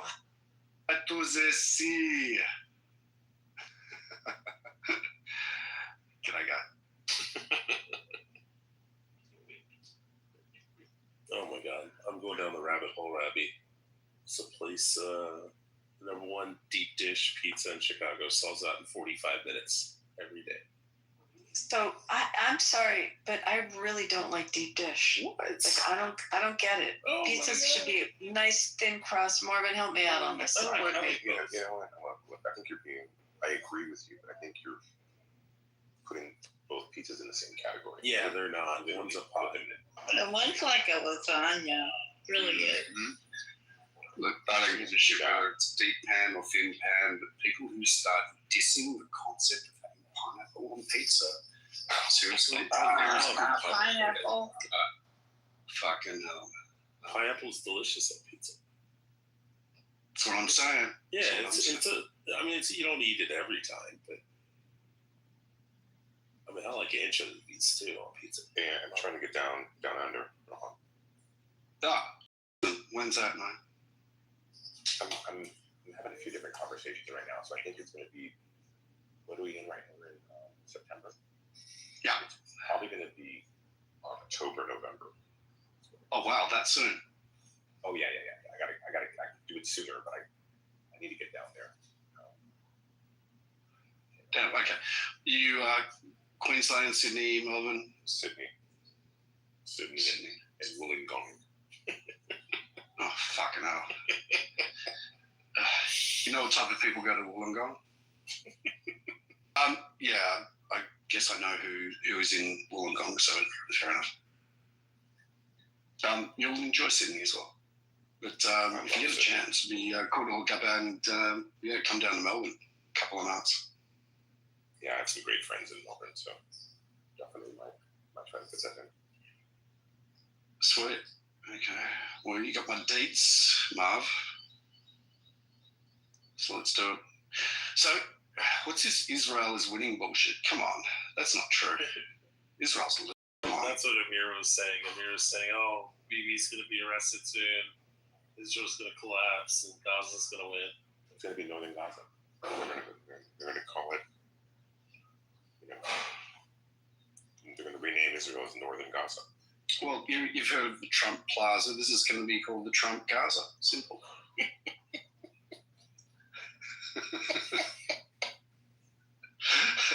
Just a slight renaming. It's not a big deal. It's got plenty of room for golf courses and hotels and swimming pools. And, it'll be great. How wide would it be if Trump made it the 51st state? And then he sent in the feds and ICE and ATF and like all these different agencies. They set up all in the fucking Gaza. Be the 52nd, because it'd be after Canada. Oh man, yeah. Don't find Alaska. I think he's going for Alaska as well. If you might recall, he was talking about buying Alaska, which wouldn't be actually too bad, maybe. Look, honestly, I hope that there's a way, shape, and this might be wishful thinking, that I don't know, when Hamas is gone, and with with administrators coming in, they might be able to steer the culture in a direction, but I might be fooling myself. But whatever it is, just hope there's fucking peace and innocent people manage to be able to have good opportunities to be able to live a life. For those who want to see death to Israel and America, well, yeah, needless to say, they can choke on their own dicks.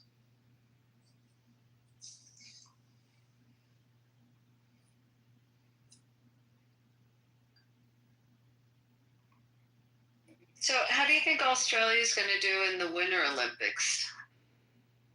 Shit ass. Are we betting on that one? You mean they're not? We don't have a winter here. What are you talking about? No, we've got slim chances of getting 1 or 2 gold medals, and that's pretty much it. And if we do that, it'll be a fucking bonus. And, I know, but if they're swimming at the Winter Olympics, then I think Australia's got a better chance. What do you reckon, Ed? No, did we figure out per capita versus the fact that Australia did not have as many medals as the United States? No, per capita, Australia did better than America. Yeah. Per capita. Yeah, except that my bet with you had nothing to do with per capita. Oh, no.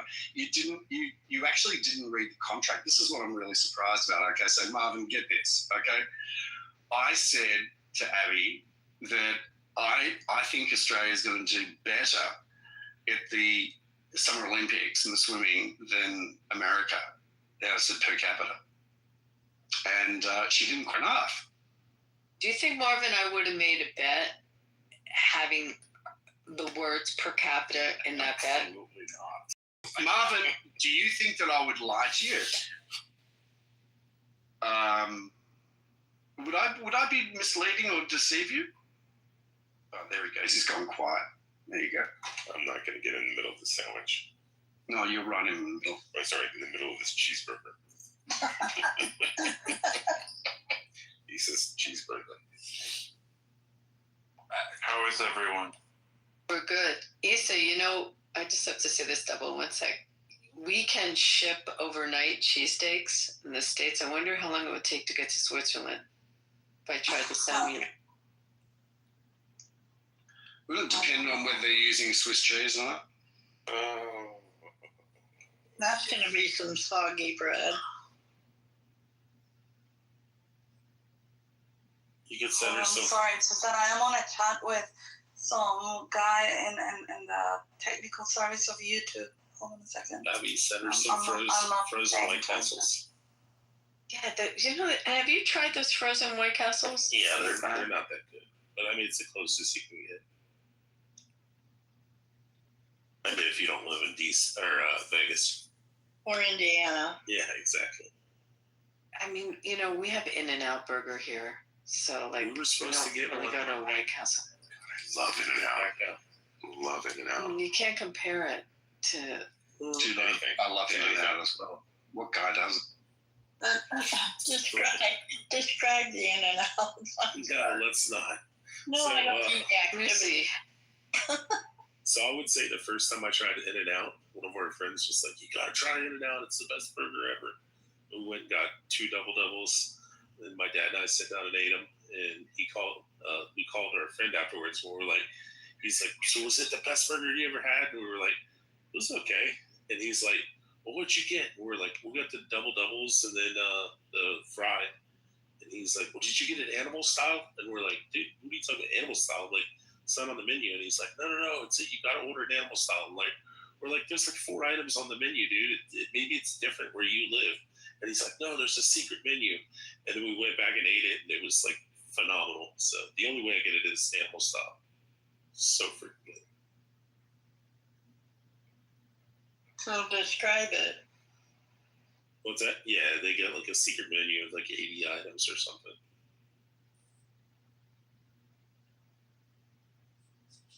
Well, I mean, you also can get if you get it with the lettuce without the bun. Yeah, the low carb wrap thing. Yeah.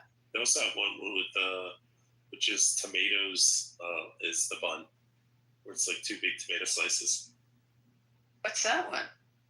So they wrap it in lettuce, but then they put 2 slices of tomato on the bottom, like as if they were the bread. I can't remember the name of it.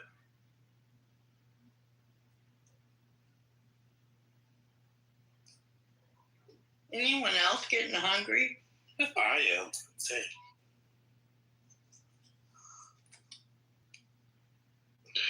I'm curious, Marvin, where have you been? Okay, I got no sort of notice from you saying that you're going to be away for a while. How's it going together, mate? Look, slowly but surely, like, I think I'm being too selective about what I want to do, and so, you know, that slows down. I gotta be more business-minded versus kind of, I would say, ego-minded, of like, hey, I only want to work on these things. Ron, you've been gone a little bit. Do you know whose room we're currently in? No idea. You see the guy private up at the top? Yeah, who's that? Yeah, Pepe got 3 accounts clipped today. Oh, that's Pepe. Yeah, it's Pepe. Fucking hell. Yeah, they keep clipping his accounts. Why are they clipping his account? Oh, him and JB beefing.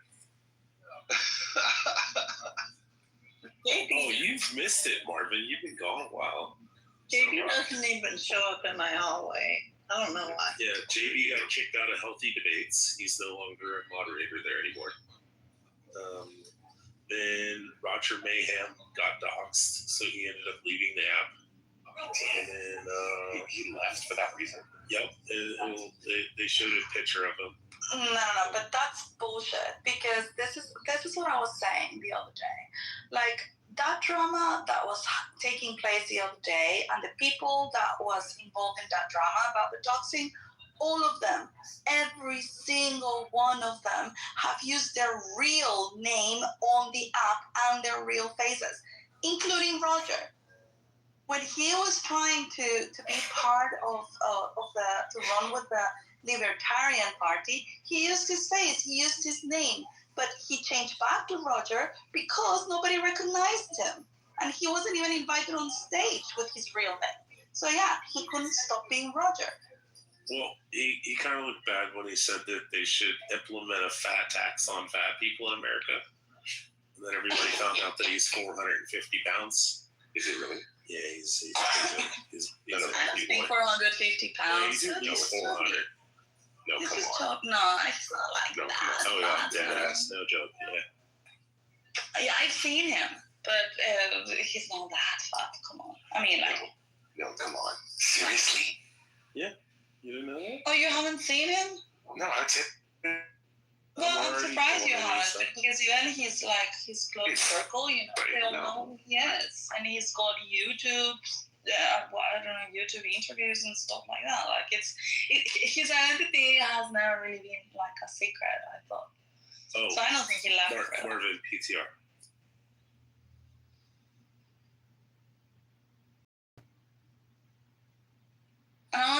But you see, but that's not like 450 That's pounds. not 450. Exactly. No, that's 400. He's a short guy. He's not that tall. Yeah, but he's not 450. But anyway, so, and the people involved in this. It looks like Abdizzle's PTR down in the audience. Dude, take it down. That's not on. Come on. Marvin said he wanted to see it. So. Yeah.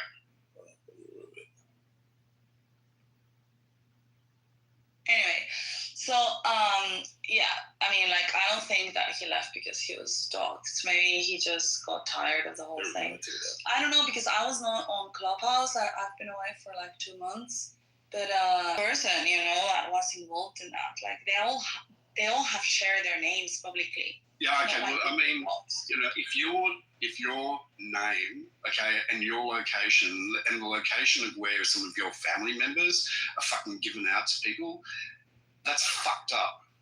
Okay, nobody would want that. Nobody would fucking want that. So, yeah, like, we're not going to make out like he's. Hey, we're not going to make out like he's being a soft cop. Okay, there are some nefarious fuckers, right, that really pissed him off, and I think that's fair enough as well. You can call them all the names you want, but the fact is that you use your name here, and especially if you live in the U.S. where there is no GDPR protection like we have, for example, in Europe, it's very easy to just Google someone's name and you can immediately find out where they live and where whatever. So that's the reason why you need to be protective of your name.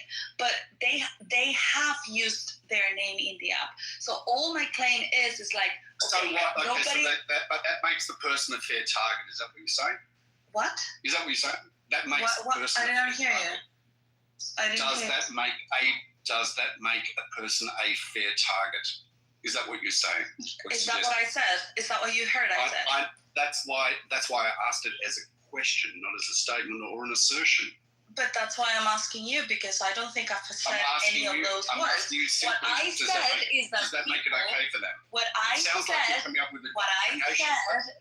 said is it is not doxing if you share your name yourself. You're using that as a justification. That doesn't mean that it's okay for people to threaten you. No, of course not. That would be stupid. Got it. But So if I share my name, then I cannot blame others for quote unquote doxing. He was not using his name on the app. It may have been. Hang on. Wait. No. Don't cut me off. Thanks. Okay. He may have mentioned his name at some point in time. Fair. He may have used his photo at some point of time. Fair. Does that give the person the right? And does that give the person the right to be able to say, well, okay, that makes him fair game? No. It's not about fair game or not. And it was not about mentioning his name. He used his name as his profile for a long time. Again, I am not saying it's okay to threat, but I'm aware you of that. hold the responsibility of what you share with people. Yeah, and there are some nefarious, my point is this, there are some nefarious fuckers that chose to be able to use that information against him as a form of a threat. Got it? That's if fucked up. If somebody threatens you, fine, like that's okay. Obviously, you're not going to allow that. Obviously, you're not going to allow for someone to threaten you. But what I mean is that the accusation of quote unquote, you think that you sound like okay, you just want to. No, it's fine. No. You're really saying that you're gonna. You think that I'm going to be intimidated by your emotional outrage? You do your thing. You do your thing. You do your thing. You think that I'm going to be threatened by your emotional outrage? You're just proving you're someone very feminine that doesn't have control over his emotions. That's all you do. You love to yell. And that's okay. It says much more about you than it says about me. I'm talking about a person who needs to be able to talk over another person all the time. Okay, it says much more about you than it says about me. Look at your emotional outrage. You don't have control over your nervous system. I'm really impressed how you dealt with the situation, Rohan. I really like that. You inspired me how to deal with women who are rowdy. It showed me how to be a man. Again, this is a demon. I was just about to say, time out.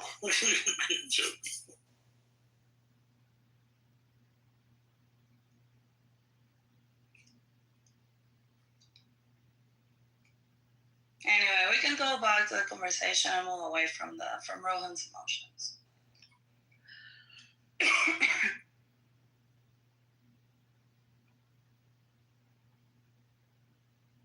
I love an emotional man. Come on. Yeah, it's very sexy when they get all whiny. Yeah, I think it's setting boundaries. Yeah, it's pretty fucking weird when you call that like sexy, but each to their own. That's what I say anyway. Look, I think that it's a lovely character for a person to be able to stick up for somebody who has actually been sticking up for many people as well. No debate there. Yeah, for Roger, and there are people that are pissed off with him, and for whatever reason, that's perfectly fine. But to be able to do what they did is just really fucked up. Fucked up not just to him, but also to other people on the app. Yeah, I thought it was terrible of that bit. Well, nothing terrible that Pepe does would ever fucking surprise me.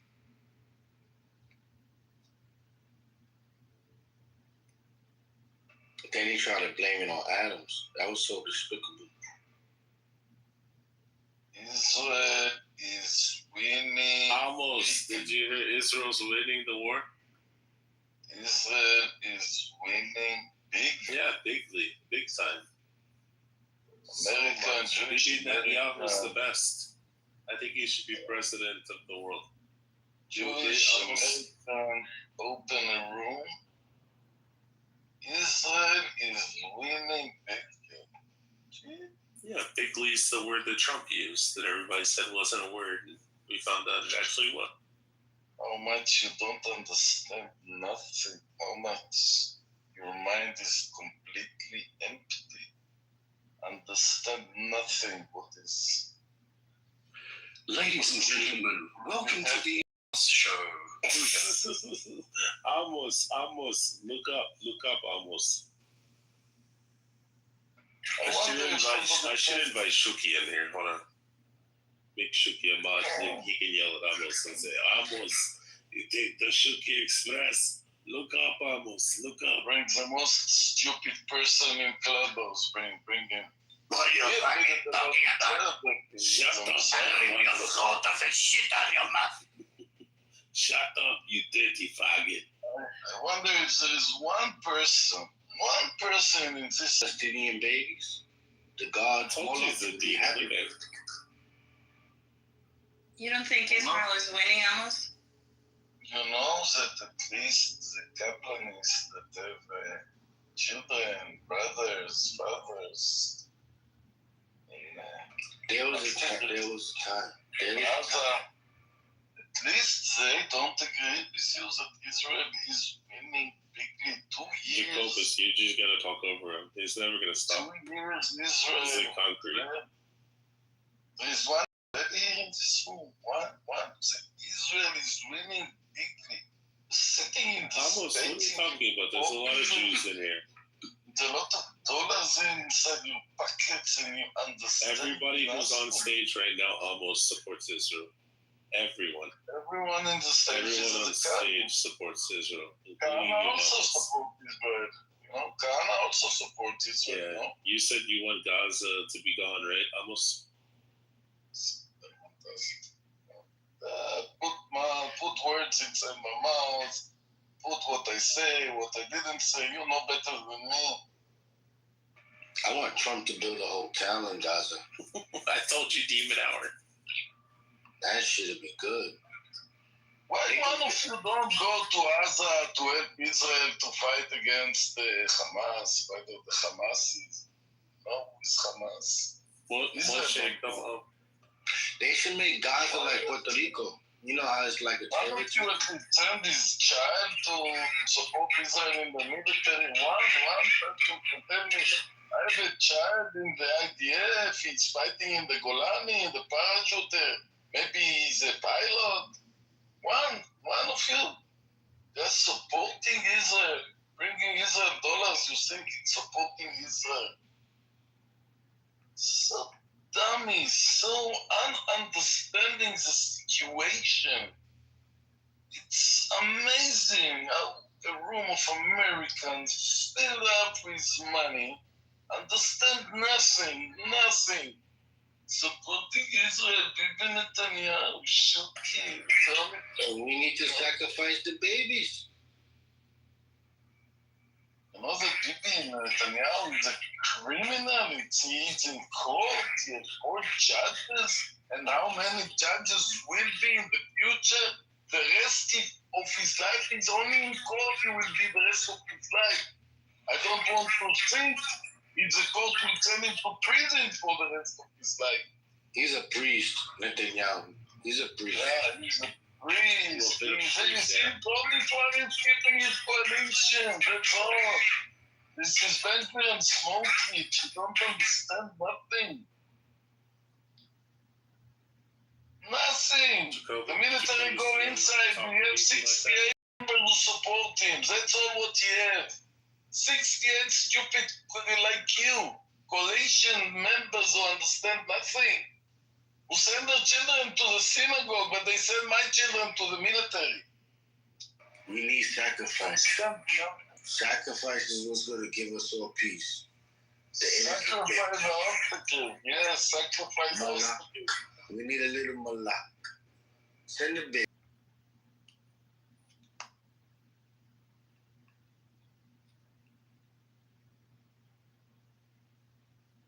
Almost. You don't agree with Jacobus?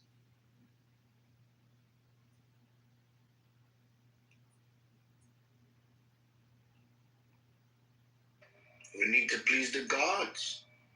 Offer up the babies. Oh, Issa. Rowan was wanting to crash out on me so bad, but he was restraining himself. I'll give him prop. What? Oh, I'm the one that got Roger kicked out here. Oh, was it you? Don't do that. Why? How? No, I put out some information to people, and then they drug him with it. No, I don't understand what you're saying. So you're saying you shared the information about him? Mm-hmm. Yeah, he started mod abusing and then being hypocritical and being an asshole. That was not cool. Yeah, dude, but that's not cool. Like, why would you do that? Not everybody on Clubhouse. Stop. Yeah. I think that's real power. I got Jacobus kicked out of chillism. No, not really. Yeah, I did. It's just not. You said some terrible things. I relayed it back to Lady Loki's Lion. a terrible person? Oh, yeah, Loki, Jacobus here. He told Lady Lion that he told Lion Zion that he hopes she has a miscarriage, which he was referencing his wife. I never said her name. Never said her name. He said, Lion, I hope she has a miscarriage. I was talking about the girl he's cheating on his wife. He was a lioness. So then as soon as Lady came in, I was like, Lady, guess what Jacobus said? And then Jacobus banned him from the room forever. And then Jacobus went and started a room, and he started a Chillism 2.0, him and Toxis Taylor. And then I just went and invited everybody that was in his room back into Chillism, so they all left. So they just gave up and they stopped making rooms. And now Taylor's over in Andrew R's room. So is your mission to finish Clubhouse? Well, just a couple rooms. Chillism, Healthy Baits, and in the muff. They started fucking with me. So. Well, they're gonna stop liking you, dude. Well, I'm fine with that. If you start doing this stuff. I'm fine with that. So JB crashed out on the Jews and kicked Abby out of the room, and then started telling all the Jews to go fuck themselves and shit. No, that didn't happen. Okay, so no, he's not fucking Jewish. No, that didn't happen. I cannot imagine Jay going on. Okay, so Abby was on stage. She was moderator in Healthy Debates, and there was this lady that was crashing out about a bunch of black women were crashing out about, fuck the Jews, and they're all a bunch of Jewish, fake Edomite Jews and all this kind of shit. They were just ranting and raving for like 40 minutes about Jews. So Abby just simply said, hey guys, would it be okay if we change the subject?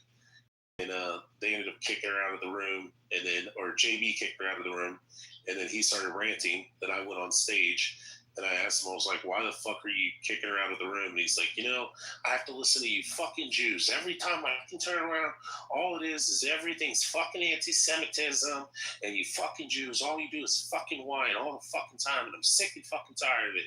And he went on a long fucking diatribe rant about how when I went to fucking prison, I wrote a letter to the fucking rabbi and told him that, I have a Jewish sounding last name, and, I believed I was Jewish, and, I wrote to the rabbi, and you know what? If you all want to sit and bitch about anti-Semitism, this and that, and blah, blah, blah, blah, you can take your fucking Jewish shit and you can turn sideways and shove it up your... Wait, JB had like another narrative arc change? Yeah, he did. He's been Italian, he's been German, he's been Jewish. You don't understand the simple base of life. You hate him, he will hate you. You fight him, he will fight you. The simple basics of life, you don't understand it. No fuel. We need to call. You retard. We need to label vague, good sounding wisdoms like that, and Amosism. Yeah, Amos is gone. Yeah, look up Amos. So Issa, then I went and dug up a little bit of work and did a little bit of legwork and found out that, which I guess everybody was aware of, that JB was a pimp, but they weren't aware of the New York Post article about how him and his buddy invited a 21 and a 27-year-old models off of Craigslist up to New York City. And then they said they were doing like a modeling shoot and stuff like that through his modeling agency. And then him and his buddy raped a 21 and 27-year-old girl. And then they held the girls there in the hotel against their will. And they were charging up to $2,000 per day for like, one of the girls was like 8 days, the other was like 14 days. And they held them for, one girl for like 1 week and the other girl for like 2 weeks. And eventually the girls got out of there and escaped since they were sex trafficking and keeping all the money. And once they got away, then they went to the authorities, and then JB was convicted for prostitution. He was initially charged for rape. Rape, sex trafficking, and a bunch of other shit and stuff like that. But then they just like pled it down to like prostitution and shit, or pimping, or whatever they call it, sex trafficking. So they marked it down to that. Wait, so it was you bringing this up as well? Yeah, so I spread it around and. Yeah, so you were the shit stirrer of all this drama. Pepe And called him here a was, rapist. I was, because I have not been in Clubhouse for like 2 months. And so when these happened, just a few people texted me. It's like, oh my God, you're missing all the drama. I'm like, no, I'm not missing it. I don't want to be part of it. I've never been part of drama. And so the person that told me, a couple of people that told me, they said it was Pepe doing this. So no, I was feeding information to Pepe, and then Pepe was friends who were feeding it to Pepe. And then Pepe started crashing out on JB and opened a room and was talking about how JB's a rat piece of shit and all this kind of stuff. But listen, there are two types of people here. Well, actually, not the two types. But there are people that love to be pulled into drama, and there are people that love to create the drama. And both of them happen to be also attention whores. So when these two get together and they just act unironically giving the 100 they just act as if they are annoyed with each other, but they actually feel very fulfilled when they are in these situations. They act like as if they are not happy about it, but they actually are. So it works perfectly well. I don't know. And then there are people who also love to listen to the drama and observe the drama. And I don't even have to speak Spanish to know that Jose was cheating with Esmeralda. I don't have to speak Spanish to realize what's going on. I don't know why you're I'm just saying. There's anti-Semitism. Haven't all Jews suffering have not been enough? My point is, everybody gets. All I hear is her accusing us Jews of stirring drama. Everybody gets their hit of dopamine when they come into Clubhouse, and people who actually do not. Globalist theory. Eli, people who actually do. And then Pepe thought that it was Adams and JB, so then it started more drama. And I've told Pepe this, like when he's awake and shit. I told him right to his face that I did. I mass reported all his accounts and got them all clipped. And then he started crashing out, threatening JB. Oh, it was fucking amazing. You gotta watch the replays. I don't understand why you feel so proud of it. It was fun. It's very toxic. It was fun. Well, with Pepe, because he is like, he's not stranger to trolling. It's okay. Yeah, I know. But Issa, do you think that it could have happened to better people or no? Listen, I don't care. Like, you, but I just cannot imagine having this, I mean, like, in my mind, and kind of like worrying about trying to or harming people or destroying people. I think. Who ran a modeling agency, which was a cover for who cares? How is that affecting you? Like, okay, if you don't like it, don't. I can explain why. Block him. Block him and don't see him. Don't have him in your. Lisa, do you think that it's dangerous that same person just recently opened up a modeling agency out of Florida again? Well, then instead of creating drama on Clubhouse, if you really believe that that's dangerous, I've been doing other stuff. Go and report it to the police. I'm not going to say what I've been doing, but what I mean is that what as you're a data doing, analyst, this is what I did for a really long time, and I'm really good at it. That's what I'm saying. That's fine, but what you're doing here, doing it online, and you're also being an attention whore. Doing it online is just because it gives you a dopamine hit. Oh, yeah. If you really, really, really believed with all your heart that this is something dangerous, you should go and report it to the police. I'm not going to say if I have or not. And creating drama about it. That's not going to do shit about it. I'm going to imply. You are not agreeing on the virtue of trolling, basically. Issa's stance is trolling is toxic and it's not virtuous. No, in any circumstance. Let him stay for a second. Yeah. IP on Israel, okay? Sunan Amina Wood, 47. You just make so there is less water for you guys. So anyway, Eli, I don't think that. I mean, I troll a lot as well, but hold on. I never heard you trolling. There is a boundary, there is a line. Like when you cross that line and you get into like real people's life that could have real impact in their lives, that is not trolling anymore. That becomes something that becomes toxic, that becomes vile, that becomes something that can cause. You've never heard of a website called 4chan, that becomes something that can cause actual harm. And we have seen these things here repeatedly. There are a lot of people that are not mentally healthy. Issa, so I have a question. Promoting the situations might lead to something more serious. So just be conscious of it. Okay. Yeah, like Nora. Exactly, like Nora. Yes. Well, I have a question. I have a question for Issa. Issa, are you familiar with 4chan or no? Yes. Okay, so it was Taylor Swift had a voting thing online, and she told all the different schools around the country. She said, "Whoever gets the highest amount of votes, I will come and perform a concert at your all school." So 4chan took it upon themselves because they love Taylor Swift so much to vote it up to a Massachusetts deaf and blind school, and it ended up. I was part of that, and it was so that is trolling. That is a harmless troll. We did the same thing. We did the same thing to Pitbull, and Pitbull actually went to friggin' Alaska, out in the middle of nowhere, and performed a concert at the smallest population Walmart in the country. That was pretty cool. But that's actually cool because he probably made their day. Oh, Eli, did you ever see how Pepsi came out and said that they wanted to name one of their new Mountain Dews? And then they voted on one of the number one name was Hitler Did Nothing Wrong. Yeah, I think I heard all that one. Oh, Rich. Which is actually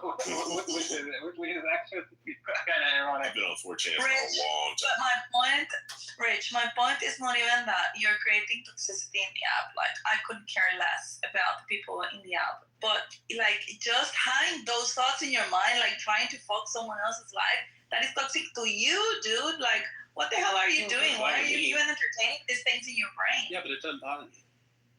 Well, I'm doing it for a just cause. JV's a piece of shit, which I agree with Pepe.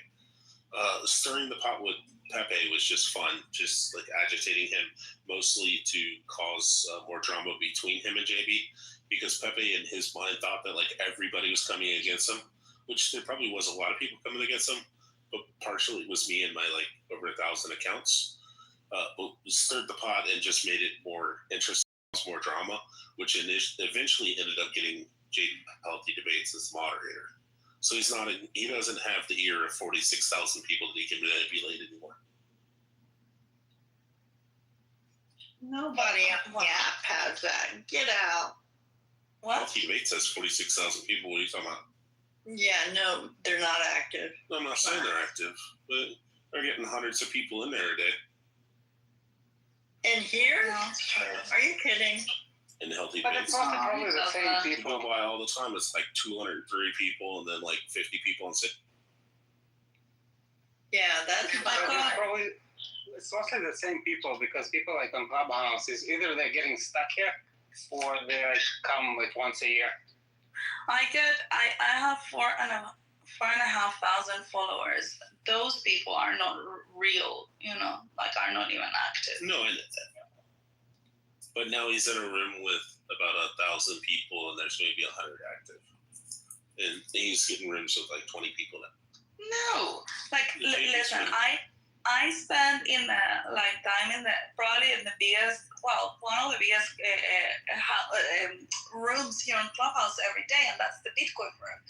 And they have got I don't know, we got there like 100, 140 sometimes tops, people every single day, and yeah. He's only getting like 20 people in his room now.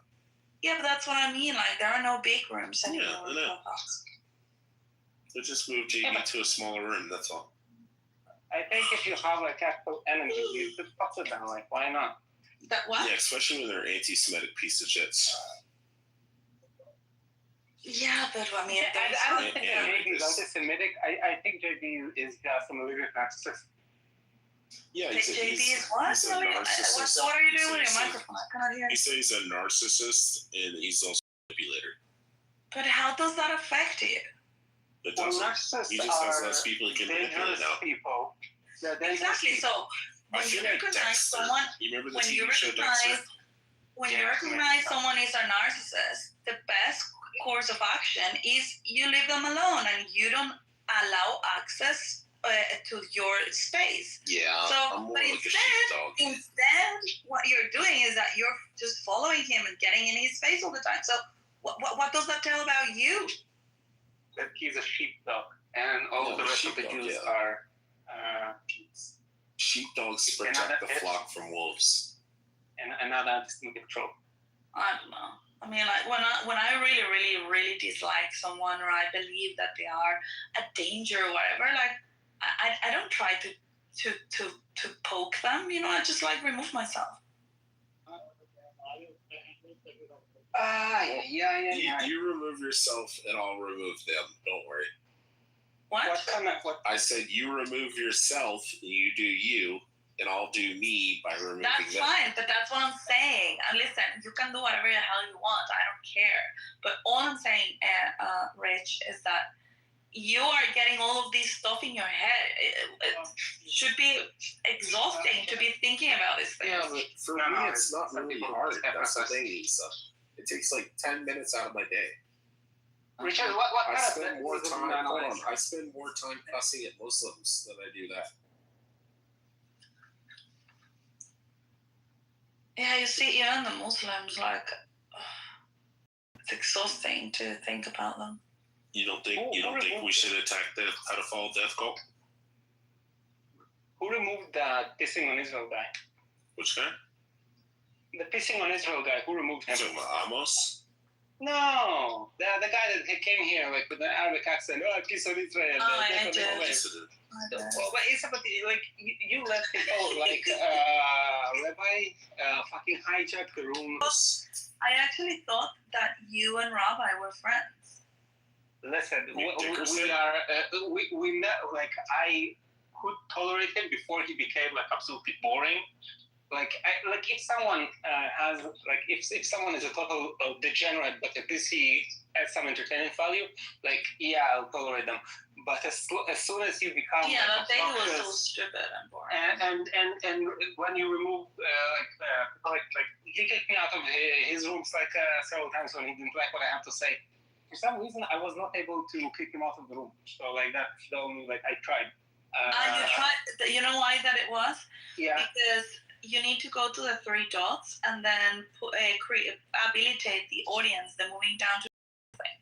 Oh. And so first you need to move them to the audience and then you can keep them. Issa, so you've been gone a little bit, right? So are you aware that Nathan and Talia are no longer in chillism? Oh, what happened to them? Oh my God. What have you done? Rich, I'm gonna get rid of you because before you touch me, dude. No, wait. Give me the They kept mod abusing me and kicked me in the audience every time I fucking say anything. I would literally just come up on the stage and say nothing, and we get kicked to the audience, and Nathan would start screaming, "Shut the fuck up, Rich!" And I'm like, I didn't even say anything. So it was so a little bit of deceit and. But Talia was also against you. Well, yeah, she's just a fucking insufferable person. So Nathan ended up going to TikTok, and then Talia followed him. You know what? I'm gonna pass you my hit list.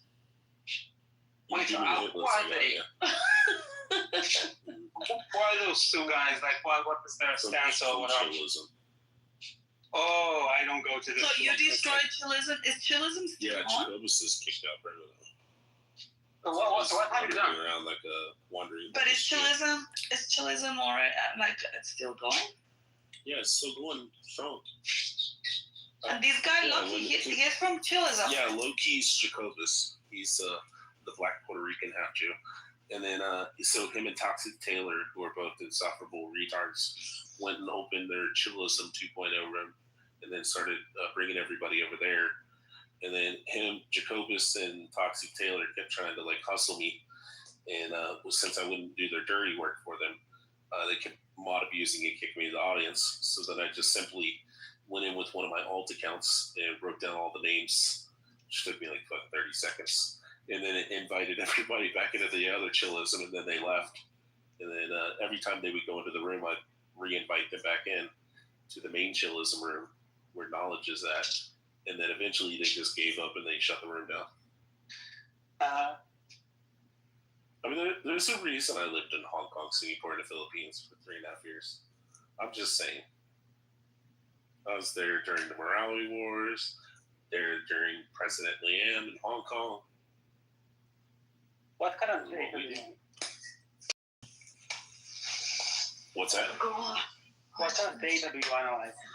Data analyst for, I'd just say Fort Meade. For what? Fort Meade? I don't know what that is. Look up Fort Meade. What's famous? It's a military installation. Yeah. Come on, guys. Yeah. And I say. No, but I'm Israeli, like I don't know. Oh yeah, you don't know anything about Israeli. Yeah, exactly. I don't know anything about how it's related in America. You probably have like 3 cameras in there already. Come on. Yeah. I don't know anything about. Yes. Hold on. It's just that. Just say in the room with the rabbi.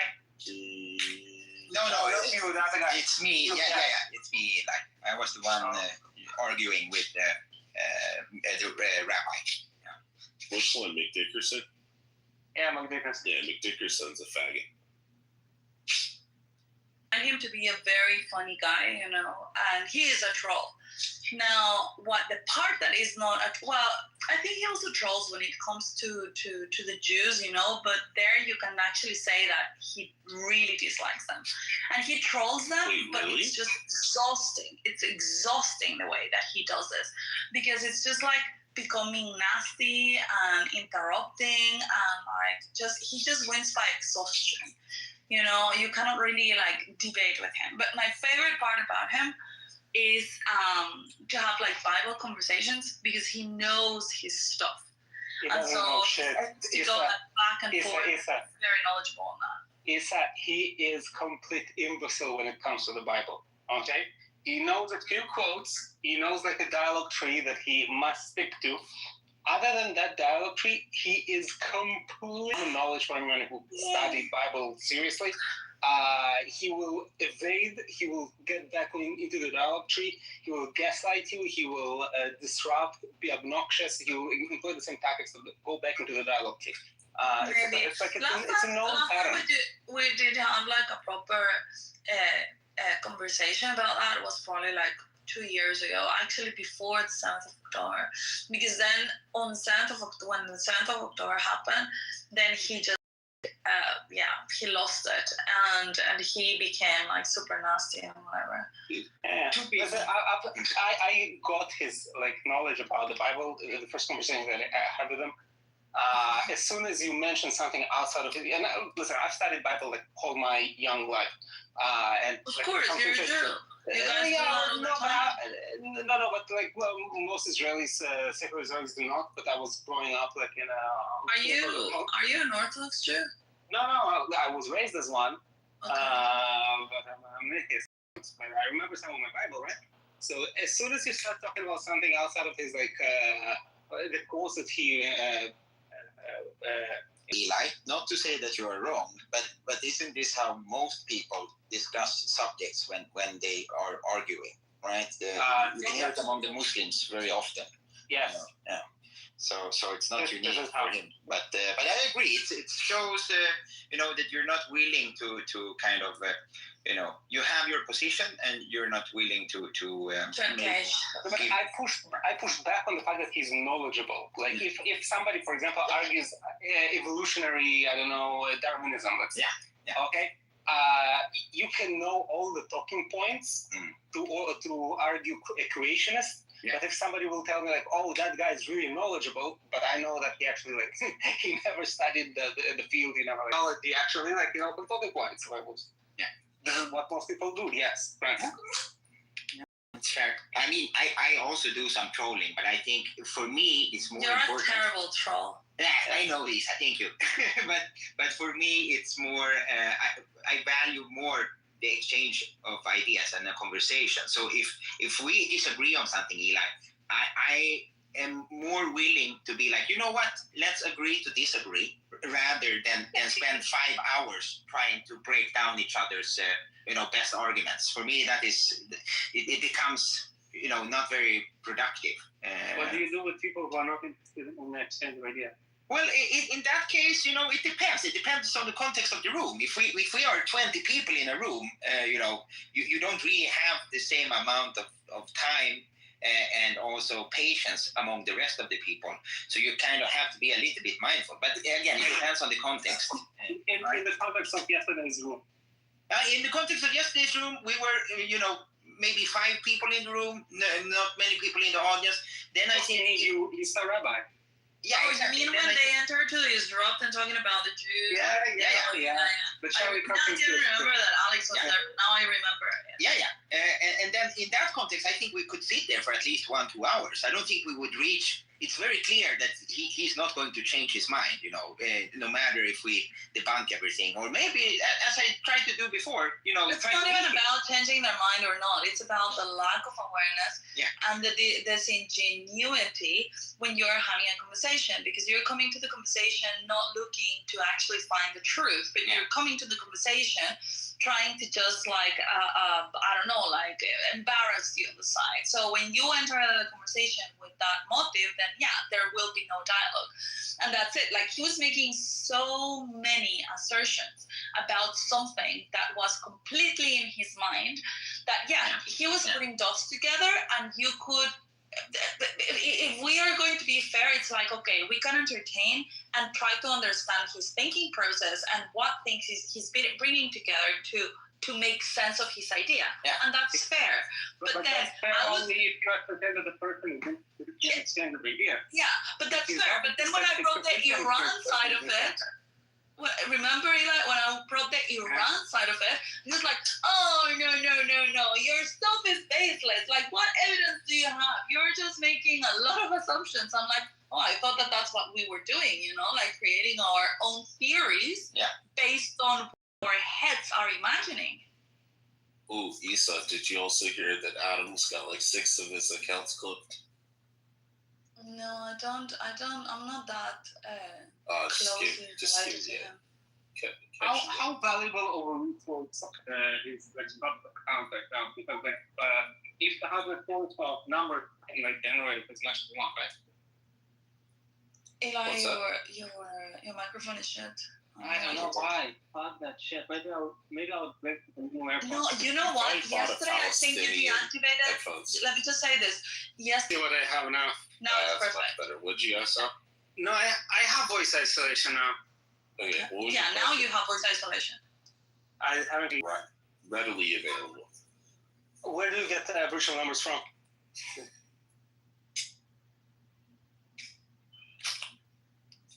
Oh, were you asking a question?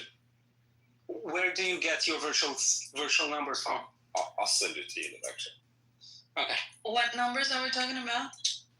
It's like you can buy like phone numbers that you can use to register. There is an app called Talkatone, you know, but in one word, and you pay like $1.50 or so a month, and you get unlimited amount of numbers. You cannot have all the numbers working at once, but you can burn the numbers once you want a new number.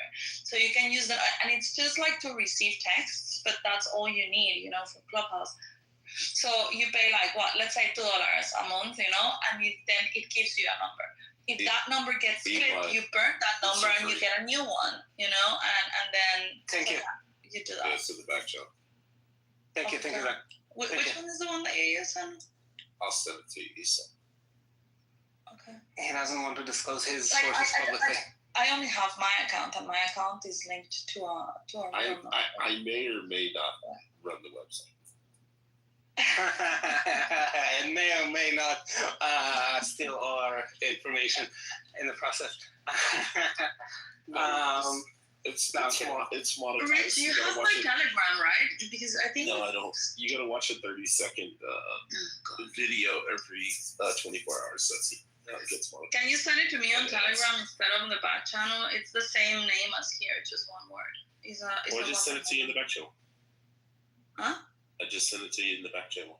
Yeah, but I just lose the messages here. I hate the back channels. No Telegram. Okay. I was less concerned about this app. For me, I lost a OpenAI account. That was a bummer. I did it like I don't know what they use to track the people who they ban. So I used a different credit card, a different phone number, everything different. Not besides that, my old account. So for me, I have about 1,000 accounts that are generated through Python and AI, but then the other are those. You're kind of smart, aren't you? Huh? You're kind of smart, aren't you? 141 IQ. I'm joking.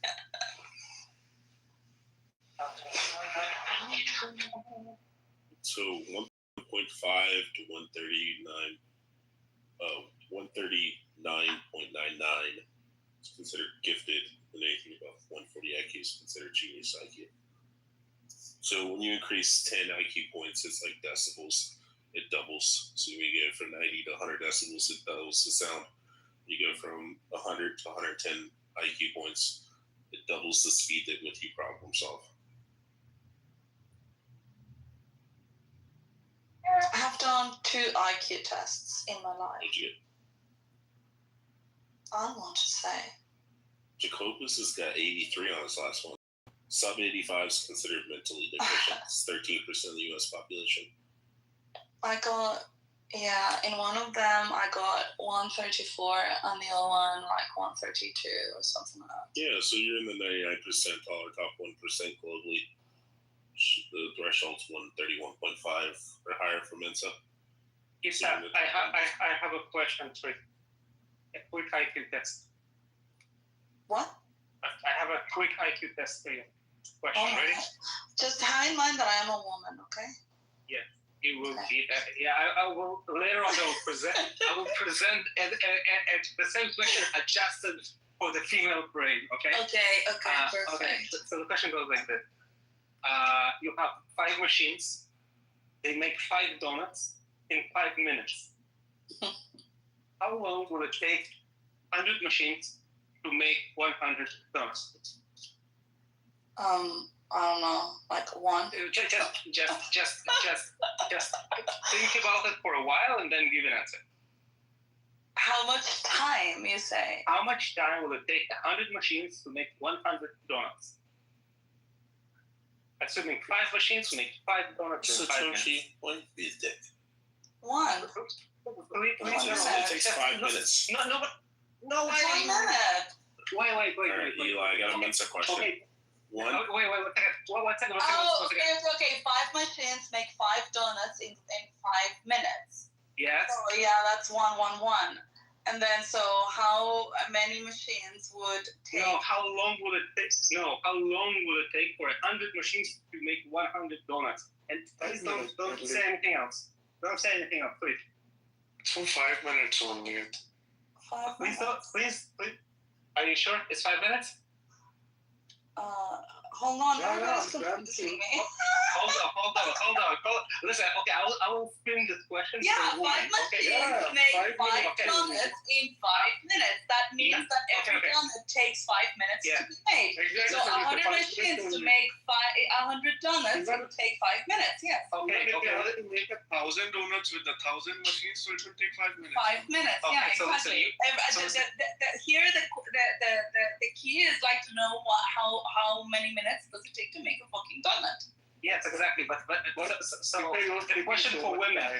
The question for women is, 9 women make 9 babies in 9 months. No. How long will it take 100 women to make 100 babies? Exactly 9 months. All right. Thank you. All right, Eli, I got one question that's from Mensa. You have 1, 3, 6, blank, 15. What? Sorry, 1, 3, 6. 1, 3, 6, blank, 15. What is blank? Oh, damn, I hate those. Mathematically, I have IQ over donut. But let me think, I'll get it. 1, 3, 6. 1, 3, 6, No, blank, 1. 15. Yeah. 1, 3, 6. 3 can be. One second. 3 can be plus. No. Can you write it in the chat? Yeah, give me a second.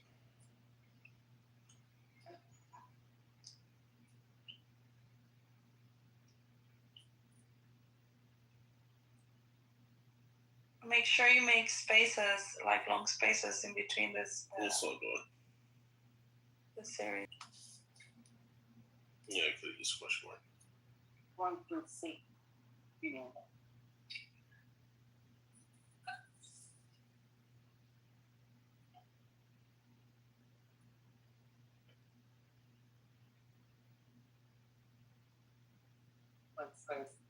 So 5.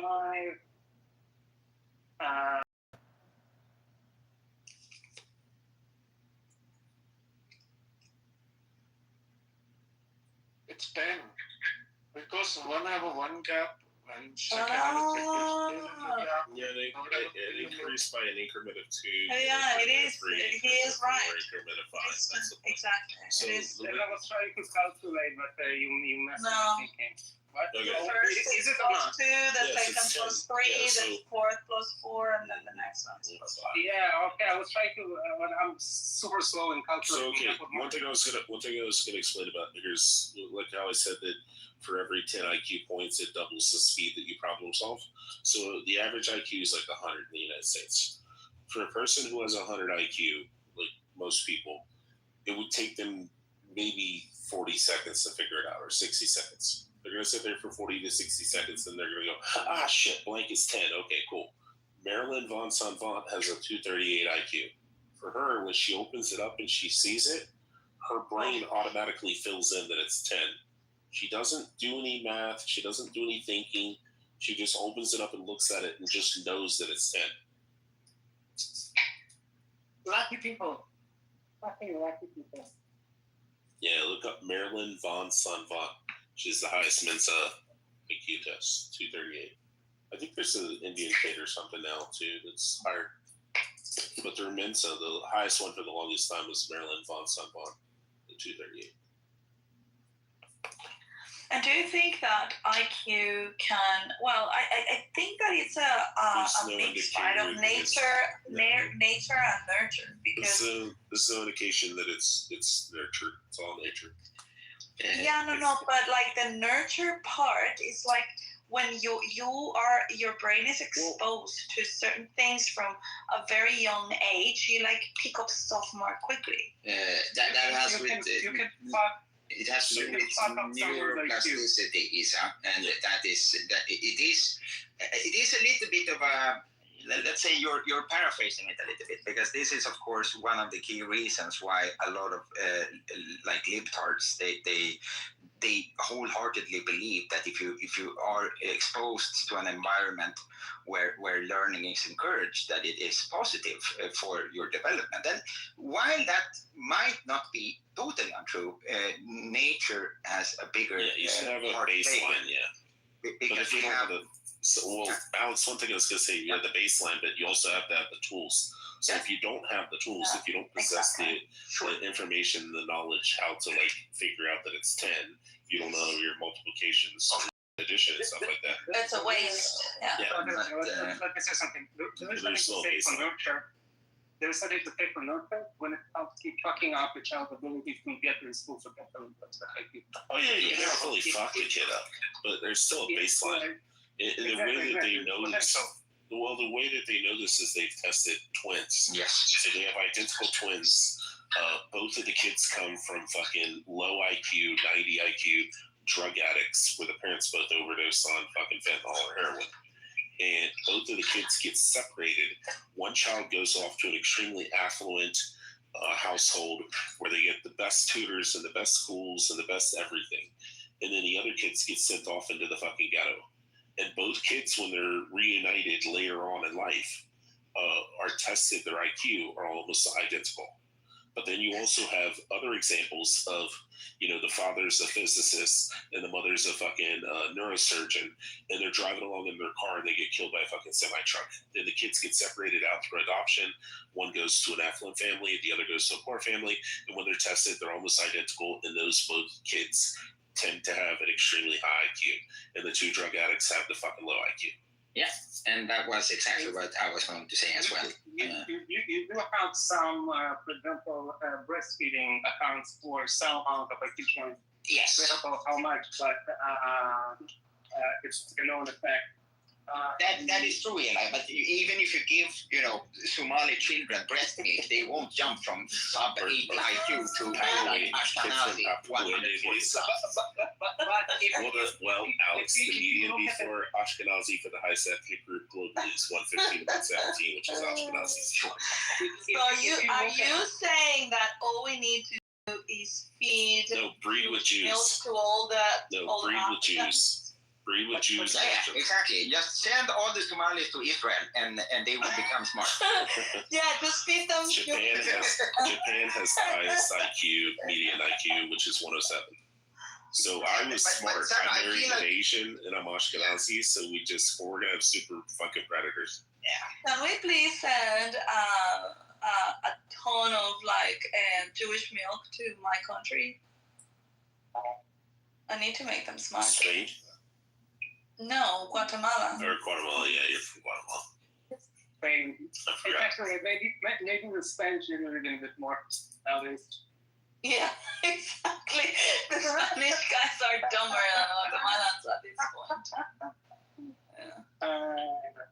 No, but what I don't know about breastfeeding, and that's actually interesting question to research, is this is fat compounding. For example, if you have a population of kids who can consistently breastfed for a year, and then they have their kid breastfed, and so on, does that increase the population even further, or that's bonus point that do not compound?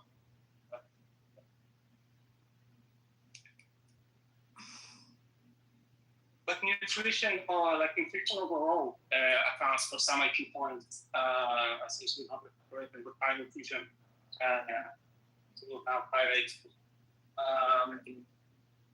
You have, I think that child abuse also accounts for degrading IQs. For example, you can touch curiosity and make people averse to things which will manifest as a lower IQ.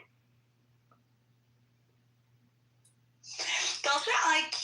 I mean, like that's a thing that I'm wondering, because the first IQ test that I did was when I was like 18 or something like that, and then the last one was like probably like I don't know 6-8 years ago or something. And so I'm wondering, because your ability, like I dropped like 1 point or 2 points, and so your ability of like processing stuff, like it gets, let's say, impaired with age, and especially in the case of a woman, like the hormones are bitches, like the whole thing about the cortisol, like how, I mean, whether you can sustain an IQ or it is affected actually. Well, if you plan for everyone with age, it crystallizes, basically you become less flexible in learning new things. It should be more crystallized knowledge. Your mic sucks, Eli. Yeah. I'll switch on. For being a Jew, honestly, I mean, like, it's such a lot. No, he's cheap. He's yeah, I know that's better mic. You're right. You're right. Yeah. No, I was thinking they have got a lot of money, but you're right. I'm just talking like cheap if I have the AirPods Pro 2nd generation. Like, yeah, you're too cheap to get them fixed. Oh no! Listen, I'll be getting the no, get the Apple wired headphones. They're like $19. No, I hate those. Well, you hear how loud my shit is? Yeah. Listen, I can do the same, but like how's this one? Is this one better? Nope. It was for like 2 seconds. I think they fucked up the noise isolation. Well, it is different, for a normal person that just wants the earphones to like for his commuting to listen to music. But if you're gonna accommodate to an audio app, you better have good audio and a good microphone. The problem is that Apple's shit is inconsistent. Every time that you update to a new version, you gamble with all your shit is breaking basically. Like it's. So are you saying like you just upgraded the iOS and that's it? Yesterday. Oh no, but I didn't know that affected like the quality of the hardware. No, it's not the hardware. All hardware is processing that they are doing for like several different microphones. So they noise isolation, they do post-processing, and they have to account. So for example, if you have like several microphones, the one. What iPhone do you have? I have the no, it's not. I have the 16th iPhone and the 2nd Gen Pro AirPods. Well, my iPhone is still the 14, and I still have got, I think, like, well, the first generation of the Pro earphones. Wow. Yeah. The battery must suck now. Of the phone? I'm now on my second pair of the AirPods Pro 2nd generation. The first one I gifted to my wife because they started. No, I got the Pro, right? I mean, not the first AirPods, yes, but the Pro. The first Pro, yeah. I got the first gen Pro. That one got lost. I bought the second one. But that one, those one had recall. What do you mean? Meaning that they were faulty, and so they were exchanging them for free when they kind of like broke. I got first gen? the first generation of the Pro. I got, my case just stopped working, and I just took it, and they were recalling them. So like I've had the whole thing replaced over like past 4 years. Mine have been working great until I lost them. So I got the 2nd gen, but through the lightning cable. And then when the USB version came out, I gifted the lightning one to my wife because I also like lost one earpiece and bought a new one.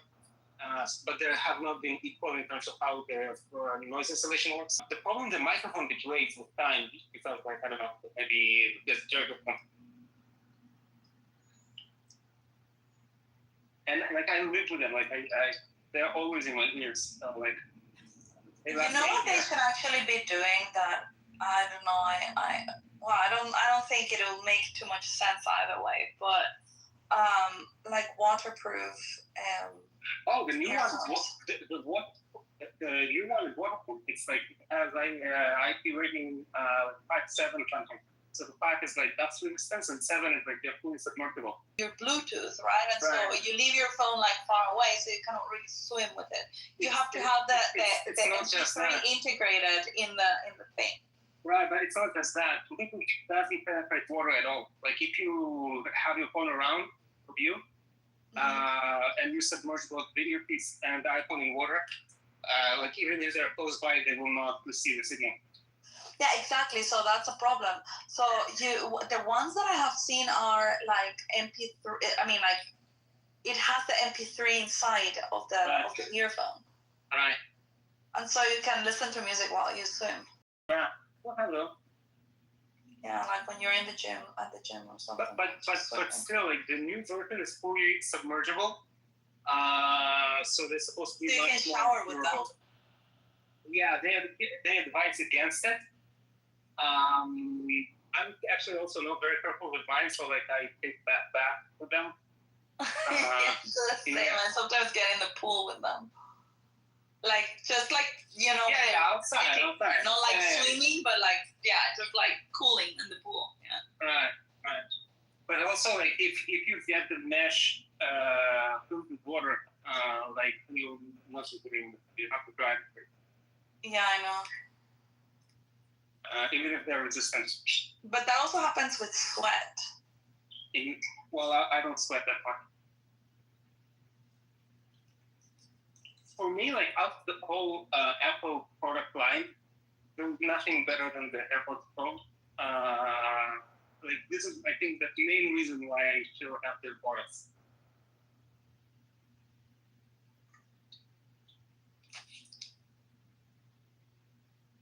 I absolutely hate most of everything else about what they've done with their product line. Yeah, but right now, again, it's like very shitty. For me? Yeah. Let me test it. I'll put both earpieces on. It just sounds muffled. It's for sure, 100%, the new software. Issa, you want to know how you know he's not an American Jew, he's an Israeli Jew? You say he takes baths. You take baths. What's baths? Bath in a bathtub. We take showers here in the U.S. I don't know any man that takes a bath. Unless they're sick or something. I admit that it's not a very manly exercise that I engage in. Yeah, we take showers. I'm a sucker for baths. Like I haven't taken a bath since I was a kid. Let's put it like this, Eli. It is not that it's not manly. It actually has greater historical value. Caesar took baths. Alexander the Great took baths. Fast and with cold water. That's why I think. That was a long time ago, Alex. Yeah. I had a big giant shower. You basically all are working class Americans, and you cannot relate to this shower. I'm in the Holy Land. No, women they take baths all the time. That's the thing. When you will have it as North women, our women don't have to fight wars either. If the American taxpayer didn't, pay so much money to Eli's country so they could live, government assistance in the occupied parts of the West Bank. I mean, you could indulge yourself in a shower or a bath like this, but you can't now because you have to work in the capitalist system of America to subsidize the Europeans. You have to pay our protection. I mean, I could enjoy a bath in Israel too if the Knesset didn't say that I'm not allowed to make Aliyah because I believe in Jesus. Yeah, can't do that in 1997. All you Sasha and I, of course, you can hang with each other. I can't make Aliyah unless I want to not mention that I believe in Jesus. Yeah, don't mention anything. Yeah, just be quiet and be a good goy, Sanu. Yeah, you might come to heaven if you're a good one. It's not like a tax avoidance, different than tax evasion. I know. I've had Chabad talk to me about it. They're just like, oh, just don't say anything. If he asks you, just like say, oh, I don't know. Yeah, and if they ask you about do you believe in Jesus, say that you believe that Jesus was Jesus. And which is true, and that will satisfy. But I figured out why you can take it back, like, or how you can get to the point where you can take it back. Yeah, but I also don't want Haradi's at me too. With me, I don't want that either, so that's why I avoid them. Yeah, Haradi's suck. Yeah, they suck as much as any other. They suck as much as the Muslims. It's not as much as the Muslims and stuff. I think we got one on stage. That's all I'll say.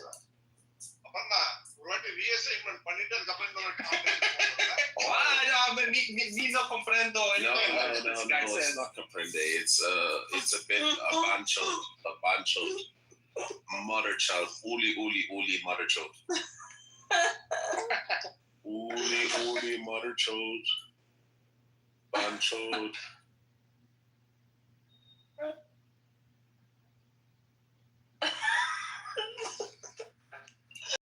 I think that the funniest accent ever is the Indian one. I don't know. Fuck you, bloody bastard bitches, huh? Do not ready. Yeah, it's very entertaining. I don't know if that's a Pakistani or an Indian because he has Modi and. Yeah. By the way, for that Jay Shah Mutta. One point in the. Oh my god. So the United States was as soon as my visa to the United States for saying I believe in Jesus, then I'll have sympathy for you. I just want to say the ideal, like when you say the word mayonnaise cake, it sounds disgusting, but I've actually had it and it's really good. Well, I mean, if you think about it, all that mayonnaise is just eggs and oil. Yep. So I mean, well, it's kind of like if you want to make grilled cheese and you don't have butter, you just put mayonnaise on the bread. And I seen that the first time, I was like, "What the fuck are they doing? It's not gonna. You're gonna taste the fucking mayonnaise." And then I made it, and I was like, "Oh, you can't taste the mayonnaise. Never mind." What? Can you repeat that one again? If you don't have cheese? Grilled cheese. You know, you take two pieces of bread, you put cheese in the middle, and then you have to take butter, and you put butter on the exterior of the bread, and then you put it on like a hot press. Yeah. You know, like a grill press, like a panini press, or like on a grill, just on a skillet. Yeah. But you put butter so it doesn't burn. But if you don't have butter, if you have mayonnaise, you spread the mayonnaise on it, and then put it on there. First time I tried it's just mainly oil. Yeah. Yeah, but I never thought about that with it.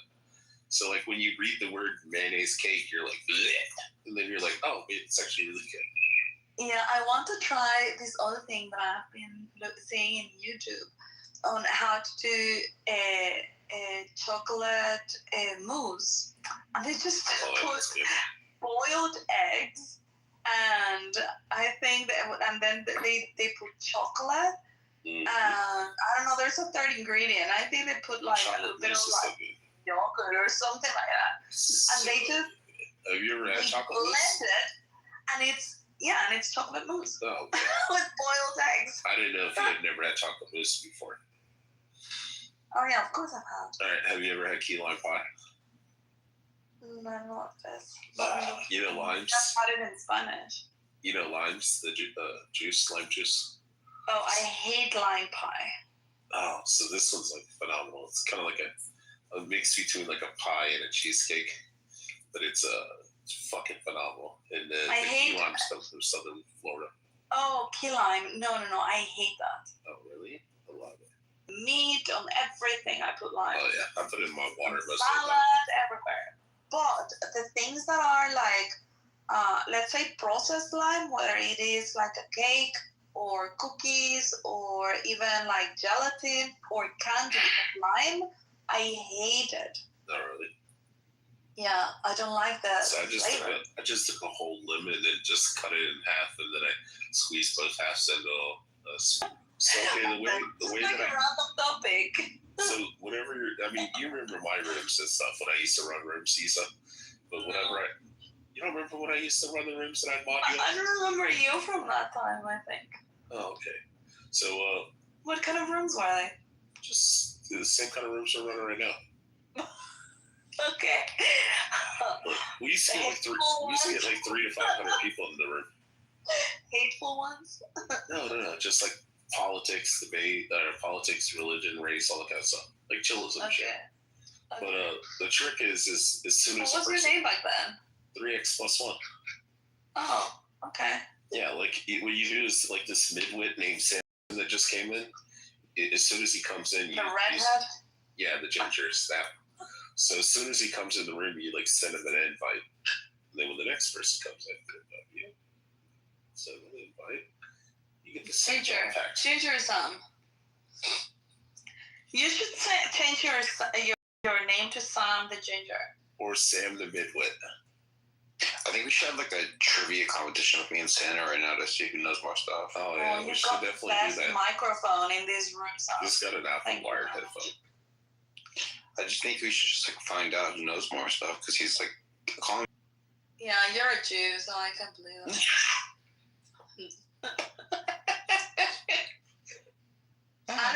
Alex hates the Jews. Why do you hate them so much? I don't hate them. I am one. You are also one. Just look at your fucking DNA reports. We're distracting. I'm gonna send Piper an invite. We're distracting me and Santa have to have an intellectual competition right now. It's 4:40 in the morning. We're about to jerk each other off. Yeah, it's 4:40 in the morning. I just got my water bottle and I'm about to lay down and go to sleep. No. Oh wait, hold on. Are you scared right now? Oh yes, yeah. I'm so scared of Sam the Midwit. Scared. He's quitting. Yes. Hold on. Let's do it. It's 5 in the morning for me. I haven't slept all night. I know, you're an idiot. Brush your spirit. Why don't we put money on this then? I'm such an idiot. I don't think you're going to put money on it. I just think you're a coward. Nobody likes gingers. Yes, I just think you're a bit of a Hey, Santa, you're blonde, right? Right? Me? No, I'm like a dirty blonde.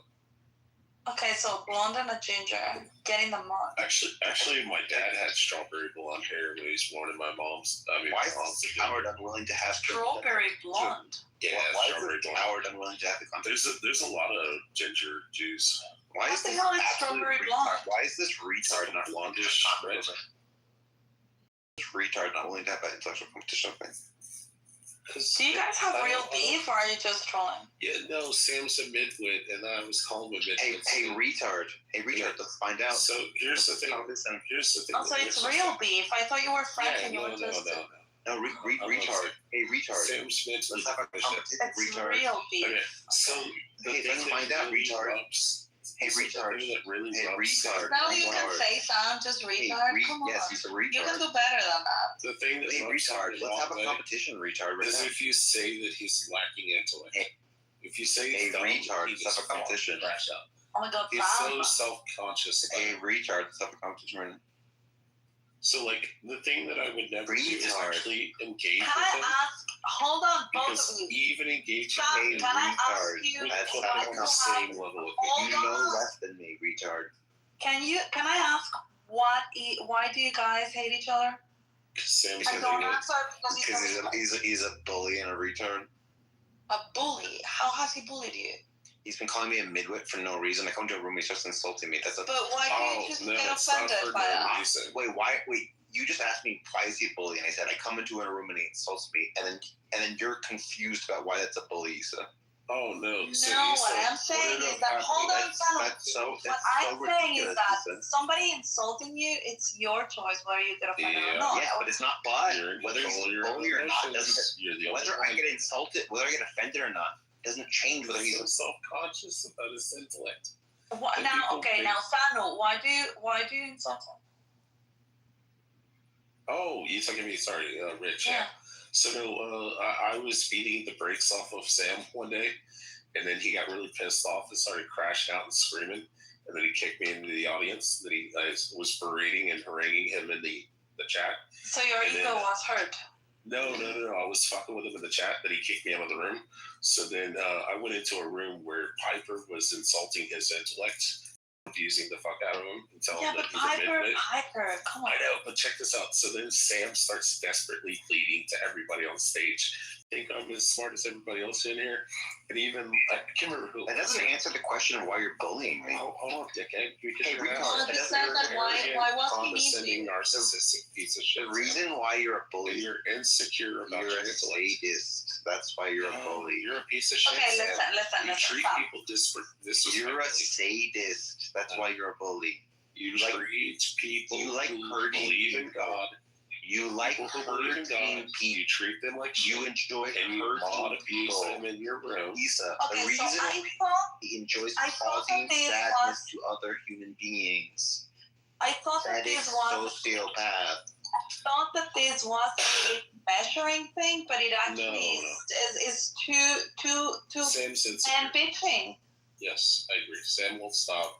It's not even about to see who's more manly, but it's like who is just less reconcile, manly. Sam, that you're not as intelligent as You guys could be good friends.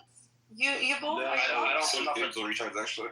Sam's a hard radicalized atheist, and he hates anybody who believes You're a retard. And if anybody starts You're a childish retard. chomping on him, You're a childish retard. You're a if they childish start making him look bad, he crashes out. And You're a broken man. You're a broken and kicks everybody in the audience. You're, and he starts screaming and yelling. broken, Oh embarrassed my retard. god. He's a very, very little man. You're a broken, sadistic retard. To hurt people's feelings because you're a childish. You're a little man and you have low self. Yeah, fine. You're both being childish, and this is a turn off for anyone. I agree. Luckily, I'm married with 3 kids, so it'll be okay. Yeah, no, but I'm not Your kids are probably flirting ugly. with you. I'm just saying that it's a turn off. Ew, you're a pedophile. You say your kids are so. No, it's got beautiful You're a kids and a pedophile. very beautiful wife. You're a pedophile. Oh yeah, he's a single wife. Yeah. You're a pedophile. She's super hot. Why are you calling him a pedophile? Sam. Because he thinks children are beautiful. Anyway, can somebody tell me? Stop being a pedophile, man.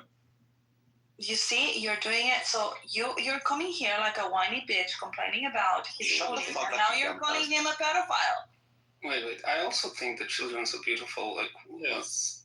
Yeah, Sam, don't you think children are beautiful? I have a kid and he's beautiful. Do you not understand that this? I come in this room, this guy starts insulting me for no reason. I know, and then you. But then you start insulting him. Yeah, do you not understand the difference between someone attacking you I forgot to mention, I also broke Sam. I know. I was trying to figure it out, Sam. I was trying to help you. Lisa, To do that. Okay, what I want you to say is when audience someone is- comes into a room, don't just start insulting them randomly. That is a rude thing to do, and you shouldn't do it. There's Timothy. You should tell he is Timothy. he is rude. Timothy, come over and tell Sam. Rich, how intelligent What he you is. say is, Rich is don't rude, but insult. Don't just that's- insult people for no when they go into that's rooms. his MO. He has always been rude. Basically, you bring all your atheist Christian rooms trauma to this political room, right? Mm-hmm. Okay, gotcha. Do you believe in God, Sam? No, he's an atheist. I didn't know this. I'm asking him. Then he attacks and harangues I've only had, anybody who does believe in God. I've only had like 2 brief, almost one-on-one conversations with him, so I don't really know him very well. Issa, why are you so tolerant of sadists? Why didn't, when he insulted me for no reason, you say, I'm very tolerant I of just said you're a people. midwit, Sam. That's all I said. Otherwise, I would be able to be you trying to cause pain to me. No, you're insecure about it, and it's funny to watch you laugh. Yes, I am insecure about it, and you enjoy causing me just pain. described the And you enjoy the pain. I that it know, but causes. you're also insecure because he. Yes, and that you but when enjoy he the pain that hurt it causes you. me. He touched me. I'm trying to help you. Yes. No, you're not. You're also insecure. You want to help me. What you would say is, hey, don't be a snake. I'll show you on the doll where you hurt me. You're just I found his weakness when Piper was telling him that he's a midwit, and then the entire room kept confirming it and saying, "Yeah, Sam, you're more intelligent than the average person, but you're not as intelligent as everybody in the fucking Andrews room." So then he started crashing out and begging people, "Just tell me that I'm smart." Look at you being a sadist right now. Look at you being a creepy sadist right now. Hysterical. Look at you being like a creepy sadist right now. You're enjoying causing. I broke him It's fucking. You're a sadistic pedophile. No, this is what I do, Sam. You're a sadistic pedophile. He's a pedophile. He's He rapes not. children. He's I said not. my He's a kids child are rapist. beautiful, and now you're equating He's a that. child rapist. You're crossing the line. He said my kids are ugly. He is a child rapist. He molests children. Do you have any evidence of that? Yeah, You should go to the you police. substantiate that, Samuel. Shut the fuck up, you rapist. I don't fucking He talk said, to rapists. your kids are ugly, and I said, my kids are beautiful, and you're like, you're a You're a child pedophile. rapist. You're a rapist. You're a rapist. Can somebody tell me who is Stop raping the children. Who is Private Parts? Oh, Pepe's awake. Me. Oh my God, Pepe, I have a you've been question. awake all Is this Sam time. a midwit or no? I just woke up. Oh, okay. Yeah, Private, make me mad real quick. Pepe, we're running a survey here. Oh, is it Do you think Pepe? that Sam is a midwit? Private, make me mad real quick. Oh, it's No. Pepe. I didn't know it was Pepe. Yeah, I know that Private, make me when mad I real came in quick. the room, Pepe, make me when I mad real came in the quick. room, No. oh my God. When I came in the room, he added me, and then yeah, but I thought that you were not there. I was just wondering who you were. I thought you were a Jew. No. Oh, you missed it, Pepe. Roland was in here. Pepe, why are you recording Just the room? crashing Can out on you while can you're you sleeping. disabilitate the recording? Yeah, Rohan came in the room and He was talking bad shit about you are. we yelled at each other. Yeah. God damn it! Can I want to listen. What is that? I want to listen to that part. John's recording it I right don't know. now. It was probably like 3 hours ago. 2 hours? No, 2 hours. Pepe, go to John Kitover on YouTube. He's recorded. Okay, then yeah. Because he started being like, oh yeah, Isa, just shut up. I'm like, why are you getting so? He's like very feminine, and yeah, I don't know. I trigger him because I don't do what he expected me to do. He was trying to convince me for like over a year of being more woke. Oh God. And I never listened to him. And then one day he went crazy and he started bitching about me around Clubhouse. Is it Ron? Is the guy with a heavy British accent, right? No, it's Australian. Oh, maybe I mixed Were it you with here someone already else. when Rohan was here? Me, no. I don't think so. What was the fight over? Who was he mad about? No, because he was saying so Rich started talking about Roger leaving the app because somebody doxed him, and I said, no, come on, like all of these guys that are claiming that they have been He's doxed, been gone for a while. they have used their real name here on Clubhouse, and now they're claiming that they were doxed. It doesn't work like that. When you reveal what your real name is, and then people remember it, it was your own doing. That's the whole drama about that you were involved, Pepe. And so because I said, then Rohan was like, okay, wait, are you saying that it is okay then to threaten people? I'm like, He was no, that's not insinuating what I that said. you did, Pepe, was threatening. I didn't threaten anybody. Yeah, he was insinuating that you were threatening. Yeah, and so I said, no, I'm not saying that. If people are threatening you, if it's a credible threat and you really fear for your life, you should report it to the police and you should do something about it. And no, that's not all. Yeah, and I kept People interrupting. doxed you when you were the one sharing your own name and you were the one sharing your own face. You know, and you did it not just like once, like I was just like, oh well, yeah, if it's one day maybe he threw in his name. I'm like, no. Happening on anymore. So yes, it's doxing, and it's disgusting that somebody would put out somebody's private information, their name and their address and their work history and all this kind of stuff, and was going on about Roger and Jay. And I said, yeah, but Pepe didn't do any of that shit. Yeah, but the thing is that he started yelling. He started getting all emotional about it, and I called him out for that. And I said that it was very feminine to lose his temper. And then he started laughing, and I said, you see, you cannot control your nervous system. You're having an emotional breakdown. Well, basically, I made a room yesterday, and it was at the same time as JB, and then like I had a JB. This pisses JB off more than anything. Is like when he sees that somebody, especially he doesn't like, has a room and it has more people in it. It's at the same time, and then I was kind of like fucking with him. I don't think he cares about that.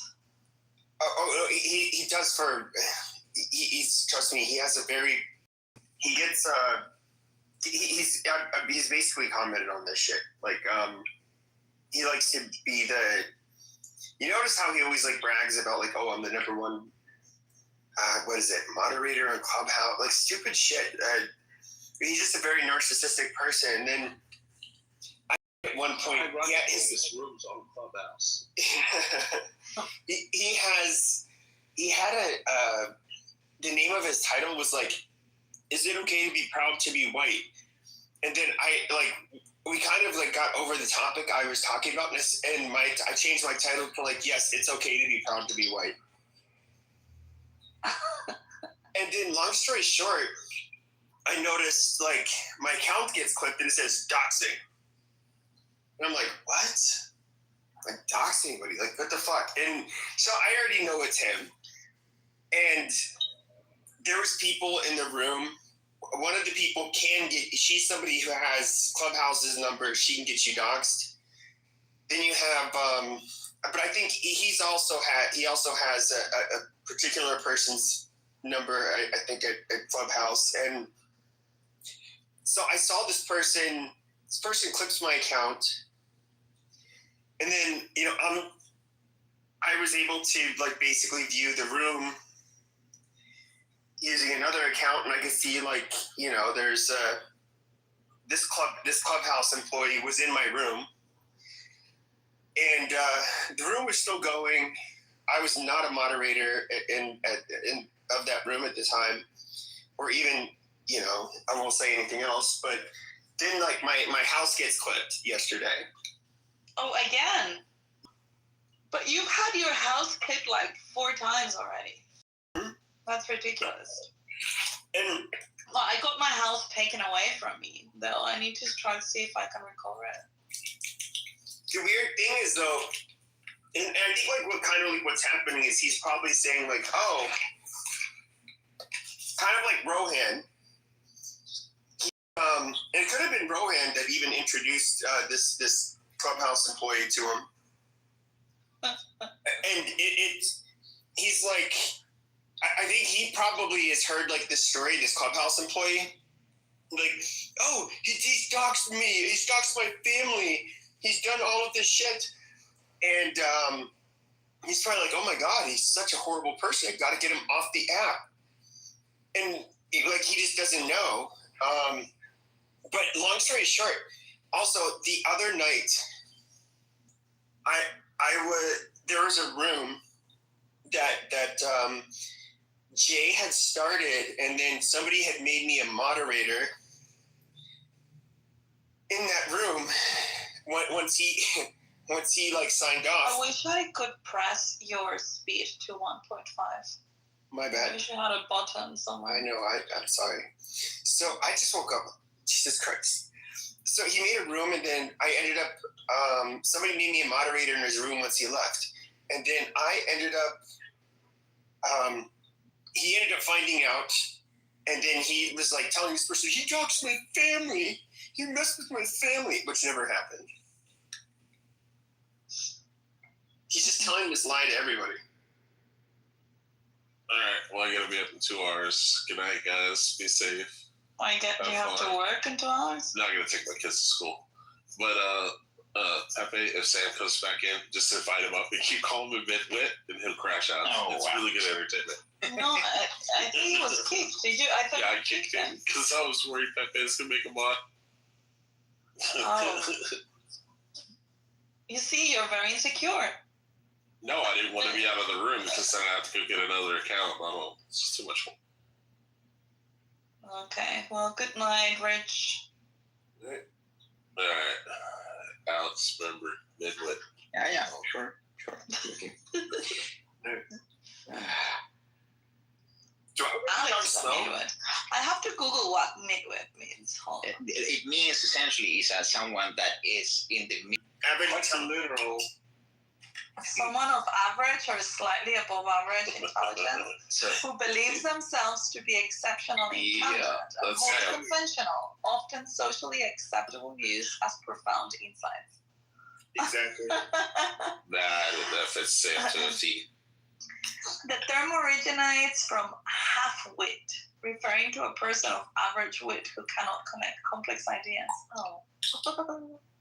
So it's not really retarded. It's no. It's being smart enough to think you are smarter than you are. Yeah, Sam Rosen. Yeah. But that's Sam Rosen? Has a lot Sam of Rosen. I think generally. Sam Rosen's actually. I think he's just a smart guy. Maybe I am actually. No, he's average intelligence. He's above average intelligence, and this is what happened. So Piper started calling him. And then he started desperately pleading to everyone, begging for their approval. He was literally in Andrew's room just begging everyone, do you guys not think that I'm smart? I mean, come on, seriously. I'm above, like, I'm at the same level as everybody in here. And they're like, I mean, you're above, like, the average person, Sam. You're definitely below the majority of the people in this room. And then he just started fucking crashing out, like, begging people to just give him a little bit of a privilege, and so do I. But he's an asshole. He treats people like. I like Sam, but I don't know. I have a difficult time like flowing in conversation with him, but he's a nice guy. Yeah, but aren't you an atheist, he said, or something? Aren't you an atheist or something? No, I'm not an atheist. Oh. I'm not a religious person. Okay, there you go. That's. Am I a slow talker, Issa? Very much. Really? No, you're not. You're told me that. On the right. He can't like pull the words out fast enough. But when he talks fast. But he's sitting there and he's like, what's the right word? And he's like, he does that. He like does this long pauses, like trying to think. Yeah. Then a lot of time we're all like, come on, Pepe, get it out, you got it. I've always like listened to people like Jordan Peterson, and I'm like, God damn, he has such a rich fucking vocabulary, and it just like he pulls it right out. Yeah, but Jordan does the same thing. He like sits there and he ponders and he goes, what exactly do I want to say here? And that's what you do. Yeah, but both has their merits, right? I mean, Ben Shapiro just, dropping 15 words a second is also like, it can become a little bit too much as well. Mm-hmm. So. He's got the high verbal Ashkenazi IQ gene. I don't have that. Wait, we have that? That's where Ashkenazi Jews are. They pull. That's where their IQs are you insinuating that they are shifty with their words? That's the one area of intelligence where they shine the most. So it's kind of, I mean, it's true. Wait, you're surprised that it's a chubby Jewish guy with a Jew fro that wrote 90% of rap songs? Wait, who? There's actually a couple different guys. There's like 4 or 5 different Jewish guys in Hollywood, and they write like the majority of fucking songs that you've ever fucking heard. Yeah, but rap songs? Yo, yeah, rap music, everything. There's a famous Jewish guy that he's like some autistic fucking savant. He's like kind of fucking weird shit, but he sits down and just fucking shoots out fucking songs like it's going out of style. Have you ever seen Harry Mack? The name's a freestyle guy. He's a freestyle guy. Oh yeah, the guy that does it, like the YouTube videos. Yeah. Like random people on Omegle. Yeah, this guy is like a pianist and like just sits at his fucking house and just like writes out like the #1 fucking hit. Oh, you're talking about the guy that he did like 50 Cent songs and shit?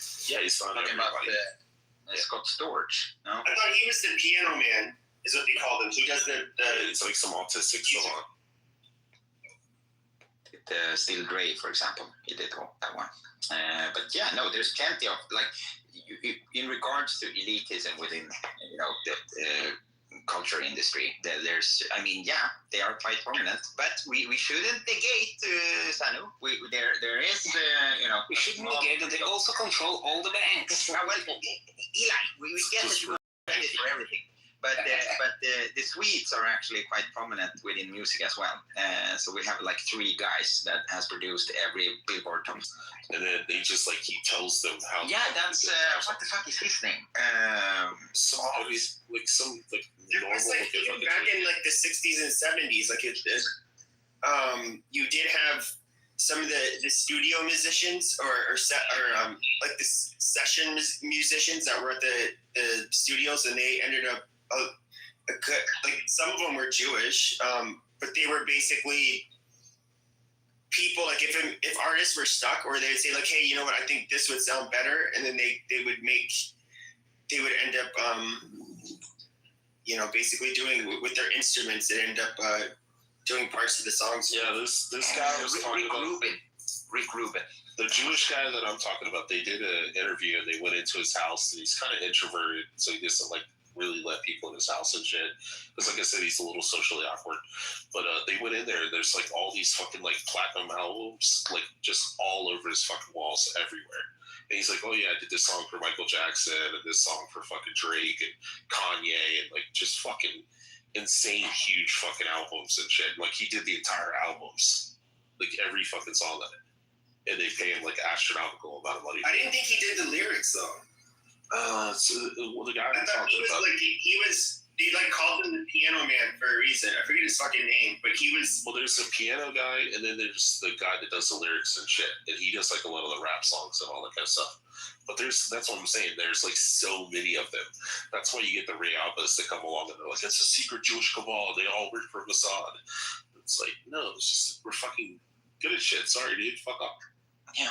No, but there's like Rick Rubin to me is mind blowing, because that guy doesn't know how to play instruments. He's never had formal musical education. The only thing he works off is vibes. It's like, yeah, we're going to find your authentic voice as an artist, and we're going to sit here until we find it. And then it's essentially like he's using people as ChatGPT. He's just prompting them to do stuff that sounds good, which is mind-boggling, really, that you can have that as a job. You know what my gift to this room is before I leave? Inviting CM on stage. You guys have fun. See him come up. Oh no, not CM. Now that right there is an intelligent midwit. He is a midwit. No, I don't think he's a midwit. I just think his brain is fried for so many drugs and stuff. Well, he's the smartest dumb person you'll ever meet in your life. Yeah, probably. Hold on, who's talking right now? You see, exactly. Yeah, there you go. Proving points. It's like a homeless, drunk, drug addict fucking person with the above average IQ. With a PhD. Motherfucker here with an education, a PhD, a postdoc, and an actual career. See? The rest of you are fucking bunch of wannabe philosophy clubhouse. Well, I was just curious when after I went to bed, like, what was the room about when I went to bed? Oh, I don't even know why y'all invited me. We talked about Charlie Kirk. We talked about Israel. We talked about all kinds of shit. Boxing. Oh yeah, no, the boxing match over the weekend. That was. See, I honestly feel that when you come around and you start rambling incoherent fucking nothingness, I feel that you drag on. Scraping. My intelligence. I'm still 85, see ya. My intelligence begins where yours peaks at. Mm-hmm. So, I don't know what little sly, funny comments you're trying to make, but if you want to try, I'll be glad trying so hard. Humiliate you in your own room. I'll humiliate you in front of your own. Exactly. Go at him, bro. Come at him. No, I'm going to sleep. I got 2 hours, man. I'm not out of time. Are you drunk, Sam? No. It's just fucking 6 in the morning. He doesn't drink. He smokes weed occasionally, but this is just CM. He's like this 24/7. It's like he's above average intelligence, but it's almost like he has brain damage at the same time. Way above average. So slightly above average. What's funny is I have no idea who you are. Why do you know who I am? Go play with your strengths and string theory. Exactly. Like, I mean, at least try to, like, I don't know. Strength. I don't know why you're beefing with me, CM. Fappe up here, the guy private said you're a fucking retard. I didn't say it. I don't even know.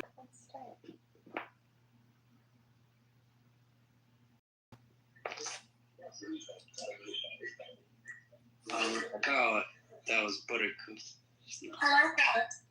Point. CM said, "Shut the fuck up." Wait, who mentioned Buttercup? Is she still around? No, it's not Buttercup. That's evil Buttercup.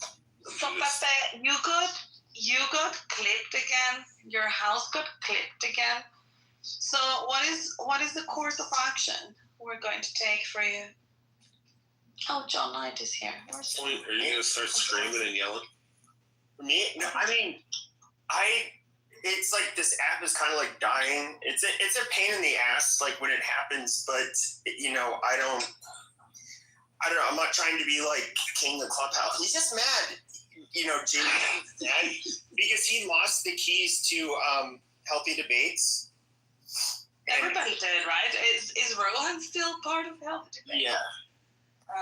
And he's not anything Only bad. JB got kicked. No,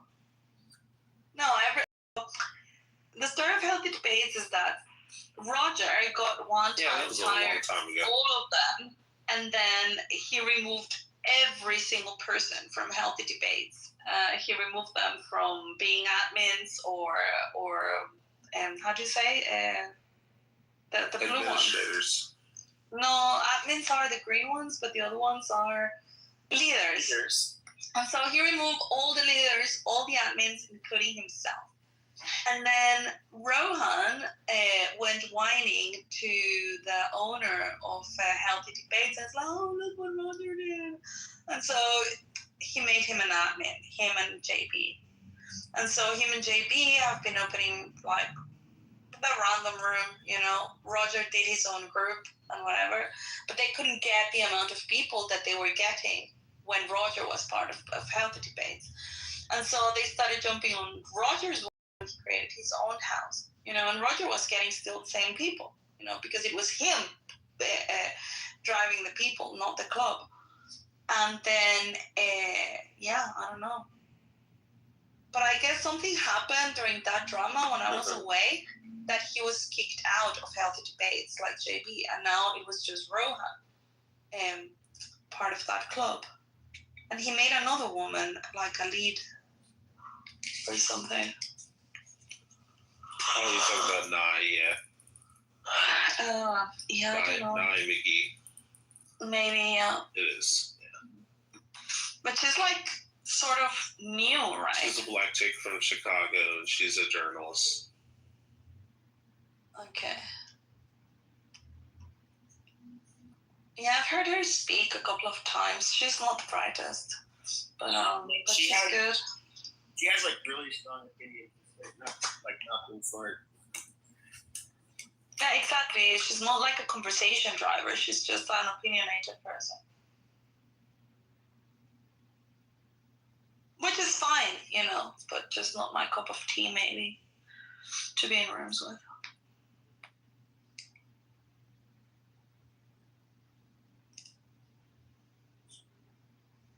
But yeah. But I just think it's funny that there's people still clout chasing on this app at this point in time. It is so. Yeah, I know, it's so dumb. And JB is one of them. It's. Wait! I do have 4,500 followers. But I do have 4,500 followers. Okay. Well, I'm just saying though, like. I'm just joking. Because you're talking about cloud chasers. So but I'm just making a stupid point. But I think that it's just like fucking retarded. It's just like you're trying to say like I'm the best moderator on that. Dude, it's a dead app. Yeah.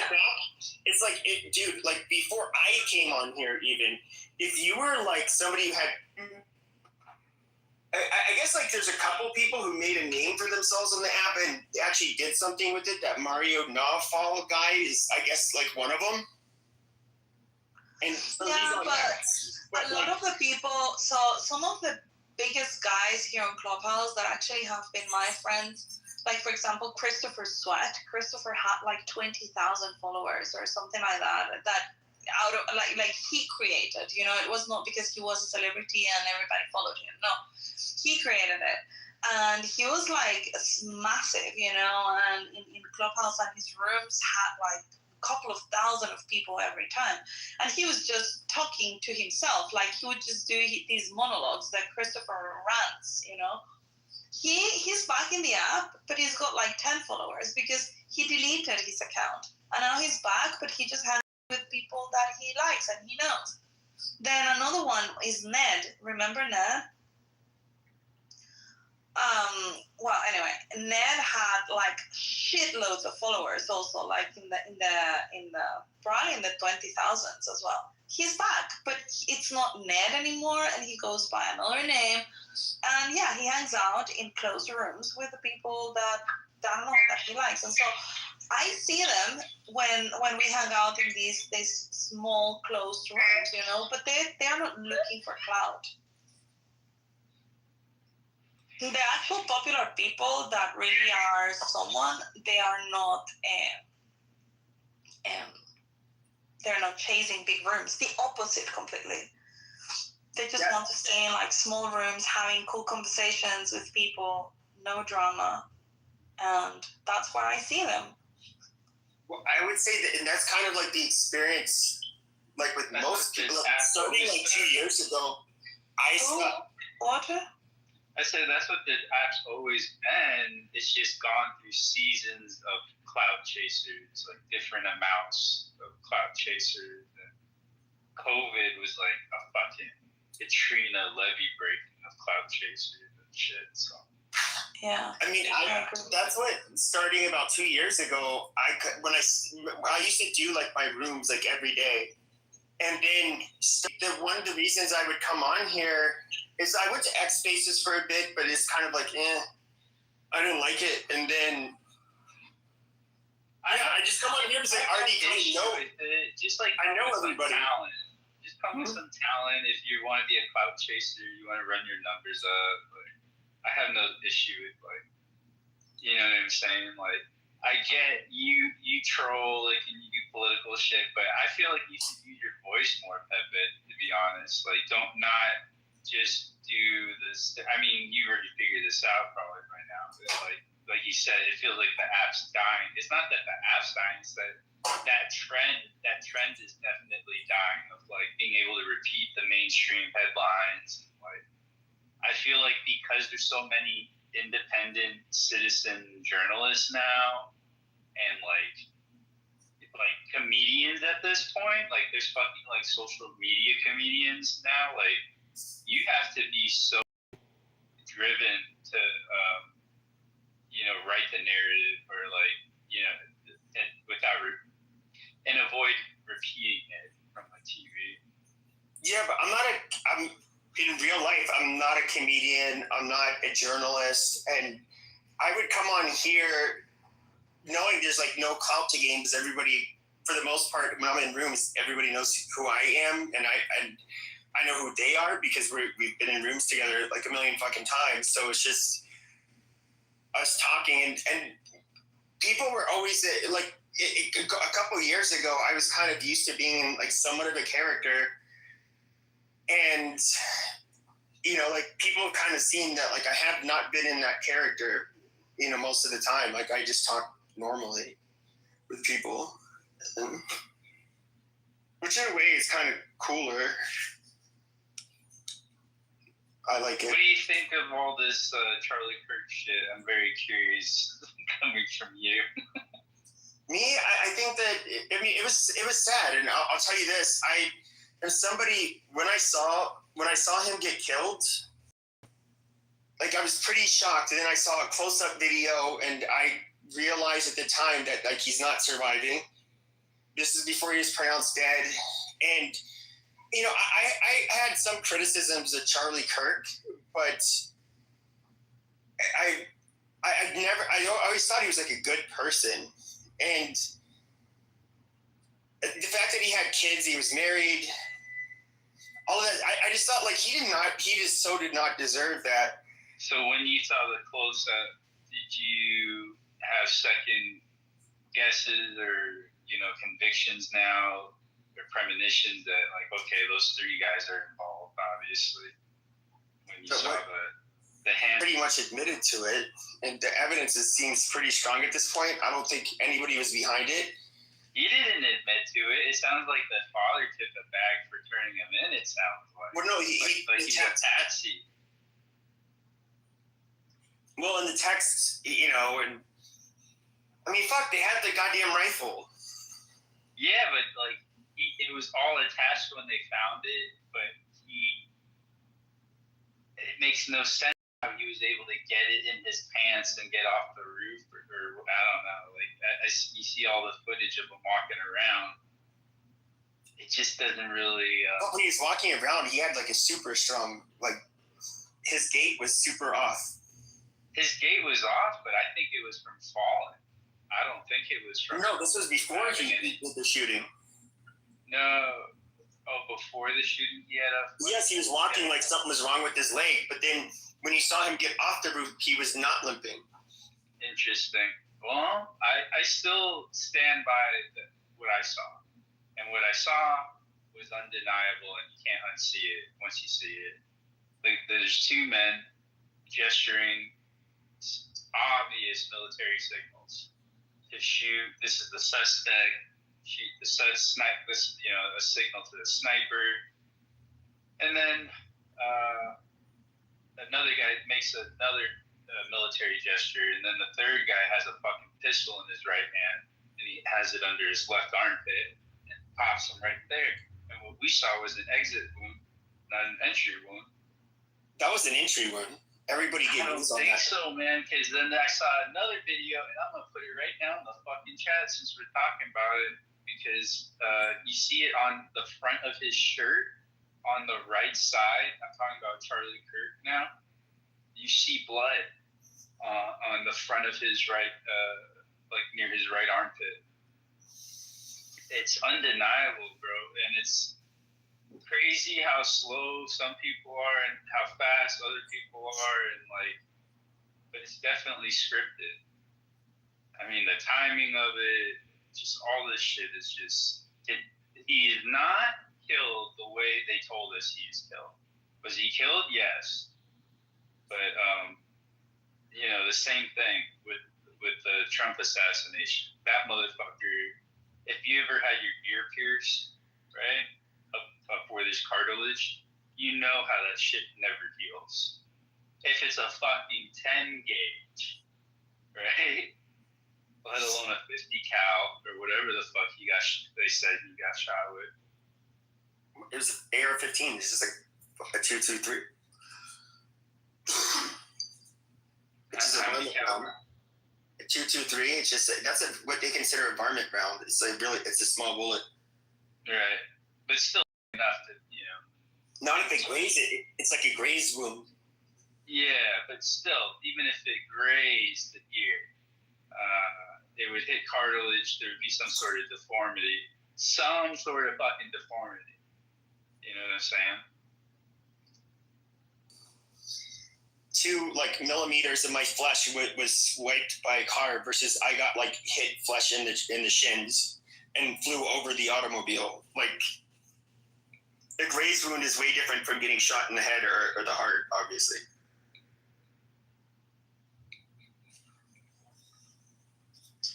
Okay. Well, I got to quote your room, guys. Oh, okay. All right. Well, I was gonna put the link in the chat if you wanted it of the Charlie Kirk. I gotta close this. All right. I'll see you guys.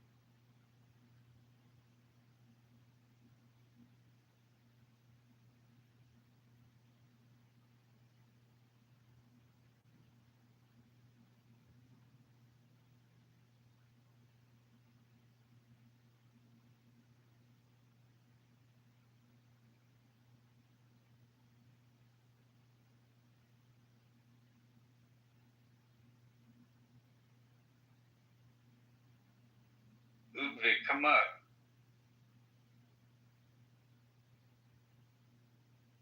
No, but they were speaking it so fluent, and the girl is good.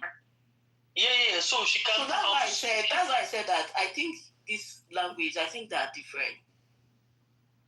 Like this French language, Congo French is different from maybe another place. I don't think that. No. Uche, are you there? Uche, are you there? Uche. It's French. Let me ask you, hold on. What is good evening in French? Bonsoir. Bonsoir, thank you. What is Uche, this French language, are they different? Are they the same? It's just the same thing for Igbo language. Different dialect. Yeah.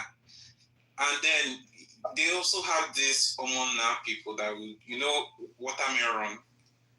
There are Senegalese people that speak French and change that. They change the Z, change the C. It's the same thing. I think the same thing, but different thing. It's the same French, but Canadian French is kind of difficult to follow because their accent is different, but they are saying the same thing. But there's also Central French. There are rules to conjugation and all those things. So some people also speak Pidgin French. They're not. That's so French Creole. So you don't know how to follow that one. No, that one self has become another language on its own, to be honest. Because when I was in Mauritius, while in formal setting they speak French. They speak French and English, right? But they are more comfortable with French. You understand? But then what the local people speak is Creole, which is French-based Creole. You understand? So that one, if you're a French person, you probably kind of understand what they're saying, but you won't really. You're just like an English person coming to Nigeria while speaking Pidgin English. Okay. That's how it sounds. The things I know in French, at least I know morning, afternoon, bonjour, bon après-midi, bonsoir. I know bonne nuit. Bonne nuit is good night, right? You understand? Bonne nuit, bonne nuit. I know c'est combien or combien. How much? If I want to buy something. In Nigeria, those days they taught us as a vous. But I think a vous refers to like a group of people. I think. Not sure, but I think it refers to a group of people. Or a two. I don't know how they say it. It refers to one person. So I just want to learn it once and for all. I want to be comfortable when I go to these countries. I don't say that Alliance Française will cost well. Just try now. You can never tell. Just try. Alliance Française. I get one. Even children that is in Montreal, the ones in Ottawa, they do French in school. Like they teach them. Part of Ottawa speaks French. Yeah, so that's what I noticed. Yeah, part of Ottawa speaks French. Quebec is the main French territory, right? Yes. Then you have Quebec. Then you have Montreal inside Quebec, and then you have Quebec City inside Quebec.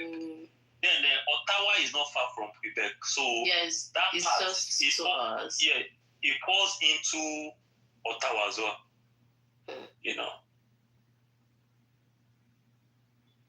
But you see, Toronto, boy, those ones nothing concerning with French, except people will sabi. Yeah. If I know, I think I'm serious, so I'll take this language because the way it's going, I don't know. I might move out from here. I don't know. I'm not sure. There's this new person that is working with new colleague. The person is speaking French, but I cannot follow it because it's like they're turning spit in their mouth. I'm like, what the fuck? Is it a French person? Yeah. See. Like they're turning spit in their mouth. Some people will be whispering, but the other person can hear because they're used to it. Uche, what does Etevujoli means? Good looking. Okay, let me fine. What is Vu Etejoli? You were fine. No.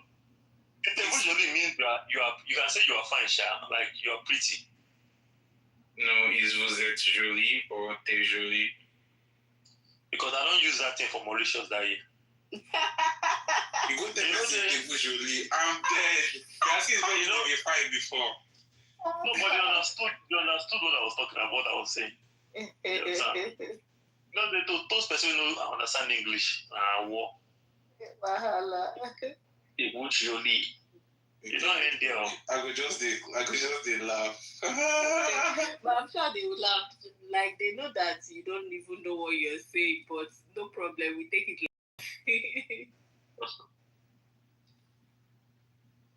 You know, in Africa, there are more French countries than English countries. Yes. Oh no, I might be wrong. I think in West Africa, I wanted to say.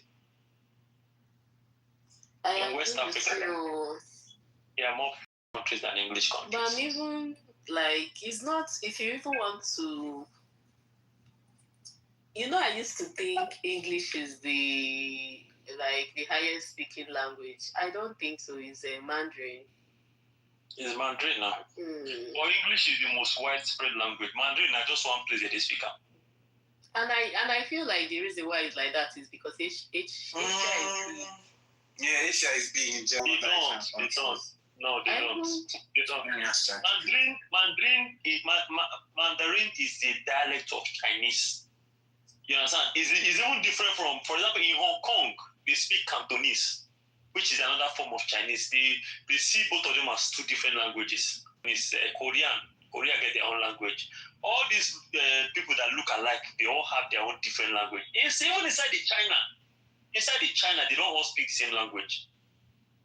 It's just like how you will see Indian people and think that all of them speak Hindi. No. So actually, they said 900 native speakers Mandarin in China. Second is Taiwan, 23 million. Third is Singapore, 2 million. Malaysia, 7 million. Indonesia, 3 million. So here's the thing. You have China, then you have ethnic Chinese people in other countries. Like Taiwan now is technically part of China. Right? They want to break out, but they are technically Chinese, ethnically Chinese. In Singapore is made up of, in all those countries will be speaking Chinese. But China is the main country where they speak Mandarin. Only Japan, they get their own language. Only Japanese, and they might also in what's China, Cambodia. Is it Cambodia? No, not Cambodia. Don't forget that. I wish I know how to speak all the language. It's a big flex. Personally, I feel like it's too late to learn language once you're past a certain age. Yeah. You go hard though. Yes, so it's really long. So me, my own, I don't want to be fluent like that. I just want to be able to, basic communication. Basic communication. I want to buy something. How much? I'm going to, all those normal things. Don't go speak Etevujoli. But the thing you say speak, they understand that when you speak. They understand that. On Sherry. Oh, the way man do Google Translate. You are pretty. But you can use. I wasn't going to get that conversation.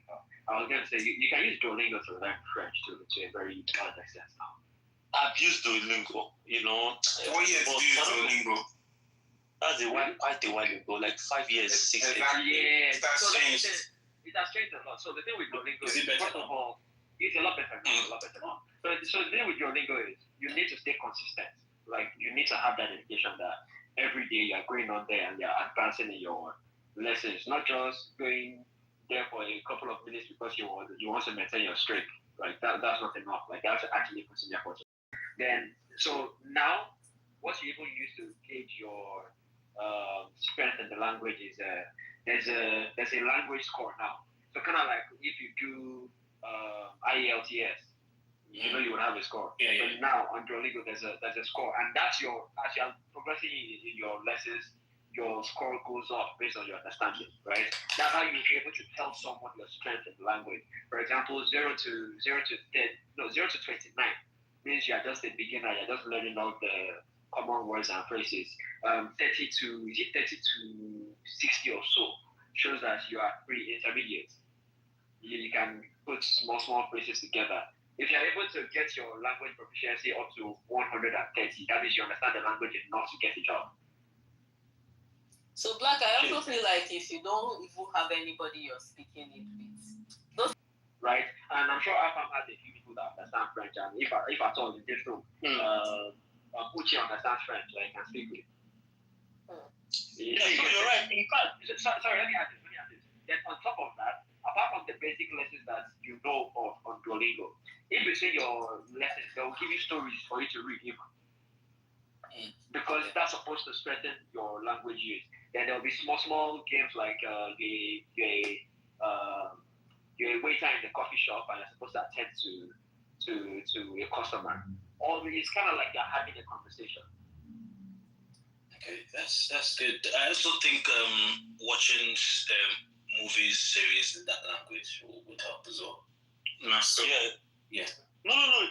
You're right. So you learn it on Duolingo, then you start watching French, whatever, whether news or, and you also start watching. I mean, you also start. There's something they say now. You also start. I played long phrase. The way you relate yourself when you're watching movies in French as a beginner learning French. No, not somebody living in French right now who did that. She was learning with one other app, not Duolingo. She was learning with one other app, and then after a while, maybe it's memorized. I did all these things in Nigeria now, the whole watching movies thing. Yeah. No, see this particular thing, she didn't learn French when she was in Nigeria. She basically just landed in France, and she had to start learning. And now she got. And that one is better. I'm talking about people that know in Nigeria. You cannot use movie. Don't just say it yourself. You have to interact with somebody. Yeah, I mean that you can put subtitles in French, so you'll be picking one of the words and validating yourself. Oh, I know what a call is. I know what this one is. I know what this one is. But watching the whole movie, like if you are speaking French, you're wasting your time as a beginner. Well, fair. Fully. I mean, I'm sure he has a couple of people he can speak with if he just starts to pick up the words. No, so I get people for Mauritius. I get people for Seychelles. I get people for Cameroon, Senegal. I know all these countries. I will know the color of them. They communicate with them. Je ne parle pas le français. Excusez-moi, I don't really download Duolingo. But you better download. Start from there. Kachi, they warn you, say they buy them. If you learn French, you can have Kachi. Maybe now we like, is that how you know me? Hey, God, I beg you. This stuff. If you learn this French, make a half, make a see what it costs them. Well, French is a good language to have in Canada. If it's half of my belief about Kachi, I'm sorry. Kachi not challenge you. No, I don't want to. It doesn't even make sense. What Uche is saying does not. I feel like maybe you're joking because I don't understand. I think Kachi doesn't have any interest in French. Kachi don't know what you're saying. Kachi doesn't have any interest in French. He's still telling him that I'm leaving this place, I'm moving to that side, and guys. You want to go to Montreuil? Did you hear me saying it since? I've been saying it since now. But Kachi, you know, if you move there, it is even easy for you to learn because you're not living there, right? But I think job opportunities are there waiting for me, so that's why I want to move. It's not He's on a pop or I enter Duolingo. I spend like 1 hour first. No way I did. Follow me. Follow you where? Duolingo. The follow person on Duolingo. Yeah. Yeah, we can ask people. Black. What is on it? I write one Duolingo English test. I feel like I hear some schools say they accept that thing, that Duolingo English test in place of I heard that. So my boss was telling me that the daughter wrote exam because they do French in Nigeria. That exam, she can use it to get permanent resident or passport. I can't remember. And that's the French version. It's for express entry. Yeah. So you can submit either IELTS or that French one or both. If you submit both, you get more points. You understand? No, it's easier for you. What she's even saying that the daughter wrote the exam and passed. So the only reason, and the daughter is 13. Is it 13? Chiki is 11 or 13, one of those days. So the stage 2 is because of age. You have to get to some certain age. Of course, 13 is too young. Yeah, but she's very good.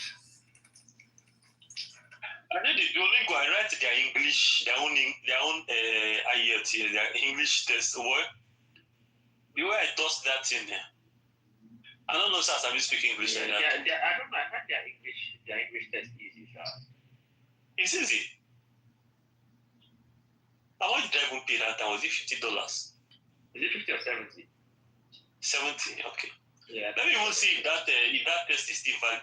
My use and enter one place. Let me tell you what happened to me yesterday. Yesterday, I checked my account. I now saw debit of, is it $300 and almost $400? Do you know where it's coming from? Where? CapCut for 1 year. Hey? You said 400. I did not cancel the subscription. If you see the speed I called Apple to that they should refund me my money because I don't understand. And I thought I did. I didn't know that I didn't cancel that first one I downloaded now. I don't know, $400 for 1 year. I'm telling you. They're thieves. That's it. Like I said, I beg. Thank God I saw it. I called Apple. How do you know $400? They said 24 hours. Like 24. Okay, you didn't do that thing I told you to do. No, see, I'm not ready. Do you understand? I'm not ready. That's why. I'm supposed to call that guy, but I'm not. I want when I'm ready, I'll call him, then I'll do it. Not ready. So what do you use to edit? It was just I just downloaded it and I did 7 days trial. Because my card is already there. Do you get? So I didn't know that I didn't cancel it. I canceled it. I was surprised when they said I didn't cancel it. But I called them. It was yesterday that they debited it. I called them. They said they will refund it back. So the 7 days has it expired? Yes, now since that time I've been doing that thing now. So what are you doing to edit now? That's what I'm asking. Nothing. I've not done anything. I've not gone there. Dude, now it's not more than 5,000 naira.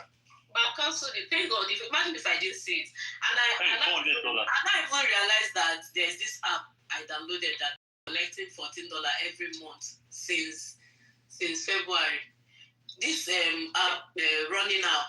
There's one running app I downloaded. I didn't know that these people were collecting $14. I just, in fact, when I called Apple yesterday, I saw a lot of things I was paying for. I didn't know. I can't wait to launch my apps like this. Make they do the same thing. You know these apps. These old apps are criminal. They told us it intentionally. I didn't. Made them collect money surreptitiously. It was till yesterday that I went back to start checking my accounts, my statement of accounts. Like that Rihanna wants to pay me $50 every month for boxers. Not that she's giving you the boxers or subscriptions to buy boxers as discount. $50. It is even the running app one that they use. $14 every month. Every month. I say Rihanna, I don't have to fire you. Don't start. Now, wow. See me, even though they make money for internet, yeah? You see all this app where they pay for something. The only one why they pay once in a while, what do they call them? what's this editing, this photo editing software? Canva. And another guy at the P, now like 1,000 naira every month. You understand? The Premiere Pro what they use for video editing, I know they. But okay, this $14, I can't get them back from that January. No, you can't. And do you know why I even noticed it was because someone paid money in my account. I was now wondering, how come I'm expecting so amount. When I now checked, I now saw that 400. Is this from your Apple store? Yeah, I called Apple. I called them yesterday. We walked through it. They canceled. They said they are going to refund me today or tomorrow. I did it yesterday. So by today or tomorrow, they will refund me. But so I've also canceled every other thing that was, apart from the only thing I left is the iPhone one. Bad girl really okay. but that's almost step. How do you charge someone a subscription fee to get a discount for upcoming products? You know, sometimes your card is there, so... Right now, I went to the website to remove my card. I entered payment and distinct details, payment and security. I saw my card, numbers are staring. I said before that I not see delete button. I not see edit button. No button. It's just there. I called them for phone. I say, terms and conditions when you made your first, I said, don't go fire on now. Because now this kind of things that they like read, even if it was in French, there's no way that missed it.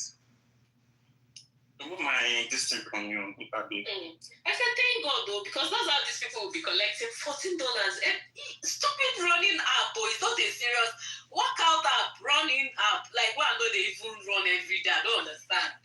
And that's why I'm paying $14 since January. Only running app. Criminals.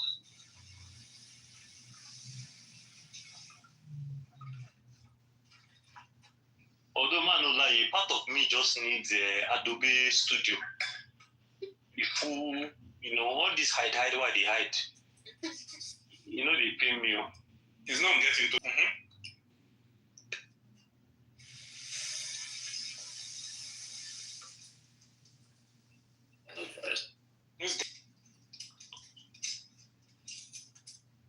I'm getting too busy in a hold me.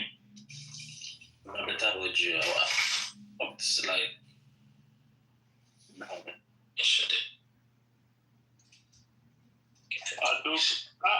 Adobe reach like you.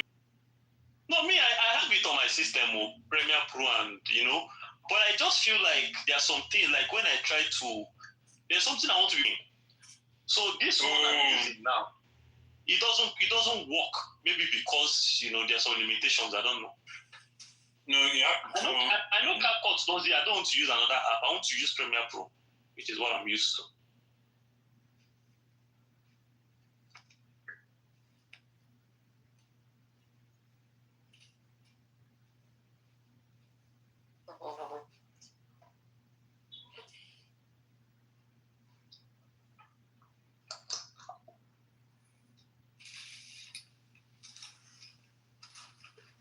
I go learn this thing small.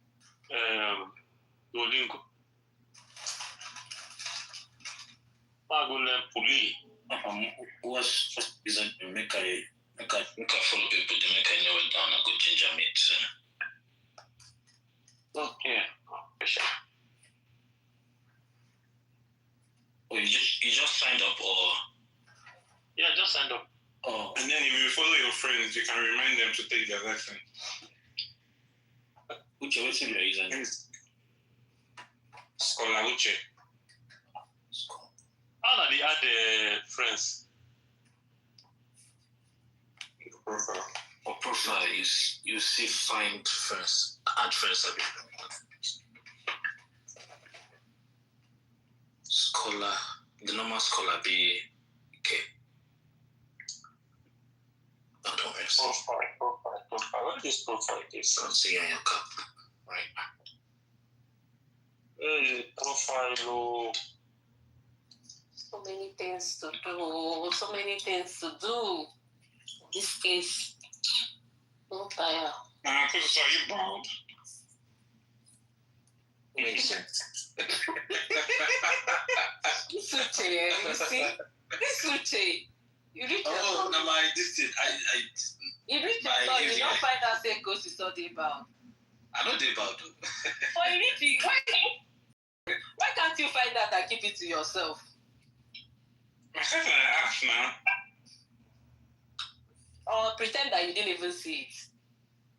Can't you pretend and overlook it? Funny thing is, I'm not even bald. That's the thing. No, it's not that's my what I'm saying. Before, you see, if I ask, you say I have half legs now. Half leg. That's the issue. Maybe Uche shall not see anybody for real life. I don't even care. I don't even care. Me, I don't care. So me, I get receiving hairline. At least I don't escape my papa about him. I can see everybody I want to see. If you like, you say anything you like, that's your problem. I don't care. I better go. I can't see this profile though. How do you go there? Sometimes I just behave old, man. It's fine, well. Where's the profile? You know the 3 dots on the right? I only see feed and practice talk. Let me download. Oh, that means you've not signed up. Duolingo. I don't think you signed up. You just downloaded the app. You don't sign up with your email. I log in with he log in automatically with my email. Oh, then you should. I hope they're not going to collect money because I don't want to be downloading the app again. No. Let me start. I don't want to. These people are criminals. Oh, there's chess here. Wow. Okay. Already. This app don't improve. Bonjour. Speak with confidence. Oh, this app don't confuse me. So it was way simpler than this. Why are you people learning French? Why we don't go there, baby? This is $2. This is $2. Come and give me $1 now. From is the 5th icon on the bottom. This is $2. Come and give me $1. Because me go. Now you get all the ego. Come and give me $1. They said you've changed your name to this $1. It's no longer this money. Ugly Chris. I did not say because I have receding hairline. No, there's context. Like bald, like this thing. It's going back bald, not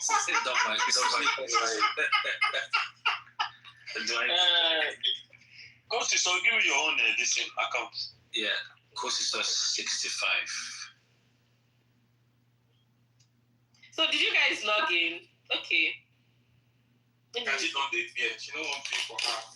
I don't see. You see? Did you not hear why? Yeah. I beg you. I don't want to pay Biko. No, it will expire 2026. People should carry your 2026 and be going. Oh, now they follow me back. So this app is so confusing. Where do I? Okay, they won. Where do I start from the most basic? I never see you for yourself.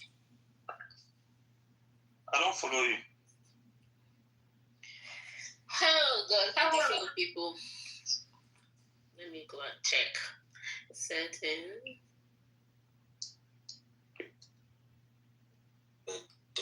Don't start. Try Super 4. Cancel anytime, no penalty fees. Which one again?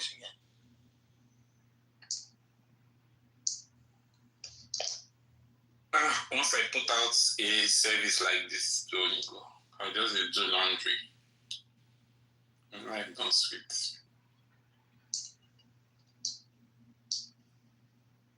Wait, but laundry is very harsh.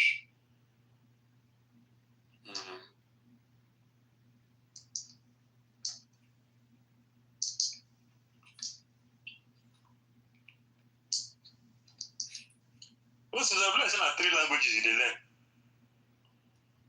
Yeah, I was learning. You never learn one. This one still gets 12 months. They're telling me to pay. Pay waiting. Skip it. Yeah, should be a just the pro. Yeah, just the pro. Actually, pay now. No. Leave me, Joe. Uchi, did you learn French with Duolingo? $1. I used it for a year before I came to France. And it helped you. Yeah, it helps me because I have photographic memory. Most of the distant exercises, I remember the words. For our memory, we no get less in court. Because most people, they always frustrate. They abandon Duolingo. But they're telling me to do free trial. They're not even allowing me. Is it because... Canada.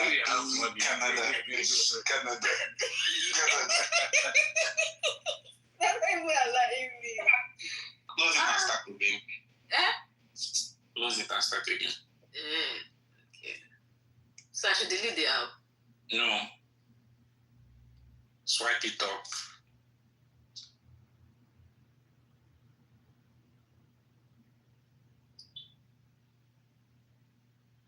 They say me you do this thing by force. I beg, I no go pay because, and it's not even small money.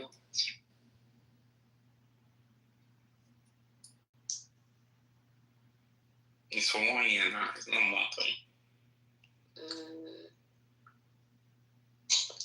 Why do I have to pay? I mean, like, me app is stressing me. Yeah.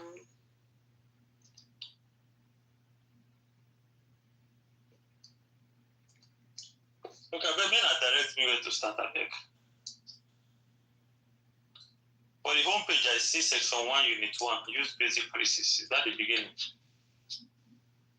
I used to know how to use this app. Okay. They've changed it. Learn in French how to learn. Section 1, unit 1. Yes, now that's it. You click the first book and they teach you the first thing, cat and dog. I'm in section 6, unit 1. No, section 6, unit 12. Bitch, I say, il faut que tu appelles un médecin en urgence. C'est des blessures au bras, mais fait encore très mal. Je ne pense pas que vous suivez le bon régime. Il faut que le médecin vienne tout de suite. Je pense que c'est grave. Allons aux urgences. Il faut qu'ils prennent des médicaments à l'heure.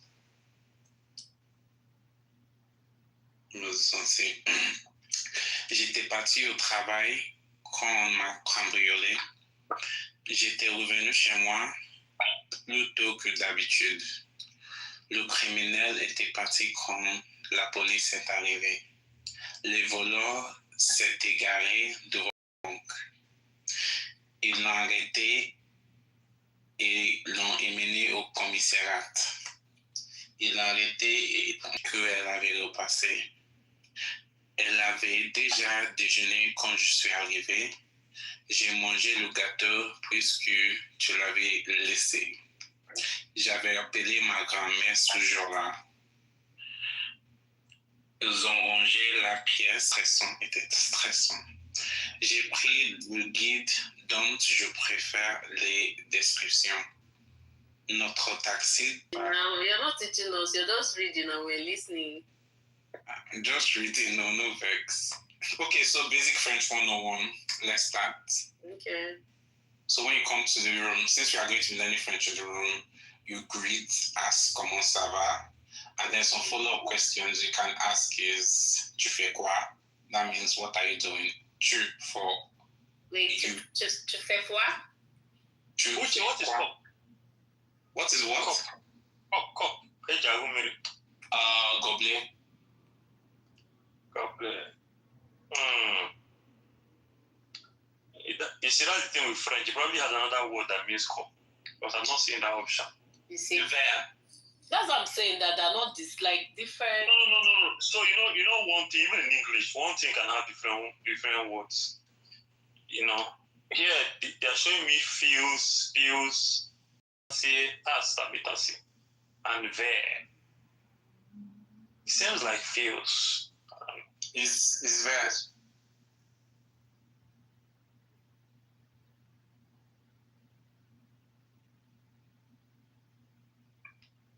So you sais, tu fais quoi? Ta journée, c'est comment? Tu vas bien? Instead of ça va, you can say tu vas bien. Tomorrow you say ça va. They mean the same thing. Then, what else can you ask for? Like, if you're tired, you say je suis fatigué. If you're sleepy, you can say je dors, j'ai envie de dormir. If you're busy, you say je suis occupé.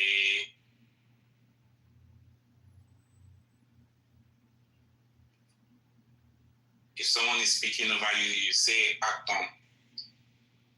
Attends. If you want to ask someone, you say est-ce que tu es là? Or you say tu es là. Tu es là. You are here. That's what I mean.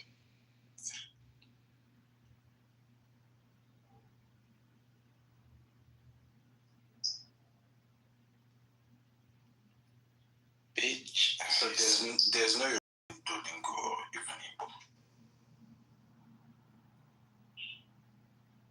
But in Africa, okay, yeah, there's Swahili here, actually.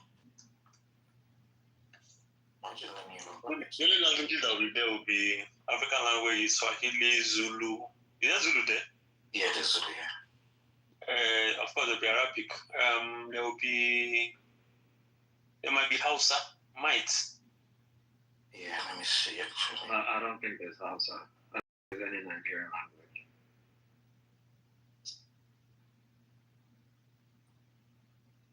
You know, because Hausa, among all the Nigerian language, Hausa typically makes it first. Yeah. In a lot of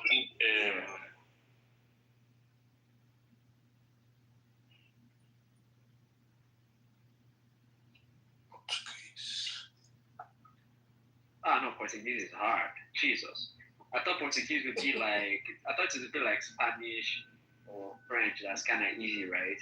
And yeah, it is a Latin language as well. And sometimes you can see the similarities between Portuguese and Spanish, but the language is hard.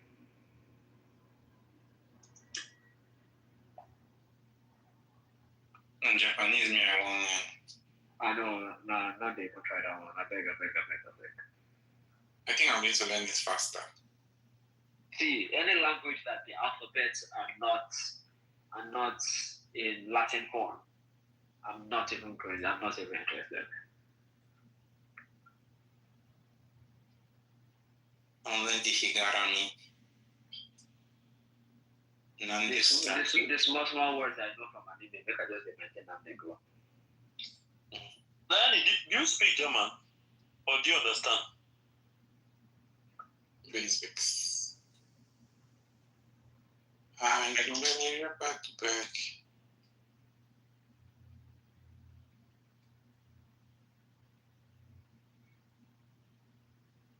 You understand?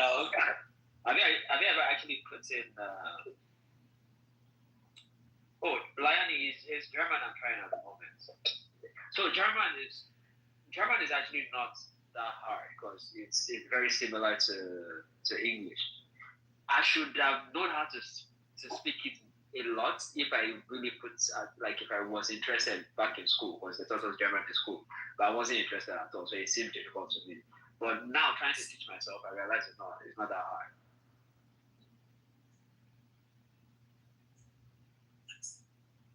I think German is even easier for me than Portuguese.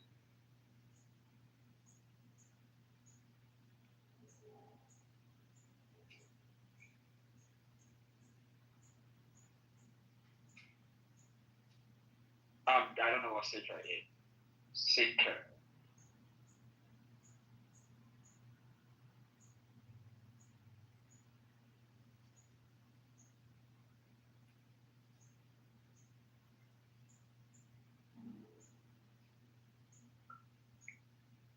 My German proficiency is still in 10.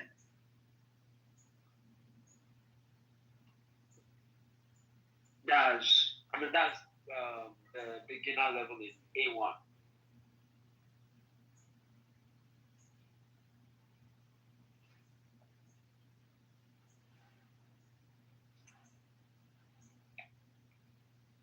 So the part I find crazy is, they have the whole masculine and feminine thing is genderized, right?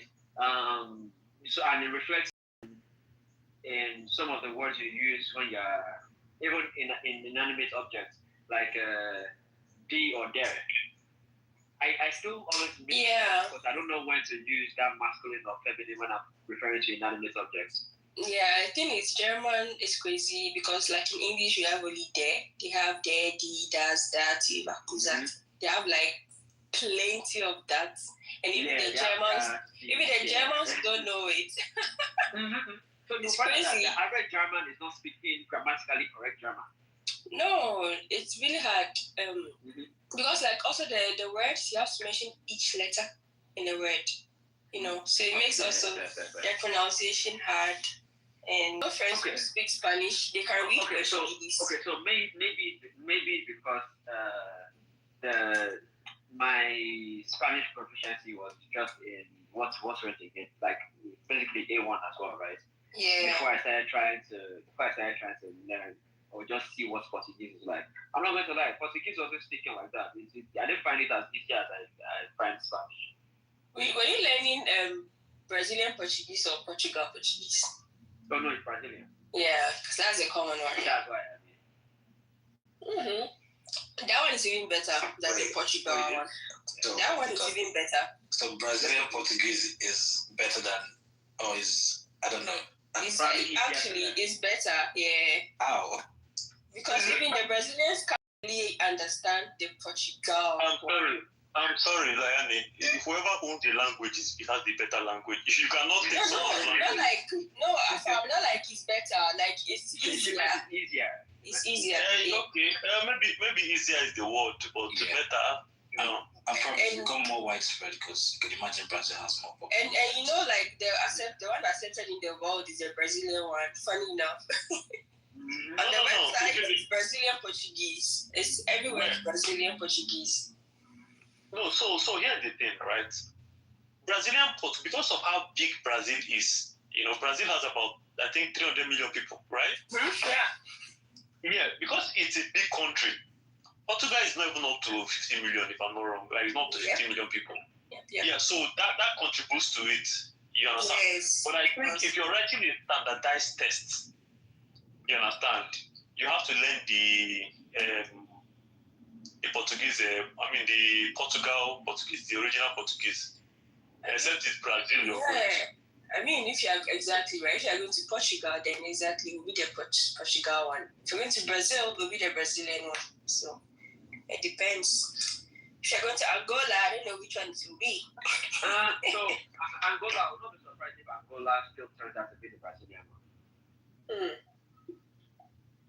You think so? It can't be the Brazilian one because there's nothing linking Angola and Brazil. Yeah.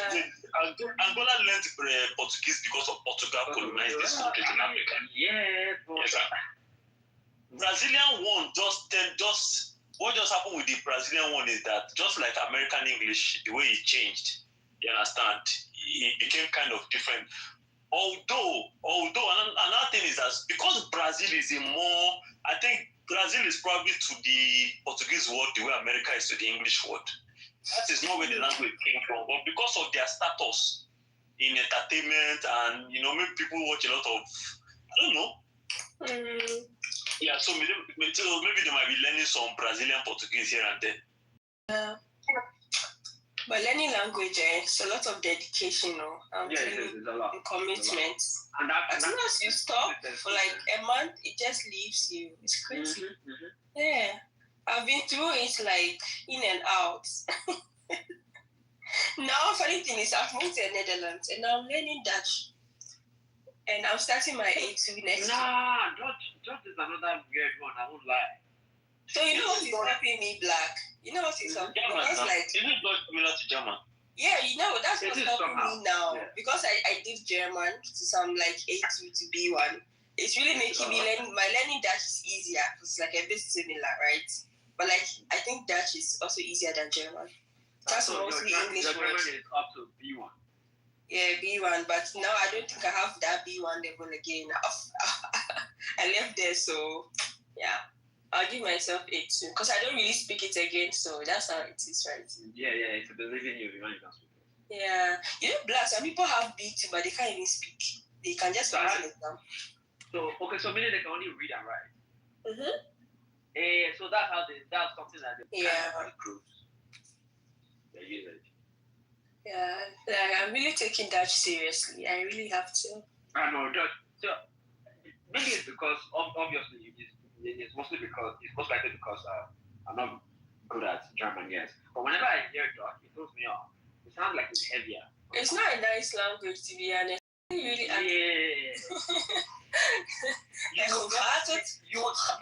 you will never hear a babe speak Dutch and you'll be like, ooh, that's sexy. No, it's not.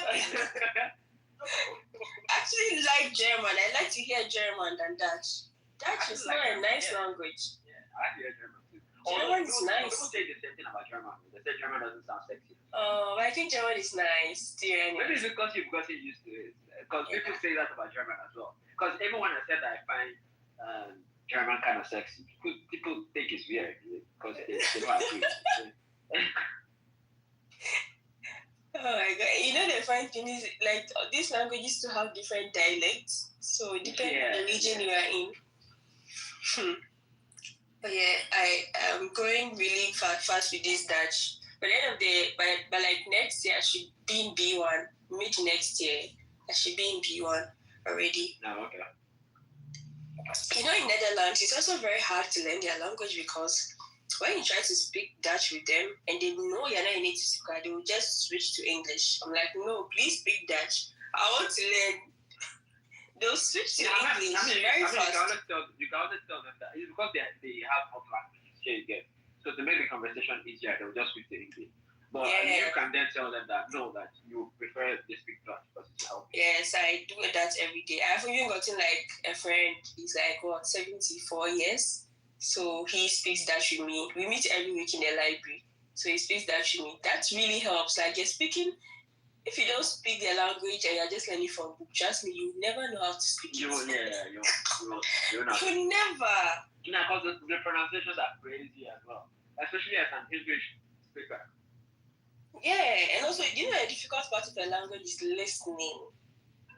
You see why I said that the most important thing is if you have somebody that speaks these things with you.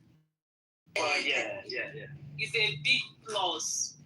It's a big plus if you have somebody, because once you leave it like this, someone will leave you. Even the small ones you've learned. Yeah.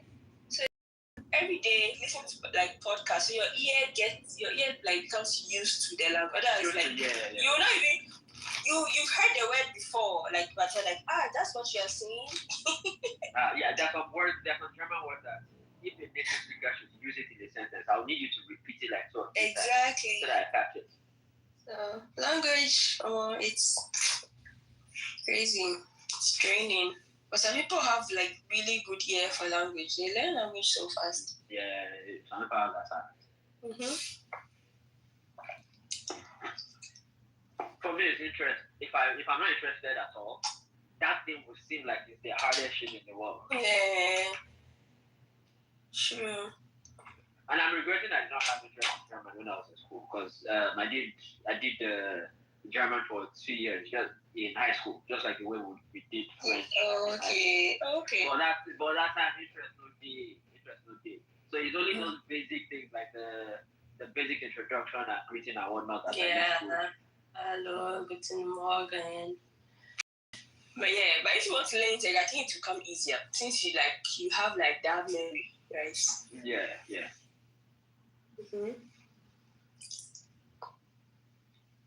Yeah. My sister was going to write one test. She was shaking. The oral, this one was there. Okay, so the oral. Okay. But the written one, they didn't make it mandatory for you to add all those accents on top. What? So when you're doing the written test, they don't make it important. They didn't make it necessary for you to put those accents, those tonal sounds on top. No, you like when you want to write. German text, the written one. Even if you miss like a dot on the A, it's wrong. If you miss one letter, it's wrong. They're very strict on that, but like the speaking, they don't really mind. Just try and speak. The speaking, they know now. They can't bend your accent. But no. More, if you are missing, they're marking you wrong for missing those tonal sounds on the letter. But more, I will feel with that too. No, yeah, you feel like if you are spelling like book and you do it BOK, right? Like let's say if you left one letter, it's wrong. Or like if you're writing like the A that they have the 2 dots on top, you leave that dot on that, 2 dots on that A. Yeah, it's wrong. Like you want to write the university tabs and then you write. You leave it. It's wrong. It's wrong. Because it means something else. It doesn't mean university. Maybe something else. So it's wrong. That thing used to annoy me a lot, but yeah. Yeah, so you can wait. So do you have to do both written and oral, or you can choose to do? No, you have to do writing, listening, and speaking. So it's 3. So listening, holding, and then all those 3 is compulsory. Lord. Then you can get your certificates. Because if you don't speak, like, I know somebody here, he has been doing that speaking one more than 3 times, he has failed. Yeah, this is like just said, it's obvious that it's very, very difficult. Yeah. But then the speaking, the exam, the way it is, let's say you have to bring a partner. So if you're my friend, like you and I will just practice and we'll go together to see. So you can take one person, you can also choose a partner that is actually good, better than you, so that it helps you. But if both of you are not good, you go. What exam is this? Good morning, good afternoon. Good morning. You fail. What exam is this? What? Oh, German test exam. English-speaking countries just need you to do IELTS. English is easy. IELTS, you don't carry a partner, you speak by yourself, not together. Yeah, you just, IELTS is not difficult. And I don't know. Maybe it's because I'm a native English speaker. English is very easy. That's it. For me, I didn't. My IELTS I got band 8, and I didn't study for the exam. I studied on YouTube. As my Uber to the distance, I studied on YouTube. I was easy. Can you imagine? English is quite straightforward. So. Well, is it, or we just think it's straightforward because it's not straightforward, though. It's not. I mean, compared to other languages, right? See, me see yesterday now. It's not straightforward, though, please. Bitcoin yesterday too as well. English is not easy, please. No, if you know the way German is, you know that English is very straightforward. Even though English and German are supposed to be similar languages. Can you speak German? No, I'm learning.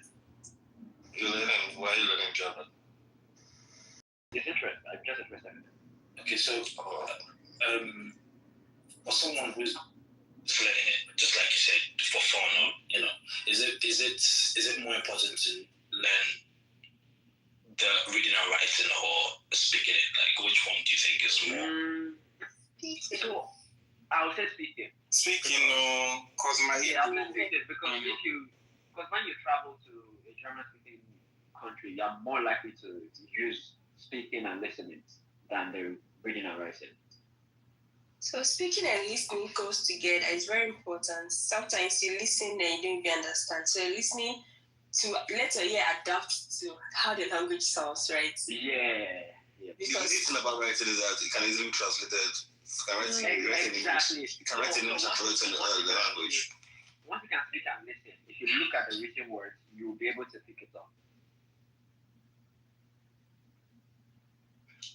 Preparing for IELTS in your Uber is crazy work, Sha. Yes, I think I did that.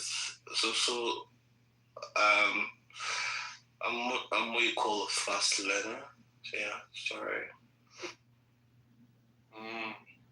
There's already English. You were really learning anything. No, you were learning because you have to learn the framework of what's answer the questions, right? So it's not about learning English. It's not about learning English at all. The written part is a framework you need to follow. That's and lucky for me, my oral exam was like not in assembly. So I did my written. My written and my listening, my written and I 3 exams during IELTS now: writing, listening, and speaking. Rather, I did 3. I did 2 in one day. Then I did the speaking in the like 1 week after, so it's easier for me because I knew the framework already. Then the speaking one, just watch one YouTube video about someone that got the same thing, and just tell you how to flesh out some look interesting, like and build it and give it layers. Could actually they will tell about your most interesting vacation. Basically, that's what they asked me. So you have to just build that build to give it layers and flesh it out. So you want to have enough words said within the time allocated. So sometimes you know the email can. But Jubapa, the important is to communicate if you're not learning it for official purpose now. What do you mean? I said it's the important thing is to be able to communicate in that language. If you are not learning. Yeah, communicating is important, but if your story you cannot communicate as well. If you are repeating the same words you get a low score now. Don't you think? No. Well, sorry, is it an exam? IELTS. So you have like, No, the moment you are English one or the French one? it's no longer English one. That's no longer just for communication anymore. If you're having to write an exam, you have to get it. You have to get it right. You have to like flesh it out. I know they asked me in the exams as well. So rewrite a scenario. I think was it Duolingo. I know I did Duolingo too as well. And they actually it's okay. Somebody what do you call it? Okay. Mr. Michael and Mr. Michael owns a marketing agency and he needs to it's not like written exam. Also marketing agency and he needs to employ you to give something do a PR research. They want to employ 5 teachers, they want to employ 5 students, write a report, something like that. That's kind of exam we wrote in IELTS. So you have to like know how to layer your answers. That's a lot of IELTS. You have to know how to like spread this introduction, body, and conclusion. Like those 3 things. So someone don't write blah, know how to layer their answers. That's what they teach on YouTube. The arranging it in a way that makes sense. So I wrote that Duolingo one. Yeah, the Duolingo one is easier because you have time to practice for you can really. Yeah. I did that one. According to my scholarship one, it was quite good. This IELTS will not be difficult for me. Those kind of exams come very easy for me. Yeah. You understand? One of these days I'll just try it. But just which one is I do? I don't go Canada now. My age no go permit me. Why? Look how come your age now. You know, the older you are, that score thing becomes very unattainable. That cutoff almost unattainable. Why was that band 9 or band? Because it's 10 band. So in the exam you can get your band whatever, right? But then the older you get, I think once you cross, is it 30 years or 31 years, right? The point starts dropping drastically. For every year you after 31, I think so. You understand? So you know it's after 30 now -5. -5, you see? And me, I don't want to get masters. To start get masters now, I can understand. And the masters kind of helps you I don't get anything special. I don't know whether if I do this French exam, whether I feel up.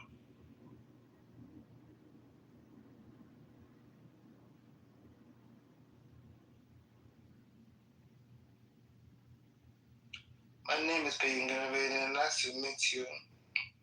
My name is Brecker, man, made by some people. Ooh, it is some people. Well, for those of you in Canada or familiar, if you get this express entry things, can you just have it and just, still in Nigeria, they do your thing? Yep. Anytime you want to go. Yep. It's to a limited time. Yeah, because my friends have it and they've not left because they are doing their business in Nigeria. Well, it's for a limited time, AFAM. You can take your time, but all that is important is for you to renew your acts because they'll give you a PR card, which is your entry document into the country. And that card is only valid for 5 years. For you, it's only valid for 5 years. For you to renew that card, there is a minimum requirement. And that requirement is that in the last 5 years, you should have been in Canada for a cumulative duration of 2 years. So if you get it for 3 years on your card and you wait for 3 years to go, it's not bad, right? That's up to you. If you choose to be doing the 2 years and you renew your card, fine.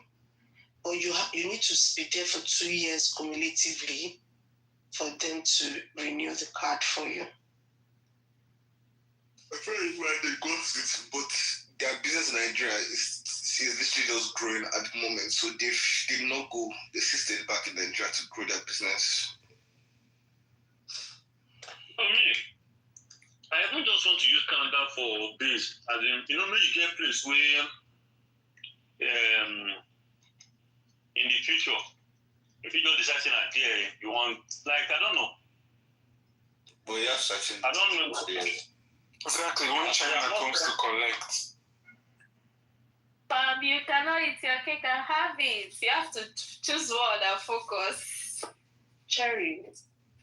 You see me now, as I don't leave my business for now, the business they suffer. So, Kaki, you know my own problem? My own problem is the same. If I go to Canada, I can only do one thing and one thing alone, which is to go define one IT job to do. And me, I dey run away from that thing. You understand? I would rather be doing my number. The problem is that you just have to, and especially building your credit card is very important. Do you think I love to work? I feel like person will won't work like this in your eyes. Kachi, we need to talk, sir. Yes, Kachi, you don't do work. My sister. My sister. It's like we need to play catch up. Jesus, look at my breast. But AFAM, it's up to you. You don't have to work in Canada. If you make enough money in Nigeria to fund your lifestyle in Canada, why are you working in Canada? That's the problem. My money in Nigeria cannot fund lifestyle. Yes, you work. But if you're telling him, how will he build credit card? He can now. Shebi is paying money. Me, I didn't work in Canada for a good number of years, so you can do it. You just be moving money. Someone also told me that too. You can, but it's not advisable because after a while, like even money that you're supposed to be saving, you would spend out because of the naira and the exchange rate. You have to be making really good money for it. Initially, it was easy for me because how much was exchange rate? First moved to Canada, $1 Canadian was $290. $290 naira to $1 Canadian. I could chest it. What's your question? Can you clarify when you say if you get PR, will it be sent to your what? Like when you land, after you land, they would ship your PR card to you, your permanent resident card to you. Is that what you're trying to clarify? So that then becomes the document you use to go out or come back into the country anytime you travel. Yeah. So so if your money long well in Naira, if you get Canada, you need to work. Or you're not under pressure. It's not easy. I'm not even lying to you. It's not. No, that is hard. Maybe hard. Afan go don't intensify. It's hard. This one. Everybody chop better YouTube money. Do you understand? If he's making correct YouTube money, it's possible for me to do YouTube in Canada and succeed, oh boy. I'm not gonna work, but you can because there are so many things you can do here, Afam. You can. Like there are so many contents you can put out. Like imagine you that you don't like going to see things. You just be discovering. You'll be unlocking travel destinations because there are many places that people can even be going to in this Canada for holidays and all that. Yes, people so do. They do that research for them. And that family, you don't need them. You don't need like long last. It's in the chat. I'm looking at this. Afan, you don't need like risky traveling from here to here, but I say kind of thing. Like it's smooth, it's nice, it's free, and it's quite different. Yeah, so I understand. So the reason why hunger never kill me. I'll tell you why hunger never kill me for this country. I'm a small content creator. Just because I earn in dollars, right? That money is small money for that side though, but for Nigeria, you understand? You get mileage. But if I carry that money cross. But from you are just. You are just. Afam, what you have said is very valid too. Afam, it's not easy as we are saying it. But if you put your mind there, you are just no, but if it's because you have a choice, right? That's why you're thinking about it. If you made up your mind that you're going to have to be on this side for whatever reasons, right? You're going to figure out a way to exactly. Survive. That's what I'm saying, Diesel. You will. You will definitely find a way. It's not going to be easy. Anybody that says it's easy is a lie. It's not going to be easy. The stuff are going to be that figuring out. No, so they always, like for me, I had very soft landing. So it didn't even open my eyes to how things work abroad because I stayed with a friend for like 2 years. So I was living in free house, driving free car. I bought well, an exchange rate was. I did not look for work. It's concern me. I just basically didn't come for Canada. So I had soft landing. Everybody will know their own whatever, but you would figure it out if it's what you have to do. And it's not that difficult. Yes, but it will come with its challenges. You might even question your decision. Yes, so in fact, this why even if you whether soft landing or no soft landing, you will question your decision. You wake up like this and be asking yourself question and responding back to yourself. Yeah. Even me, as I do like this, I still ask myself. Exactly. Send me message. So, but if you remember that there's a goal, you keep it pushing. Like there's actually a reason why you're there. All those things would okay. You just do. She one of them feed me before I get on my feet. Food is not a problem now. I don't think food is a problem. No, it's house. His house is the main thing. That's the main thing. Food is not a problem. Or every other thing you want. House is the main thing anyway now. That's cool stuff saying like. Yeah. If you do you know what it means? I didn't know it's in Nigeria too as well. So no, house is very easy in Nigeria.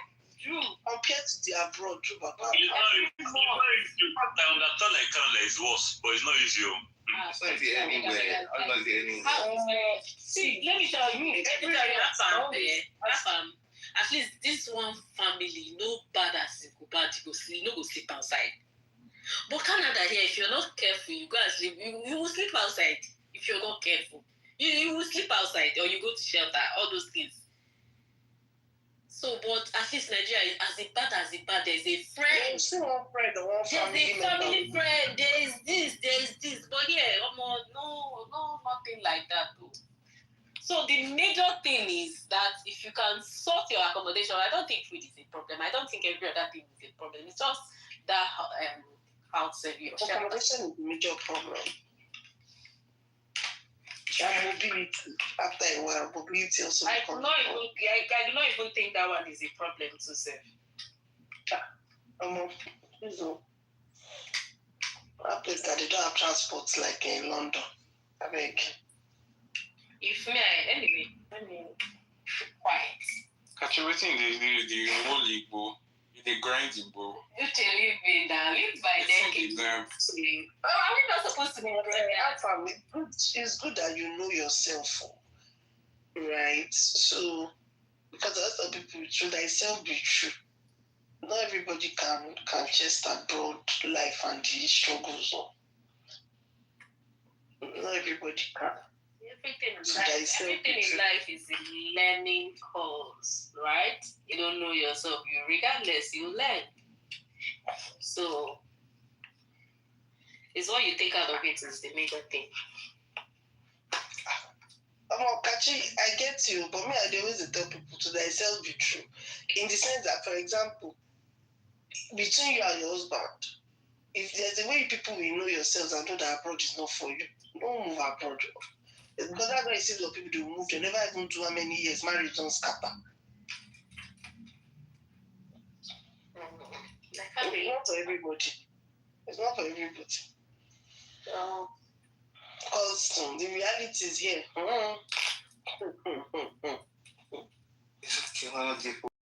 Anxiety. But once you get your grind, once you figure it out, you will enjoy it. People balance these things out. Once you balance like this, you could do all right. Like everything is smooth and life is sweet. Yeah.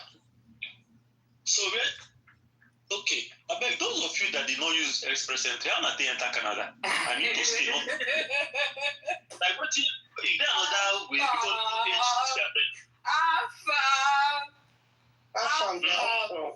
Go to school. Some people tell me, wait now, I want to list all the options.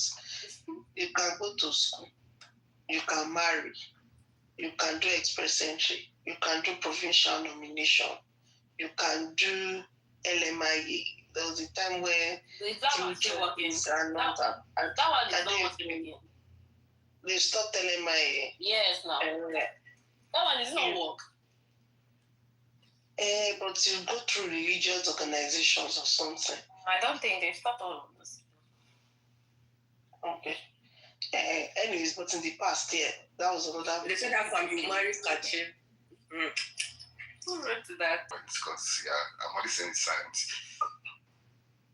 So marry person, he had passed to enter heaven at this point. Because, oh boy, I beg. That's it, no, is That's there's always reasons why people do things, right? And sometimes, no matter how difficult things are, when you remember that there's a reason, you beat your chest and say, "Oh, I can do it." Is that I can do it that will always carry you along? Make I give you a word to marry for Canada. Oh yeah, no. What are we waiting for? It's not what I'm waiting for. Make sure you Canada. Let me tell you something. All these other people they say find the right woman and all those one talk too much talk. I tell you, as long as you get the common sense, you understand all these extra things no concern me. I feel marry anybody. You understand? I know for marriage. You cannot marry anybody.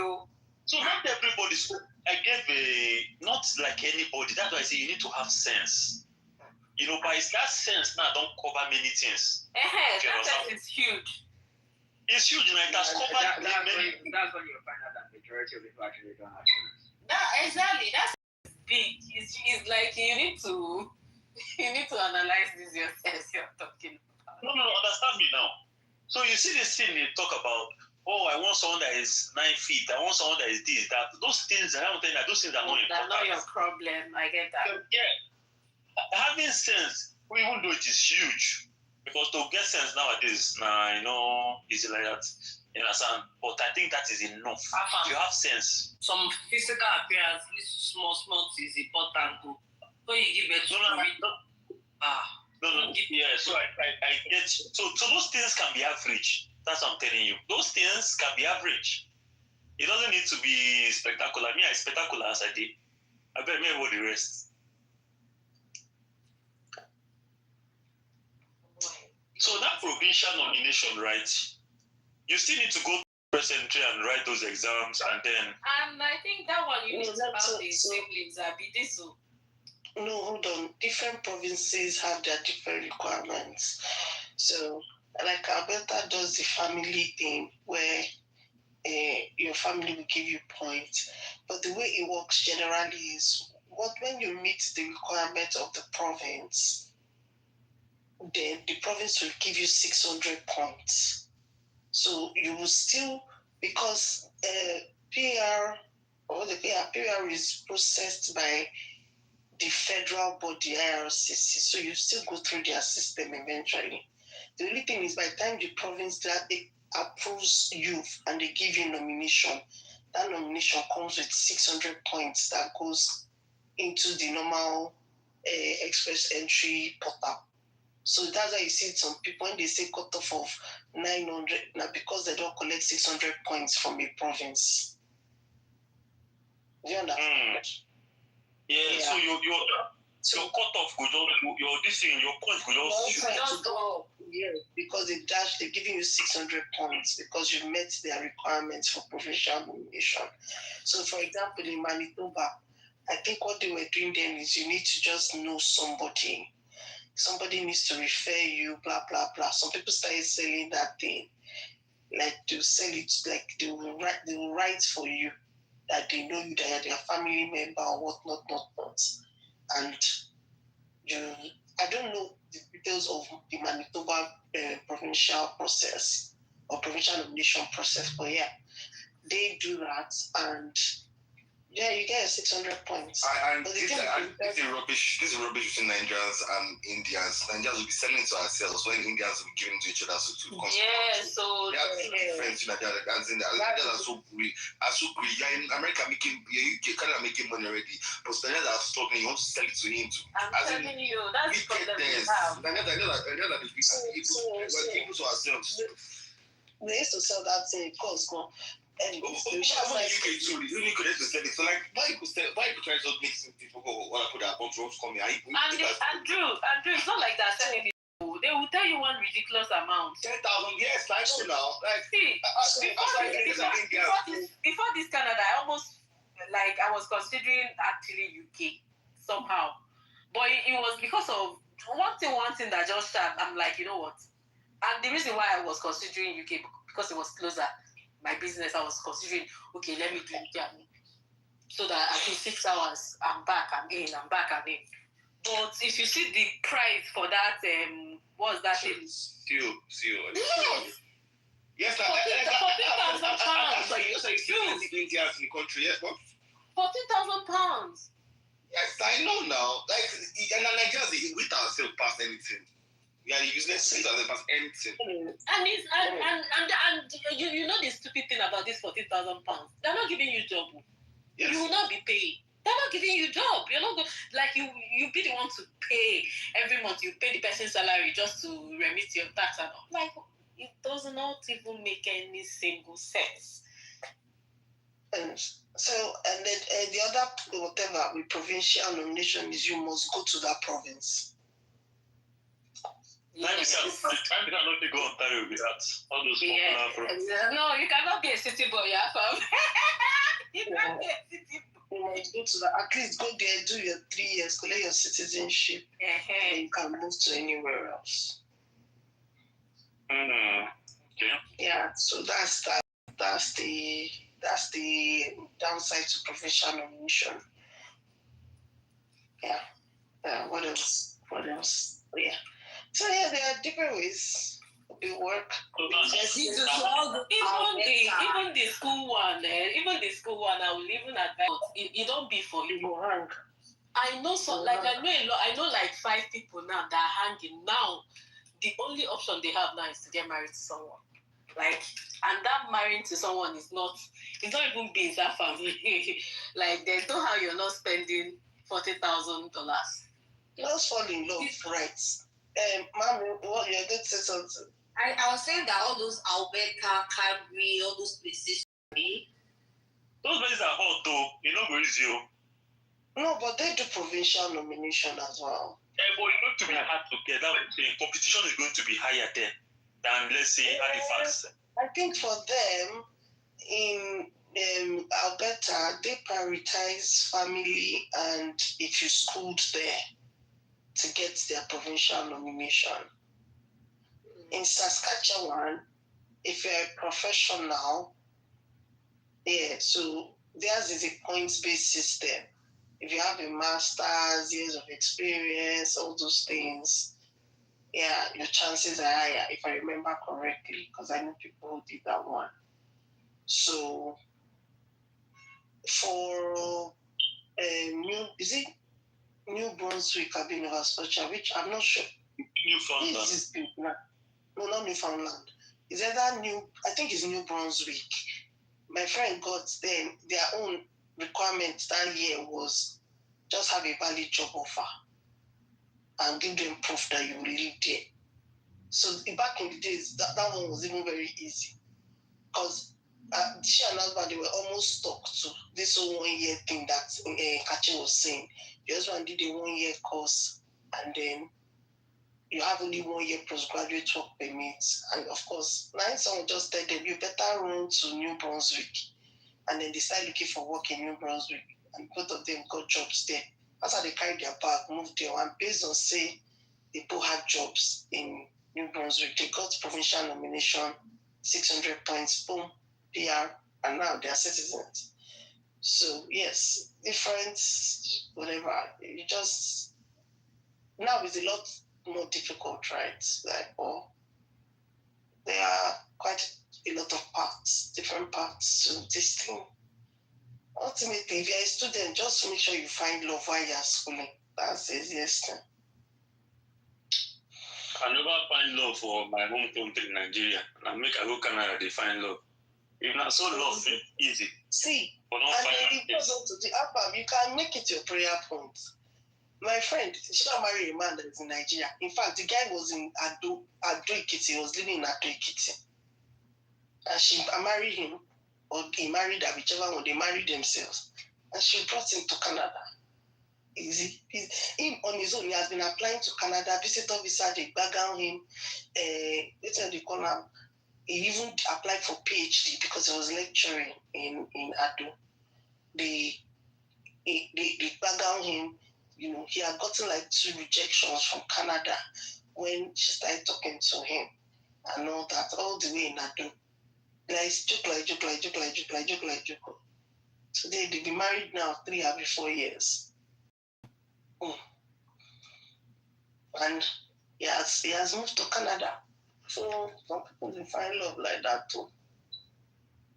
Because to be honest, I think if a guy is genuine, some girls don't mind even fighting because the men with the Canada, all of them, their head not correct. Why your head not correct? Ouch. Can you imagine my mic was mute and I would have been talking since?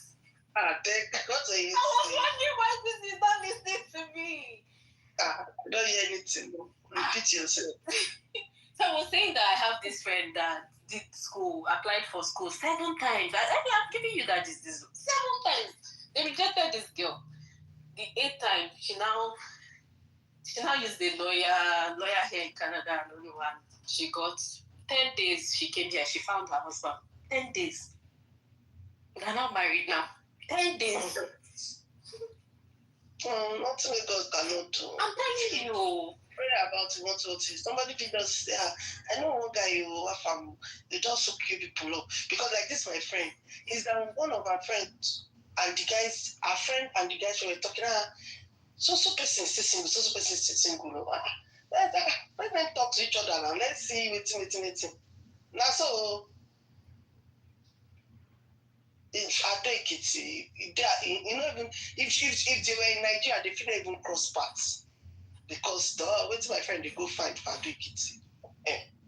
So but if that guy was in Canada, they feel we still cross paths. They feel even cross paths. But they use Canada, they have special hate for people here too that wants to like get married. I don't even understand their ways. Like everybody feels like everybody is a scam. You want to marry me because of paper, all those things. Even this one, you think my friend did not feel that at some point? But she's like, as far as she's so far so good, she's been genuine, it's been that, So she just, get at it. The only thing she told herself was she's not doing long distance marriage, that she would be the responsible one to be traveling to Nigeria. That she cannot do that too. So she made it a point of so she made it a point of duty to ensure that he got a visa before they got married. And it meant her dragging IRCC, because he applied again, they denied him, and she's a lawyer. She dragged them, appealed the matter, dragged them well. They now revisited his case, and by the time she carried them to court, they just gave him the visa. So the moment he had access to Canada, she knew that okay, we can now go ahead and get married and all that. That was it. So there are still good people out there. Never know. I agree. Anita, you better be ready to go to Saskatchewan. That easy pass. Saskatchewan. I was even saying that the worst place to live in this Canada is that Newfoundland. And whatever that place is. Why Newfoundland? I don't know. Like I don't know how I feel about that place. Well, that place I know is someone nice. has stayed there now, so I don't know why you say it's the worst place. And I have friends there. There's one university there that's a lot of Atlantic Canada now. There's nothing wrong with Atlantic Canada. Is Yukon, all those mountain territories. That's why you say it's the worst place. Nothing with Atlantic Canada. All the Newfoundland, New Brunswick, Nova Scotia, Prince Edward Island. There's nothing wrong with living there.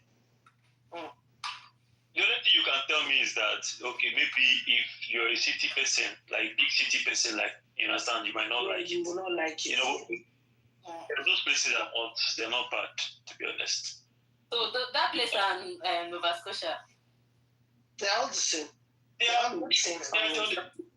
They're all on Atlantic Canada now. Those 4 provinces. They're all the same. My friend works in Newfoundland. She and her family, and she likes it there. Okay. But I saw her this summer. She was telling me that the heat here is so much that she cannot even live it. That this Houston is making her rethink, like waiting with this, And there's a way you now get used to people that, especially people with families, when they live in the suburbs, there's a way they get used to suburbs life that to live in the city now becomes a problem. Oh, good thing about those suburbs, like community. Yes, they have community. And it's calm. Like it's calm. Because even people in America, by the time you start living in suburbs like this, you not go like city. You don't start when you have children, you're thinking about your children, the people your children are relating with, at least you have a good handle on that and all that. So I agree. But a city boy, you cannot like this place when you go.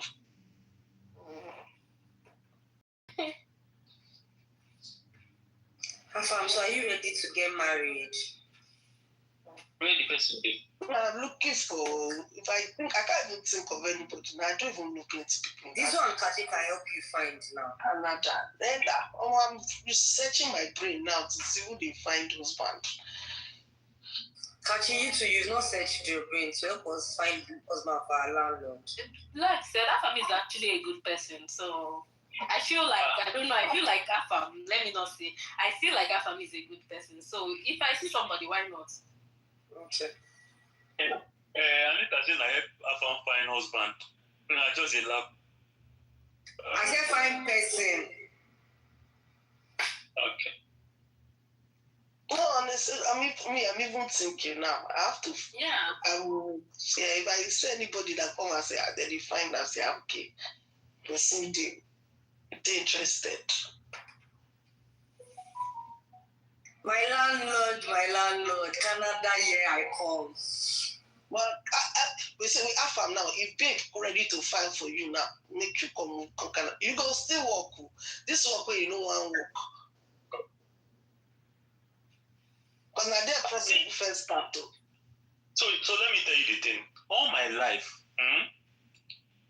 everything I've done for money has always been online. It's only once that I worked for, that's in the early days, I worked for a microfinance bank. But everything I've ever done for money has always been online. Just in my house, they do my thing at my own pace. You see all this work thing, taking instruction from, it has never been my thing. But I feel like Afam will figure it out. Afam will figure it out. Even if it's to get, there are people I know that they don't go to work, but they're working is online. As long as you can do all those online work, that is not YouTube, that will still, there are works online now that you can. So, Kachi, my point is, I don't think any woman has any problem with how you make money. Just to make money, as far as it's not illegal. You figure it out. As far as it's not illegal,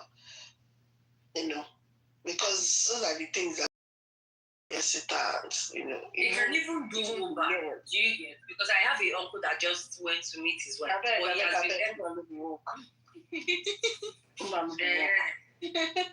Yeah. No, but I also feel like people that go there for the first time, while waiting, you can do all those kind of jobs. No, it can be an additional hustle, not like because this person is a lawyer, and he has been trying to go to to tell you to plan your life or say now by when do you do. Like that person now that is a lawyer, like if you don't have a choice, of course, you can survive doing Uber, right? For a lawyer, you have to know that when you come in, you have to write exams and whatnot, because you have to be licensed or you have to be called to their bar in Canada to practice law. Yeah, so you have to find other things to do that.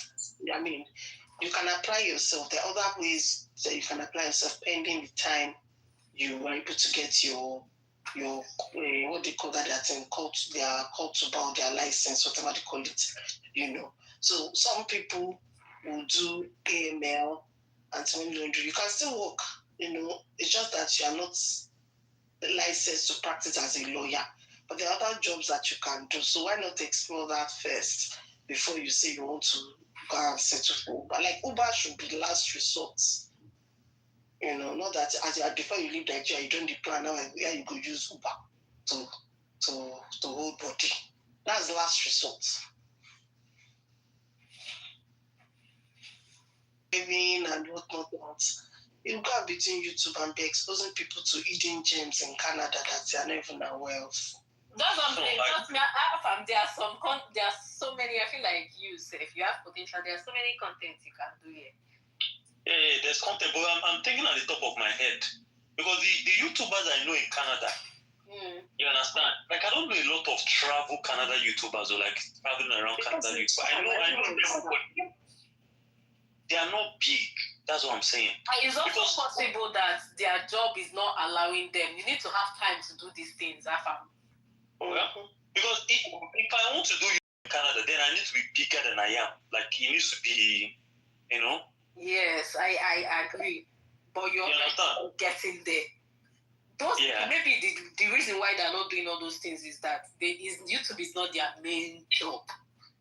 So now, if you're coming here and you want to you take it serious now. Do you understand? You take your YouTube serious, and those ones, YouTube is not their main job. Those things they're doing is just additional income. It's possible that they're just their additional income.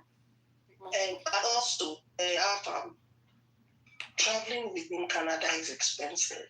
Yeah. It's expensive. So people are not really encouraged to move around even within Canada, right? So, and everywhere is far. There are places in Ontario that from Toronto it will take you 24 hours to drive to if you don't stop, and you're still in Ontario. So yeah, all those for you, all those contents, But yeah, anyways, maybe they look, maybe go find wife far from. Please find wife for my landlord. Oh? Find wife for my landlord, though, I beg. I'm even thinking now, I don't know people.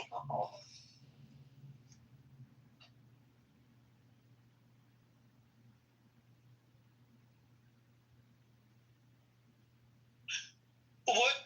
I see some Nigerian people I knew in Nigeria, they go to Canada. Just a matter of time, like a short time, they don't post there. I just got my Canada citizenship. I'm like, not so easy. America, people they spend 10 years.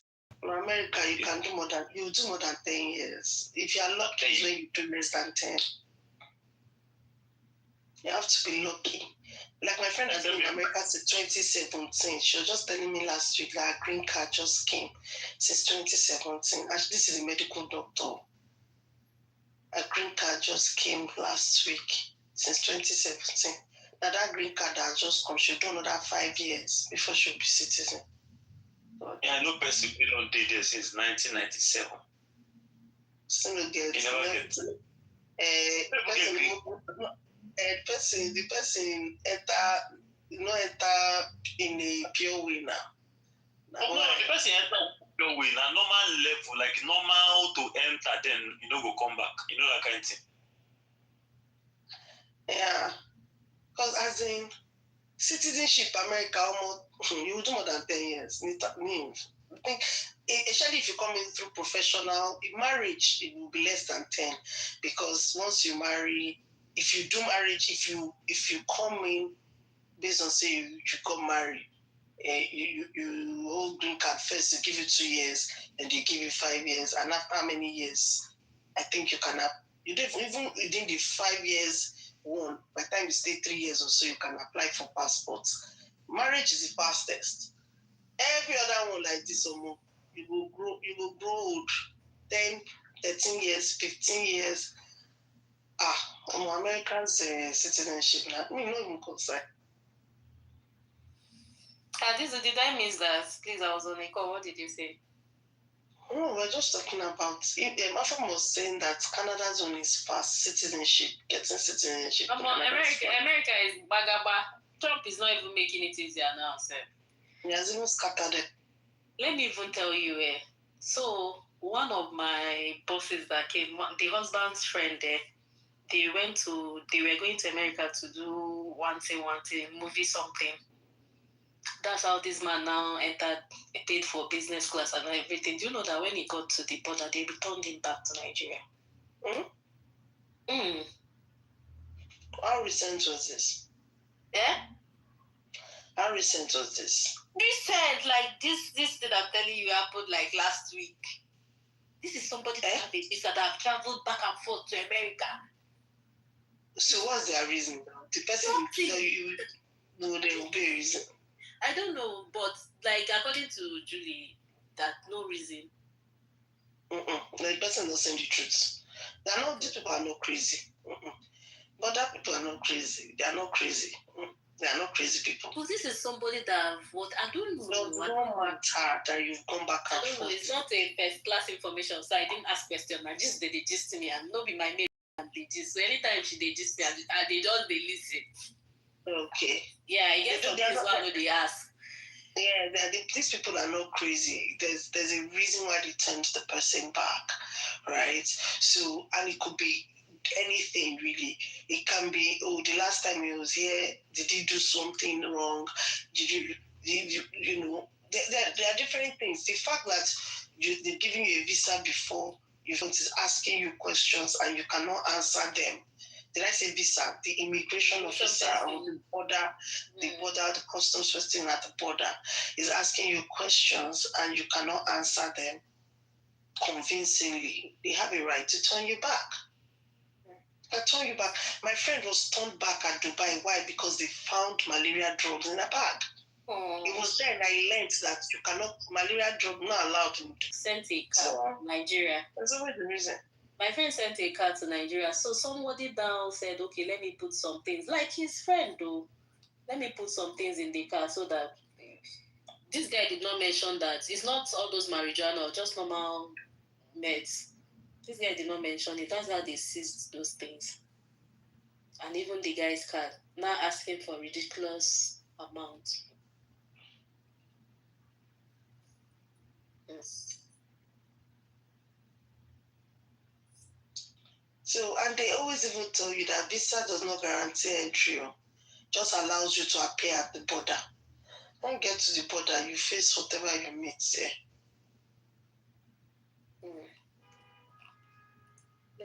Some people should wait for now. When they even reach that side, they will be alright. If you are convincing enough, they don't get problem. I don't even have energy for any visa now. The only energy I have is once I don't know if I'm coming November, but if I'm coming to Nigeria in November, I really want to go and renew my Schengen. Maybe because it's easy for me, very easy for me. Like I already have people there. Yeah. What do they people for visa? Because Canada, you can be by yourself. They also just fill the forms from Canada there and do it from there. So I didn't think about it, but I'll never apply for visa from Nigeria if I live in UK. It doesn't make any sense to come to Nigeria to apply from Nigeria, in my opinion. I didn't think about it. It's okay. I really want to do that Schengen Abego. I want to renew my Schengen visa so I can do more places in Schengen Abego. Drew, what's the Christmas tradition in UK like? Is it boring or they have things they do? Boring. It cannot be like our opening now. When we be asking Drew that kind of question when there's 30 December? I don't know, it can never be I don't know. I'm coming back to Nigeria. I just want to get money. I don't want to travel. You go to UK for December, Christmas. Where do stay your friends? Yeah, because at least there are some people that come for holiday there in France and all those places. But I don't want to know UK so much, you know. I don't think he's happy to be here, right? He loves it so much. But it's there from now. It's 6 hours. Mm-hmm. Yeah. My friend went to Australia. I was screaming. Whenever I hear Australia at distance, I go just As in, he said it's another world, that those ones, they have mind of their own. Australia. Christmas is so boring. The only Christmas I spent in the UK, I was impressed that Christmas. Christmas is so boring in the UK. I only want to do Christmas in the UK. Straight doing our ball fest. There's nothing in the UK for Christmas. I'm not things are popping up now. Like now, but like now, I've seen some things that I'm sure I knew where I was there, but yeah. Very boring. Wait, ever sweet, to be honest. So I understand it's the trend. Yeah, people around you. Yeah, from your but people around you, I agree. But you can also find the activity on your own without people. Yeah, but we enjoy the activity on your own. Ghana and Nigeria. Yes, are the best. Yeah. Ghana and Nigeria are the best places to be. Not before this whole December, 30 December thing became a thing. Although it has always been there, right? It's normal. You know, these people go to the village, you're with family, your friends. This is different. Like But they came. It's also because you're meeting friends and family and agree do things together. Anywhere you are in this world, if you have people around you, you understand you're going to enjoy yourself anywhere. No, really. UK too. I have people around me. Well, we did some parties, but it doesn't feel the same. It doesn't feel like at home. It doesn't feel the same. It never feels the same. It never feels the same. You want the Nigerian experience. That's yeah, that's it. You want Nigerian experience. That feels the same. Actually, I like Christmas.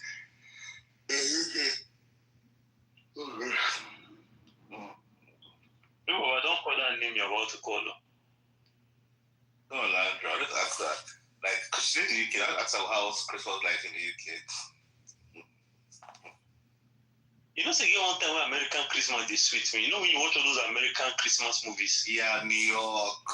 See, go to New York. Yeah, that New York is always in my eye. No, me. I don't mind American Christmas. Like, I know American Christmas will be as bad as UK Christmas.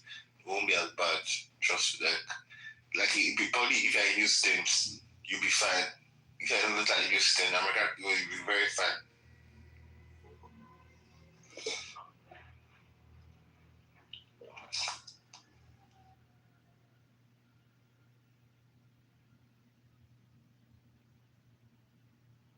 I'll choose Christmas in America over UK any day, anytime.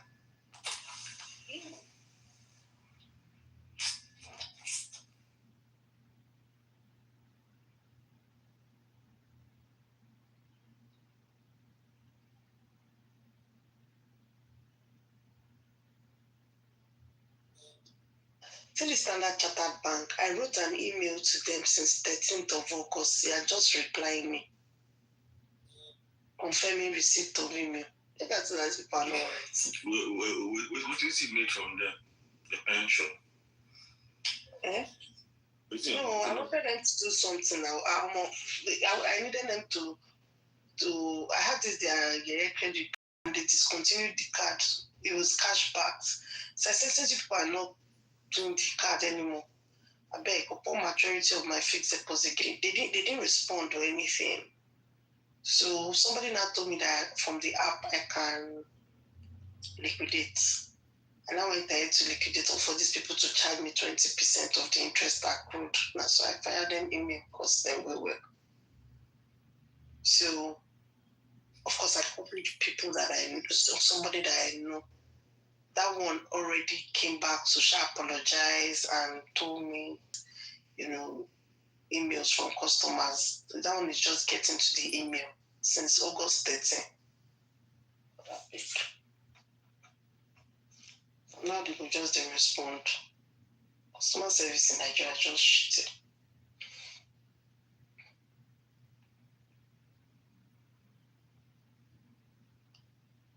Anyway.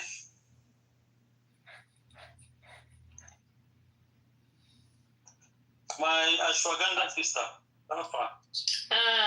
Liani. Yes. You take ashwagandha, it's nice. I take it too. And I wish you to sleep like that, Sachi. No, I've been taking it now. The only reason why I'm sleeping like this is because it's that trip that I just came back now, tired and all the plenty driving around yesterday. That's gonna make you feel like you feel. Oh, you took it? You take it too, Kachi? No, I take it even from Lagos. When I was in Lagos, I take. What does it do for you? So because I'm always stressed now, I do hard work in Lagos. No, hold on. Let me take this call. Okay. Please hold on while we transfer your call immediately. Hi, Black. Do you know ashwagandha works like weed or marijuana? Black, how do you guys should just smoke Liani, Wafam, and yeah, you just smoke all this one you're doing ashwagandha.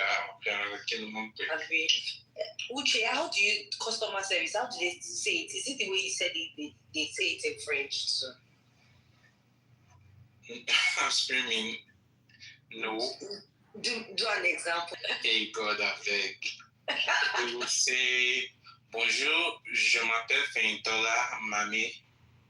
Est-ce que je peux vous aider aujourd'hui? Pourquoi?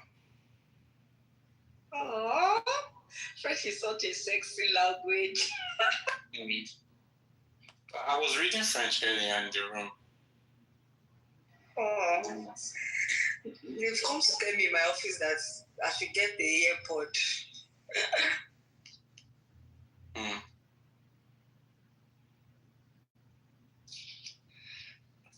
Please hold while your transaction is processing. The MTN number you've dialed is switched off. Please try again later. The number you're calling is busy. Your call is being forwarded to another number. Drew Baba, stop being a hoe. Black Mukadam, how can I help you today? Hi Dinesh, welcome to the room.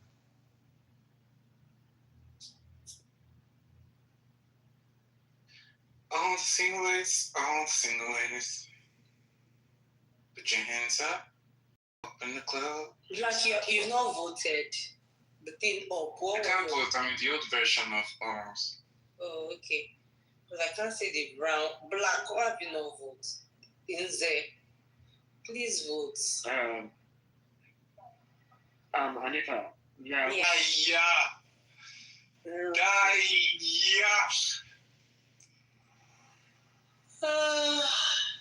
Black, which one? That's all I mean.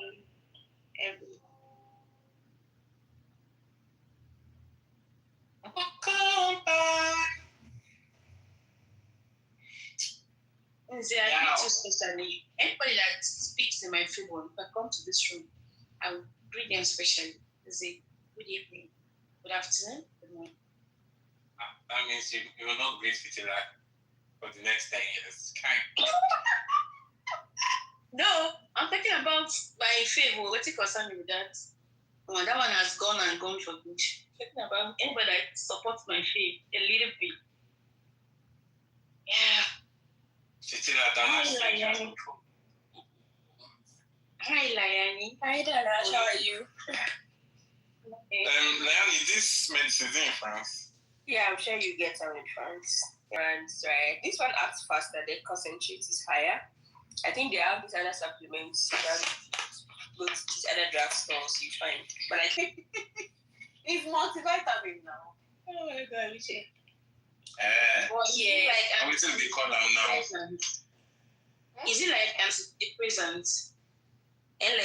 No, I wouldn't call it antidepressant. No. The other than that, you can't actually buy it without prescription if it was like no. It's just a supplement that makes you sleep if you can't sleep or if you have lots of anxiety. It kind of calms your nerves, right? Yeah, I think it was because of anxiety that made the doctor that gave okay, so it's okay, go you sleep. Not the other thing ashwagandha and ashwagandha. Yeah, they define ashwagandha.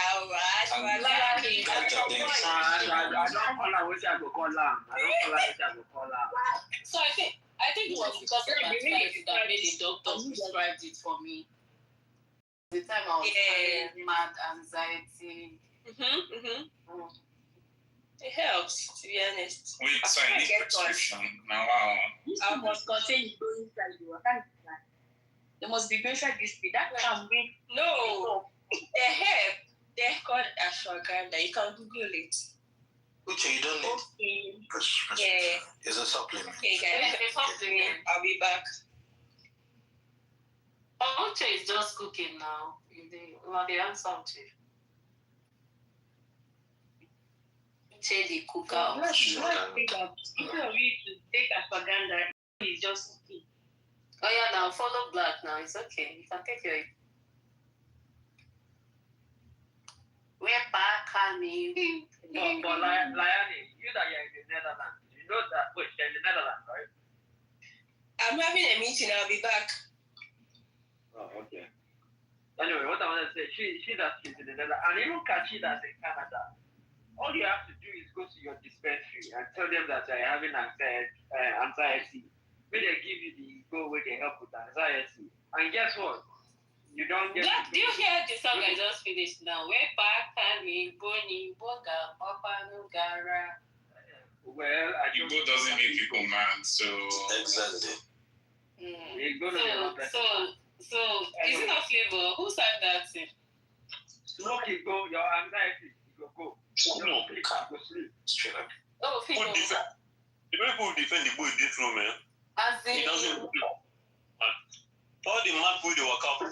That's what I just wanted to say, that Black has now Hey, Afam, I don't know if I gave you this in this I saw plenty mad people. Jesus, you know that kind of video? I saw them. I'm like, what is this? They were dysfunctional. And they were stoned. Not be emotional. I'm not be exactly. So, now waiting to them. So, yes. Yeah, hold on. Let me be 100% right? Let me be 100% on that. Now, first of all, when you see a lot of people that they said that you go 90% smoke will make a mad, 8 times, if not 9 times out of 10, right? Not be only go that person they smoke. You really go check out. That person get another thing where they smoke will not that mad. Now, the other 2 or 1 out of 10 actually go is because genetically the person is already supposed to run mad. The person probably has issue of schizophrenia or something similar in their family, right? That's part of why they say that it brings up everybody. And I can admit, majority of Nigerians don't even know their family history, so you don't even know if you have that in your blood and you will just go smoke one, it will ignite out. But yeah, on that, we can say that. Say 9 times out of 10, the is never going to run you mad.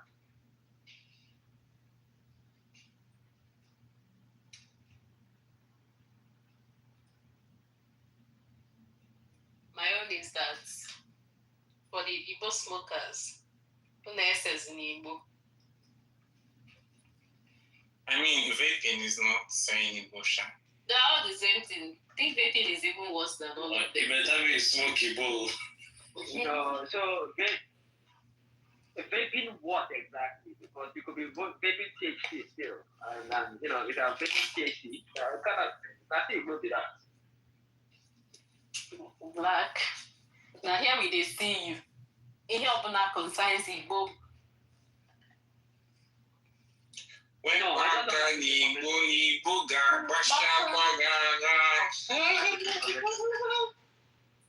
But I think it's even been with the kind of health issues that people are having these days. I think just smoking your tin is even safer than you vaping. How about those eat square? What about that? Eat square. Okay. How about the eat? I can name you people that Igbo have sent to Misakia. It's true, I don't mind Black. Nah, you got this evidence. And I mean, I was honest when I said that it is possible, but there's a reason why it happened. I beg you. Igbo medications too. So what we're saying? In fact, for this room. I give it a condoms. Black.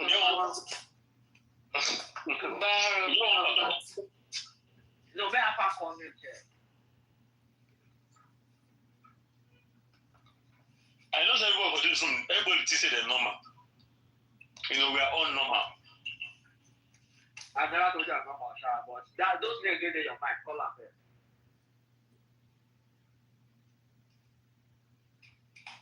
That time for just leave free to come off my. I don't even smoke, that's the funny thing. What the way they defend something. But I will defend that tomorrow, but I don't smoke. But you top up. No, I actually don't. I don't. But I know people that do. So your friends, you defend it from now till tomorrow because I don't see anything wrong with it. Are you sure? Are you sure? Anything maybe smoke stuff, even I don't even know how to fuzzy. And to think, I have friends, like female friends that does all those things, but it's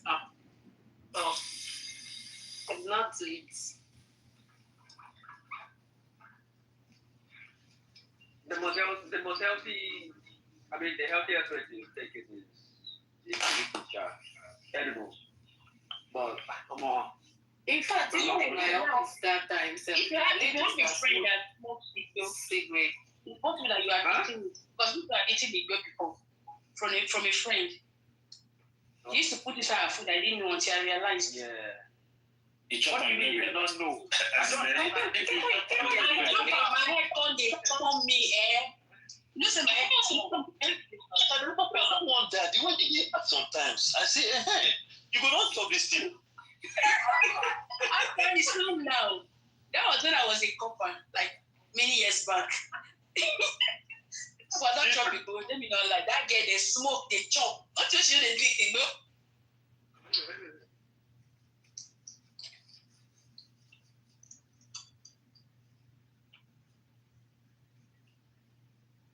The major reason why right now I'm not transitioning into purely edibles and tincture because even though people don't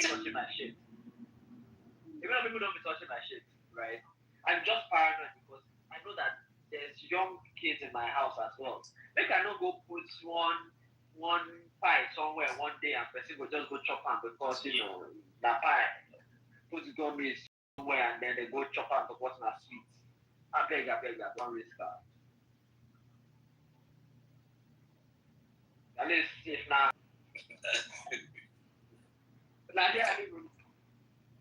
As in it. But yeah, when you live alone, it's more this thing because imagine when I live alone, you come house, come chop tea, demand. It's collect.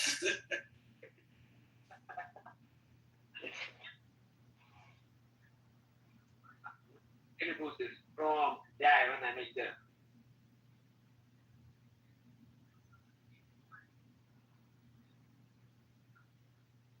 Because if I bake cookies, right, the dosage I put in it, they are not expected to finish one cookie. If you chop one full cookie, they do pass yourself.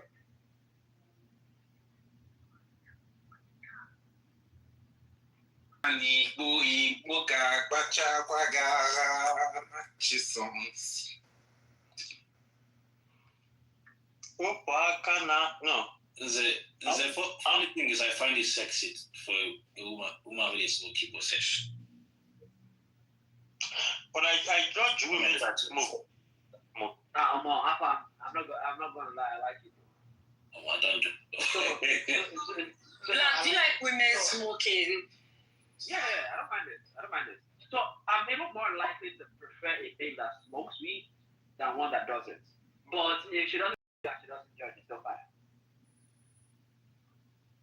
Can you marry someone that smokes? I just told you I don't mind it. Nothing aside. You know, some people like it for fun, but when it comes to like settling down, they be like, I don't mind it. But obviously, we know that when we are trying to have kids, we are going off it for 1 year. Black, I'm sure the only thing that can make you to stop taking weed is doctor. Is it doctor? You. Look. Let me be honest. There's anything I don't want to stop, even doctor cannot make me stop it.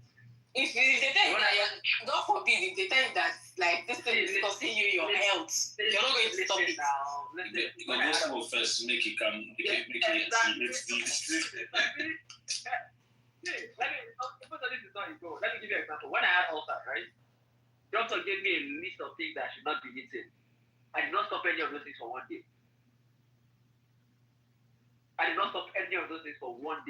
Because I don't understand. What's the point? Last my dad will be there. Whether I stop out, I don't stop out. My dad will be there. So make I live my enjoyment of this life because I don't want that again. Black, but now you said that when you guys want to have kids, you stop.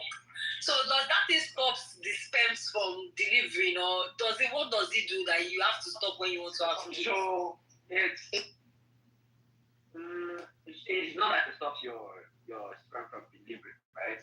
But there's a number of complications or difficulties that have when she's pregnant that start to the man's health as well, right? So you're advised to stop smoking, you're advised to stop taking alcohol, Okay, you're advised to eat healthy. Okay. Yeah. So I have a small confession to make. Black, if you get married, you have to stop taking, because if you don't taking, if you don't stop taking it, those things affect like your child. How does it affect my child? You cannot be pouring that kind of stuff on your wife now. Please, many husbands cannot be taking all those things because what you not been pouring the gospel in my body. Did you not hear? It is not just the gospel.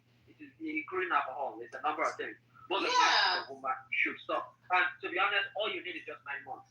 For me, I'm even stretching it out. Both I beg. Yeah, but it's true. Anita, it's not a joke. It's true. So, guys, I wanted to support Isabella. Immediately I saw her smoking, the whole thing just come up from my head. It's a true confession. Yes, that's what I know. Some people have like a bias against it. That's what I was trying to ask. Yes, it's both male and female. Yes, both male and female. Yes. I think they just immediately like a woman like putting something in her mouth and bringing it out, no matter what, they just feel like it's a turn off. Like it's a turn off for me, complete turn off.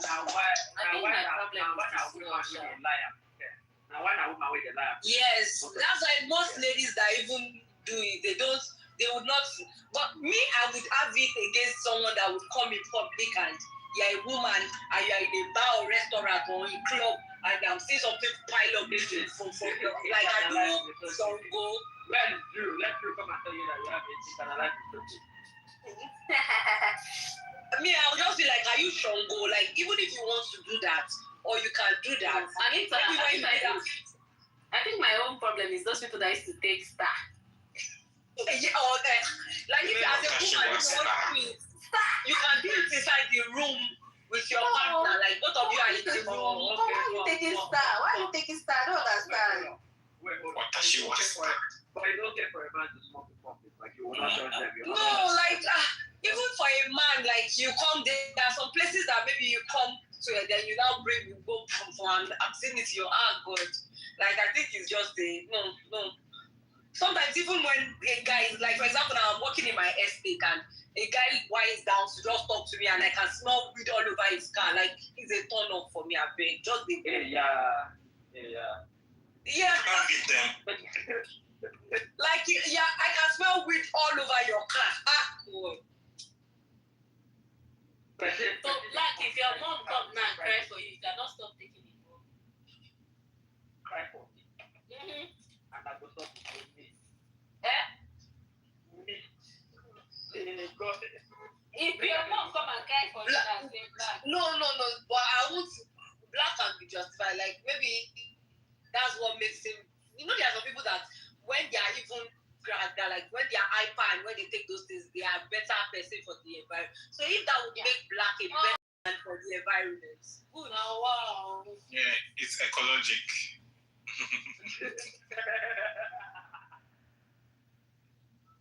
Look, there is not one human being that can tell me to stop the growth. Let me just tell you that. Or stop anything for that matter. Yeah. Stop anything. This is serious. I would only stop something because I want to stop it, not because somebody is telling me to stop it. And then you cannot go. Black, but these things, there are things that you can easily step up, right? You can just start as simple as taking an alcohol. From there, you leave alcohol, you enter cigar. From cigar, you enter Igbo. Then you keep going and I'll put you in what God cannot do prayer. It is when I no days say that sometimes it's an addiction.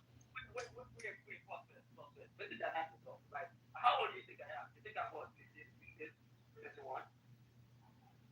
What kind of exposure do you think I have? You think that I don't think about now? They're not saying.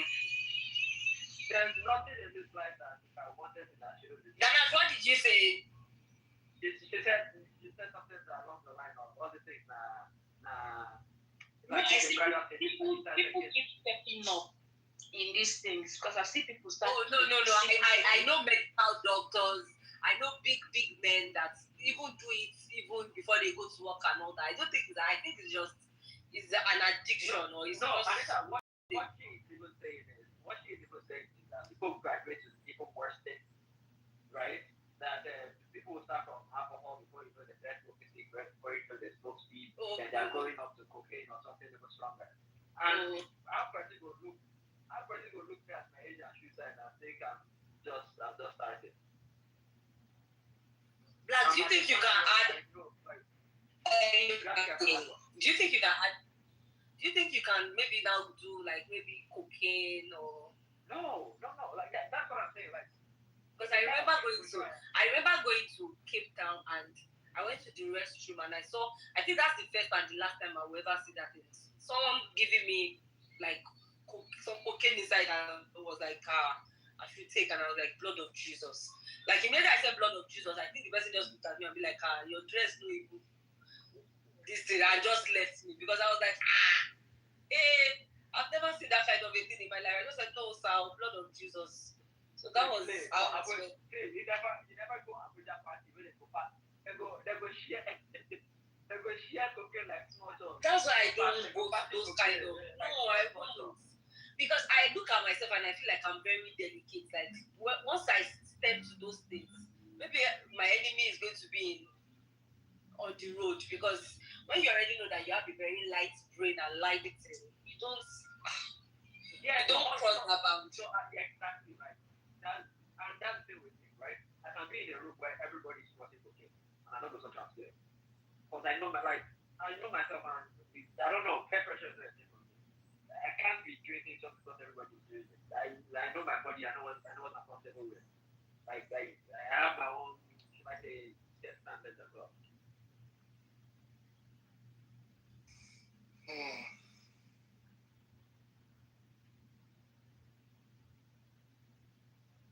It's not that one. You can't drop that from the stage. You know I do. I do have a. I do live in Abuja. You live in Abuja. You just kind of drop that goes my around. God, Abuja kills like drugs. Why? Why do you guys like drugs so much? Right. So if I'm going to be a drughead, I should be a drughead right now. Yeah, Abuja kids like drugs so much, man. What's going on in the house? You people should leave Black alone. Black, please change your PTR. Because if you have an admirer self and the admirer just looks at your PTR and just sees the. I don't understand. I speak for yourself. This is. You're just coming to the room. You don't even know what we've been saying. Though. I don't give a fuck what we've been saying. I'm saying what I'm saying, right? Yeah. I don't know, like he's talking really slowly. Yep. That's why I have to. Yeah, nothing's talking really slowly. I know he's talking like, Baba. Now you're doing your prostitution with Kosiso. Oh my God. Before you know it, you've taken all the men in the room. Before you know it, you've taken all the men in the room. Yes, I've put it today. What's going on? You say you put that for color, right? On the face, so you shared your book. Of course. We think it's not up. It's color, of course. Okay, cool. Thank you so much for doing that. Alright, cool. Yes, I put it today. Thank God. And that if you miss enter the kitchen and then they said she should shout something. I don't know what that thing means. Whether it's he missing out into the kitchen and shouted the word in Yoruba. That is very funny. Don't share it. Like it's an insult. That was right. At 1:52 p.m. 17th of September, this is officially a day hits account. So just putting it now out there. What has the poor girl done to you? They hit account. It's not what she did to me. Is that fans that I want to join that Tiraki especially. They hit account. Or you frustrate that fans in this room. Okay. Like Yusuf. But one, not two. These fans have not frustrated you the way another fan base have frustrated you, but then you've left those ones now to focus on Dede. For what did they do? Yes, I agree. The fans have done worse, to be honest, to me, and they've been of zero help as well. At least the fans have frustrated me. I agree. Well, they've been of help to me as well. So it's both ways. The fans have not been of any help to me, and they have the most to say about Kola. In fact, if they raise coin over Kola, that coin has slept with Isabella multiple times. They still raise coin over Kola in the house.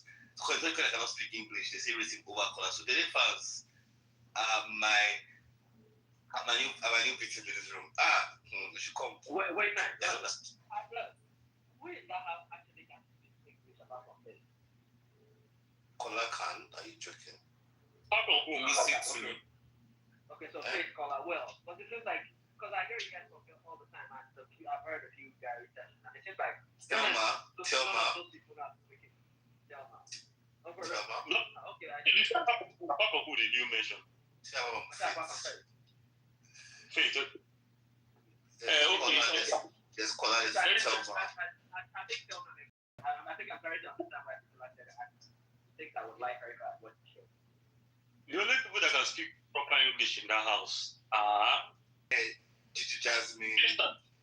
Yes, Jasmine. That's can speak English.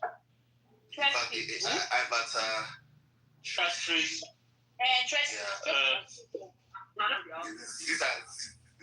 can't speak English. There's a TikTok English that can't speak English. Wait. What do you guys mean by speak English? Don't they communicate in English? Like in the house? No. They're not fluent. Even Sultana speaks well, right? And she does. Okay, yeah. So Sultana does speak well.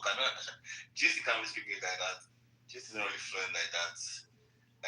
Koi is not fluent like that.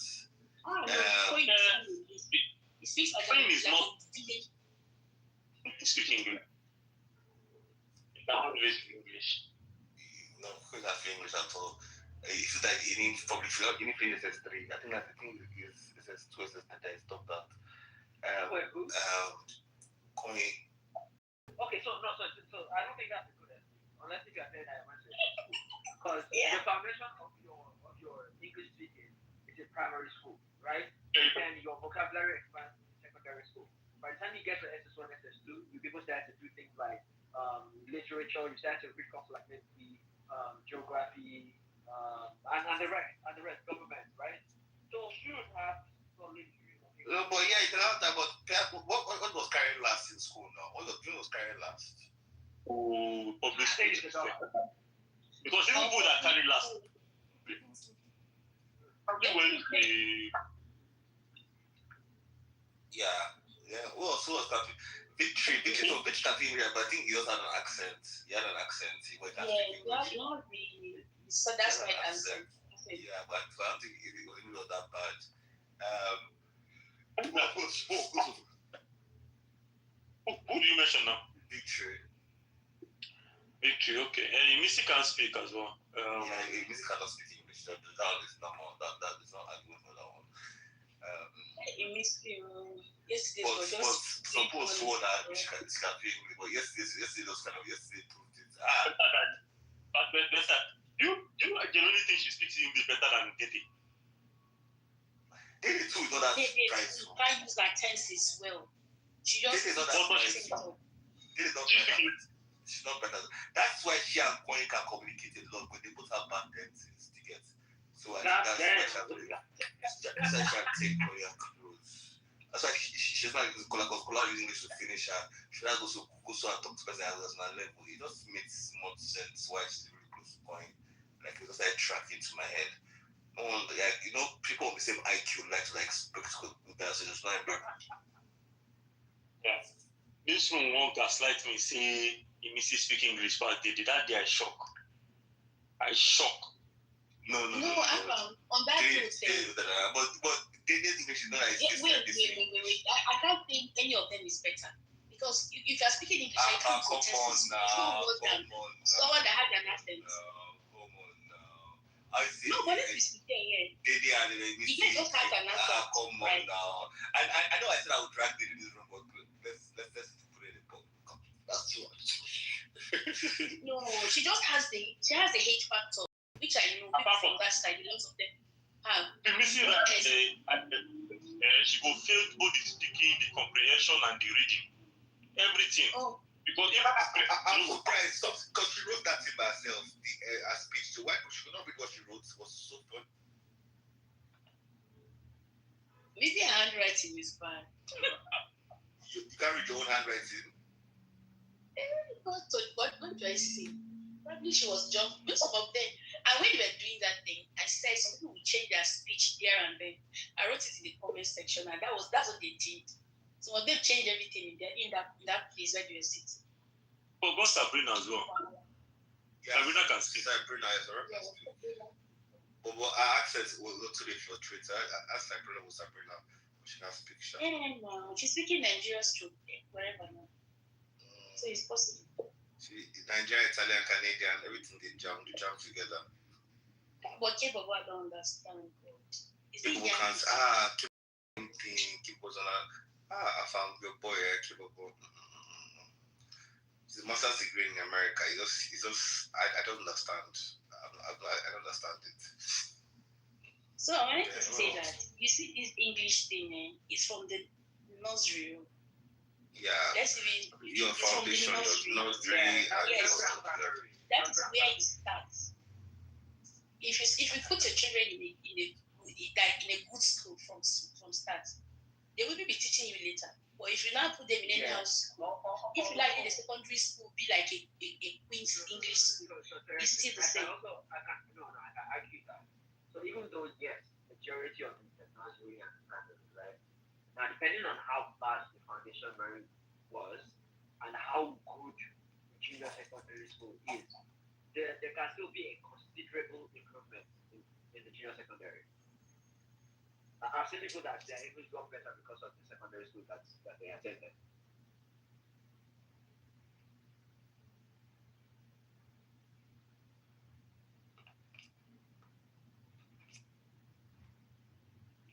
Everyone said,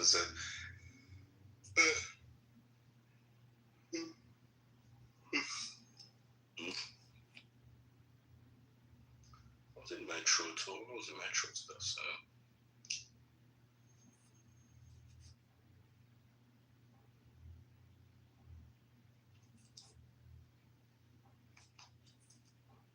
oh baby, I wasn't supposed to know. Oh, Uche. I watched Wrong Paris yesterday night. I hate Dawn. I hated that character. Oh my days. I hated the character. She's not like a boy at all. She wasn't like a boy at all. I'm not rooting for her. I'll root for the guy instead of her. She's not like a boy at all. That guy self was a bitch, because why did he leave her? Why did he leave her? Leave her like that. She was lying to him. She had so much time to tell him. Like when she got home, she had told him there. He would have understood it. Like she showed him his art already. Oh, this is why I go to school. I'm good. Like she had told him there. Like she was, she didn't say hiding from him at all. Like he didn't get any fucking sense. That kind of thing is not. I don't like that kind of dating situation where people keep things in their heart for a long time instead of telling it up immediately or asking maybe after 1 day or 2 days, like evicting her, humiliating her. Not wanting to see her, if it's me, I'm not saying again, no. If you hear something and you don't get my perspective of what happened, no, I feel like went to your house, you had no time to tell me. You had no time to tell me. Like, no. She had no time. All the drive home, she had enough time to say it. She had dinner in the house. She spent the whole night there. Like, what the fuck was he saying? She had enough time to say everything. No, but it was not the whole night. No, it was just like an afternoon thing.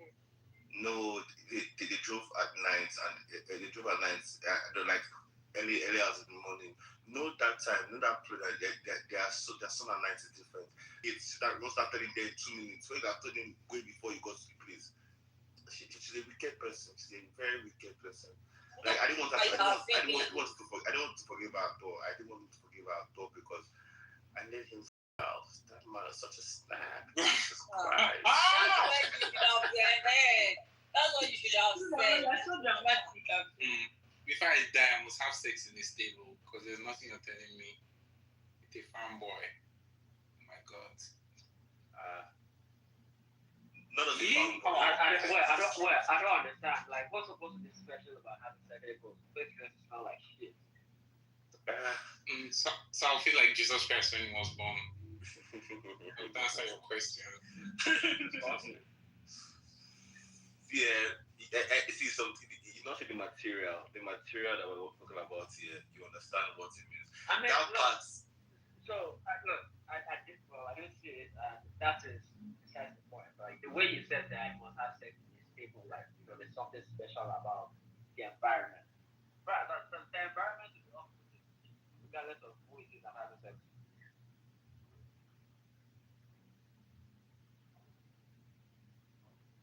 Oh, baby, how was I supposed to know?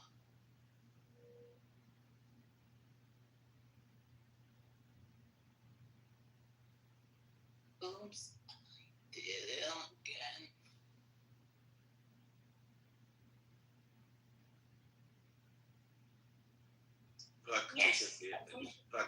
Check the day. Who's calling you? Your original black. Not the accountant. So. Made jealous for these girls today. When they come back, they'll be so happy. Unlike their mother. Unlike their what? You know when they come back, they find what they eat by themselves. But today I deliberately cook for them. They'll be so happy. It's all like that mother have screamed. So naturally you drag yourself. Yeah, I don't put that. When the most personal attack on self. Can we do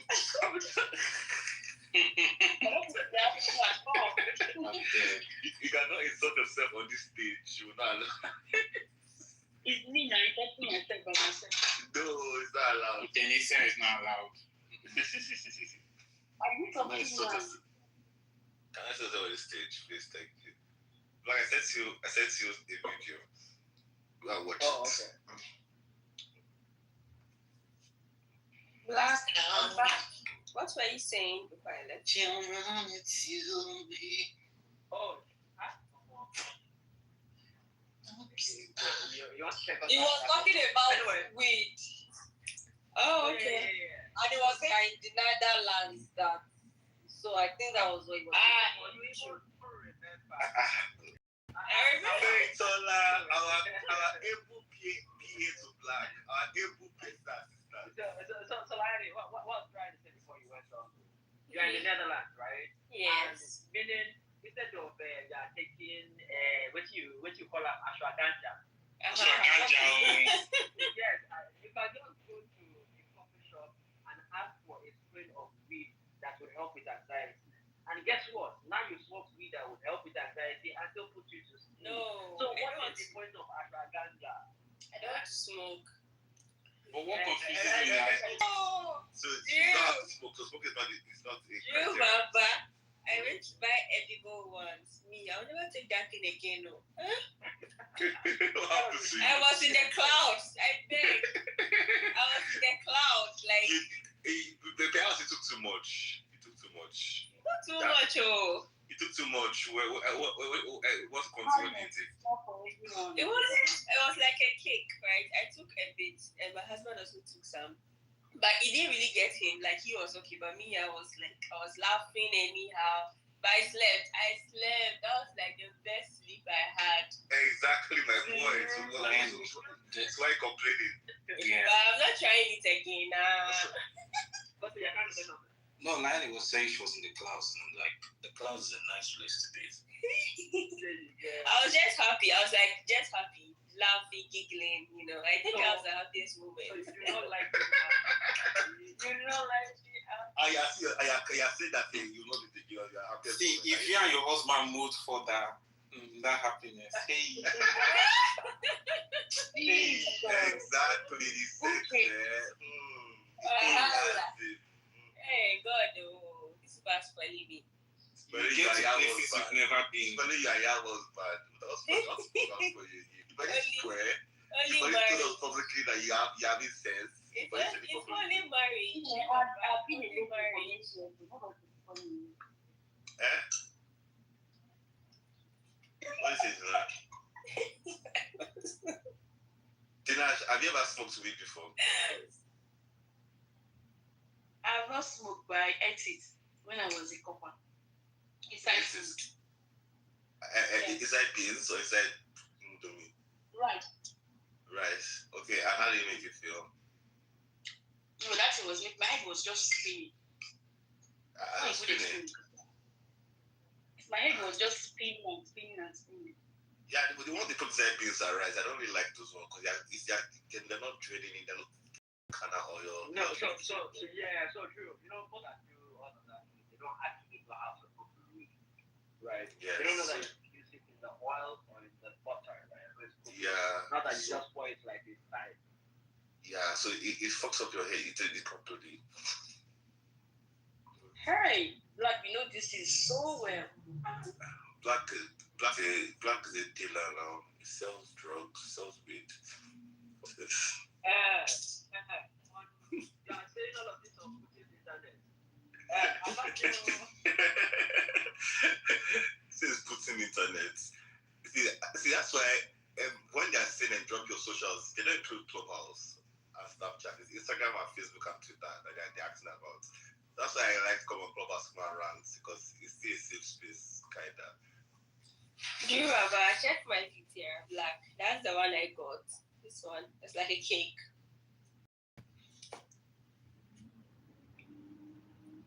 It's actually, it was like. How was I saying?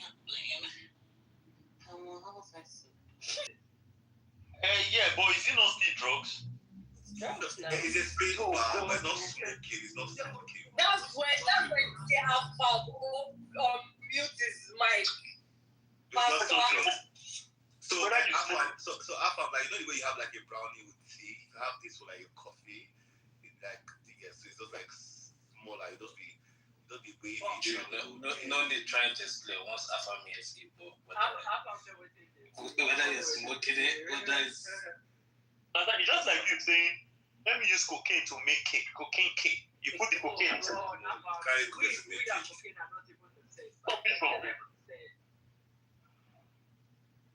Oh, so it's like error that you just said. Hey, I can't say anything. Who has that?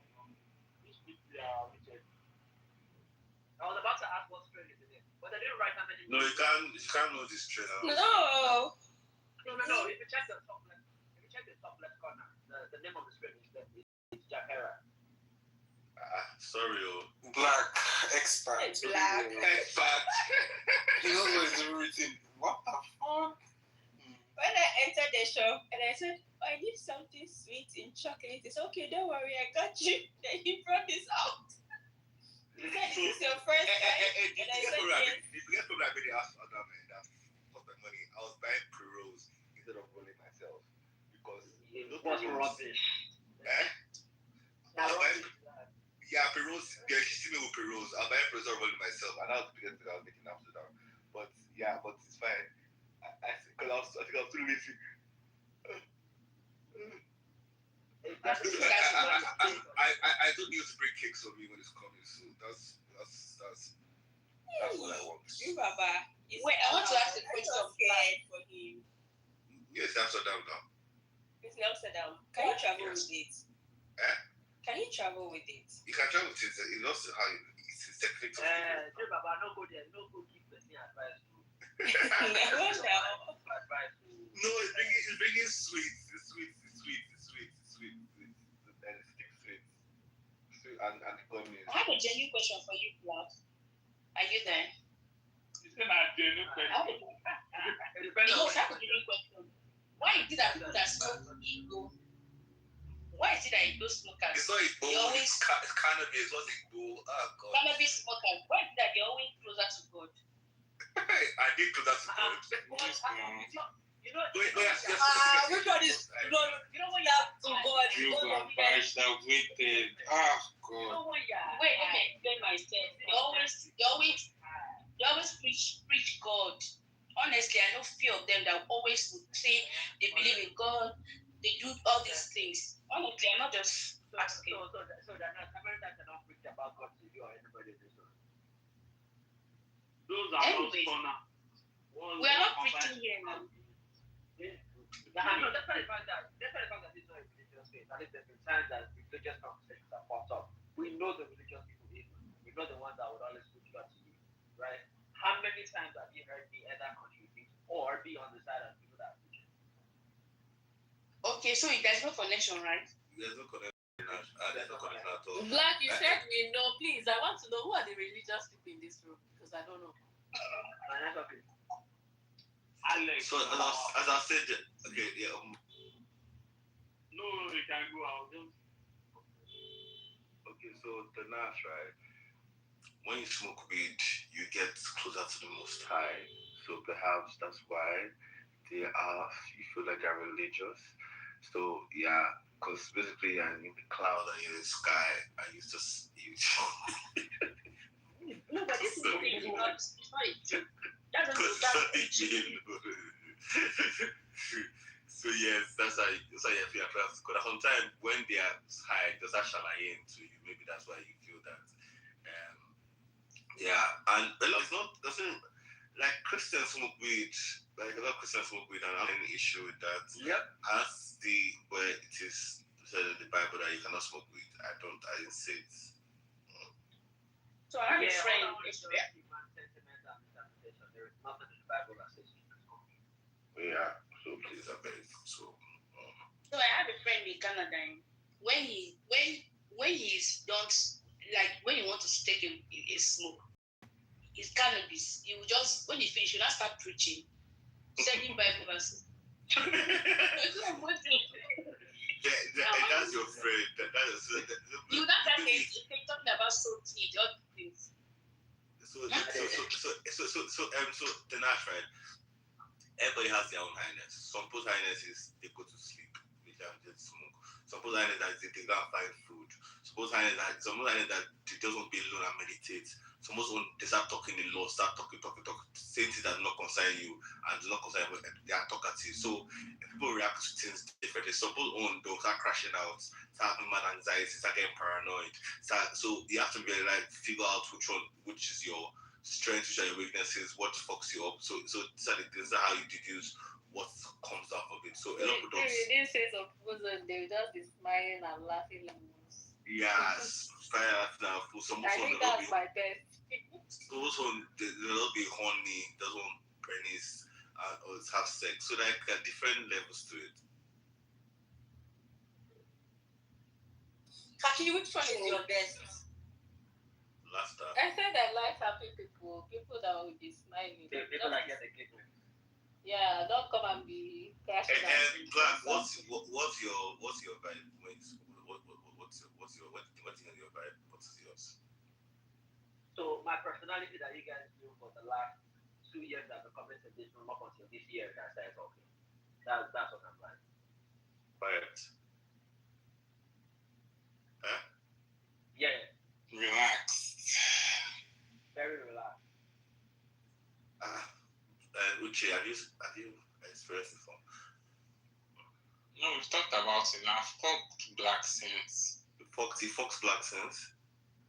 I fucked black sins. Okay. Are you okay? Not happy that no fucking move. Are you mad? That's what I heard. I was just press conference. I'm just joking. You can still have it. As I was saying, so me, I really like that place. So is it like I'm hungry or I'm hungry?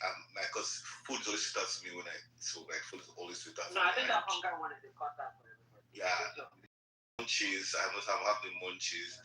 Then so me sometimes it's either like take it sativa or indica that will not like decide my mood.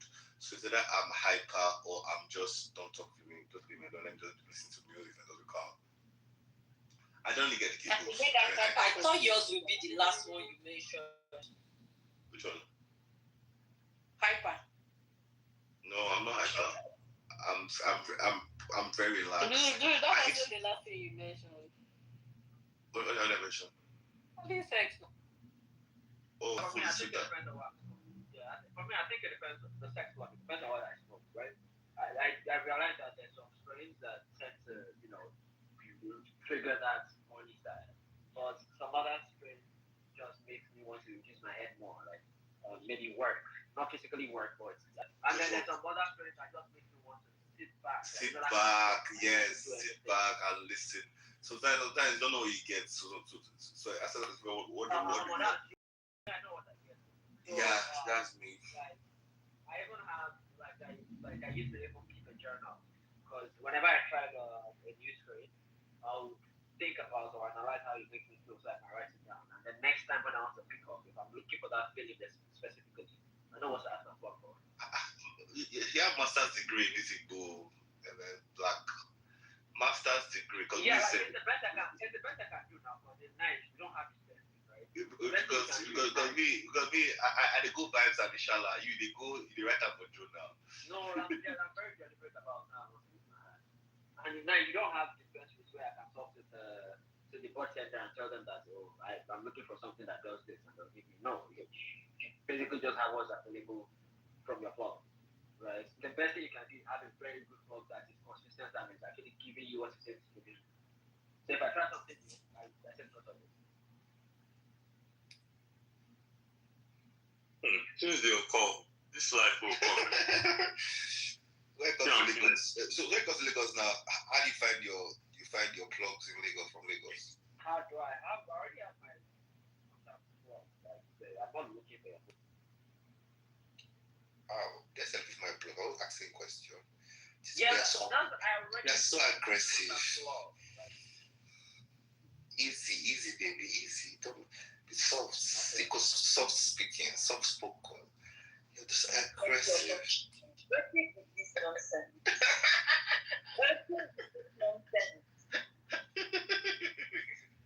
Soft spoken. Do Sativa and Deca. Which one is better? Which one is sweeter? Did you say Sativa and Deca?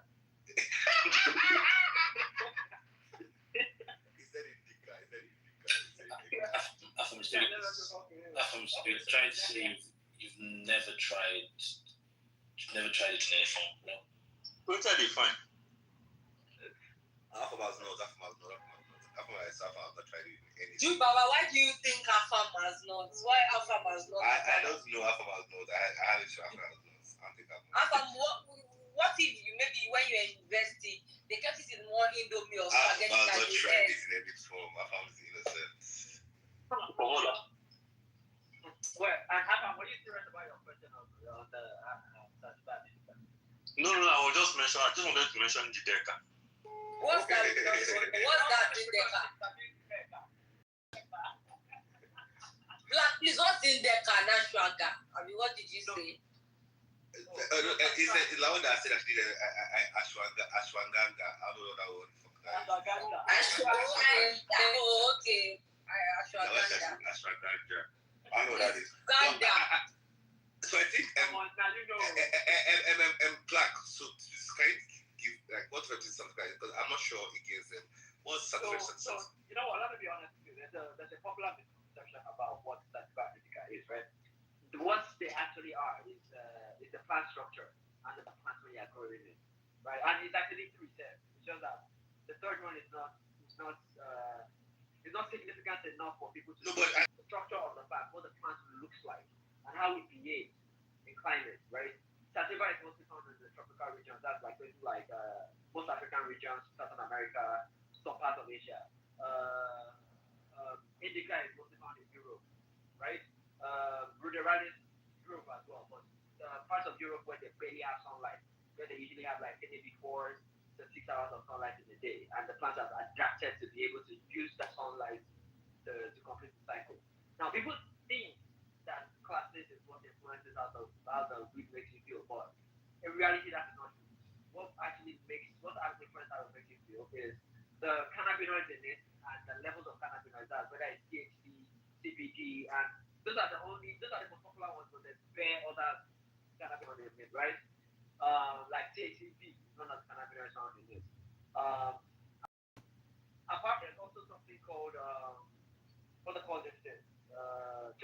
Terpenes is something that's found in flowers and fruits, and it's responsible for the smell of the flowers and fruits.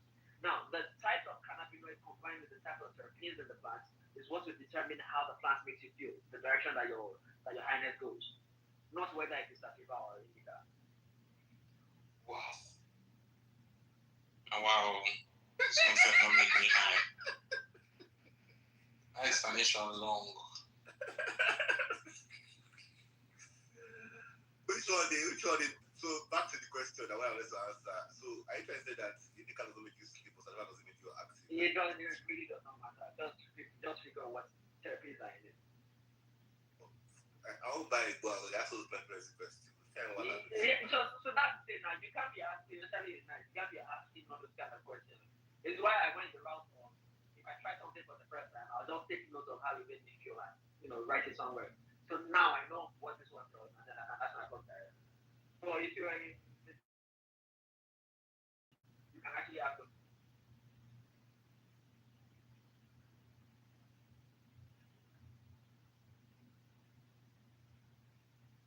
Give me a second, I need to get my story straight. My friends are in the bathroom getting higher than the Empire State. I love her, she's waiting for me. You have small voice, so they sing. Thank you. These are our singing talents. Who they manage when we go. So after I was thinking, we need to do a BB Rant HQ Got Talent after the show ends. So it could be spoken word, it could be music, it could be monologue, it could be acting. Maybe folk can audition for it, so it'll probably be a prize money.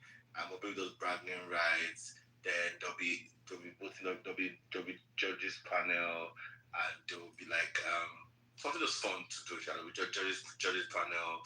Then there'll be like maybe there'll be voting too as well. Thank God we poll now can actually vote. So I don't know, something like that would be fun to do because there are a lot of talent in this room, to be honest. You see, I can sponsor it. See, I do have like $500 you said. See, I said number you dialed is switched off. Please try again later. Crowdfunded. So at least now, Black and Divorce is Igbo knowledge talent. No, Black and roll Igbo in 5 seconds. What you said? Yeah, $500, For what? For Rank HQ Got Talent. Oh, you guys want to do it? Drew wants to host a show for everybody to present their talent, and they will be like, so the first winner will get like $300, second winner will get like $150, and the third will get like $50. Yeah, sure, I can contribute. No. Okay, so $500. Who else is contributing $500? Black and get money. Black. So I just think something like that would be fun, Chad. Something like that. No, I want to participate. I want you to participate. But we're not really. I'm screaming. No.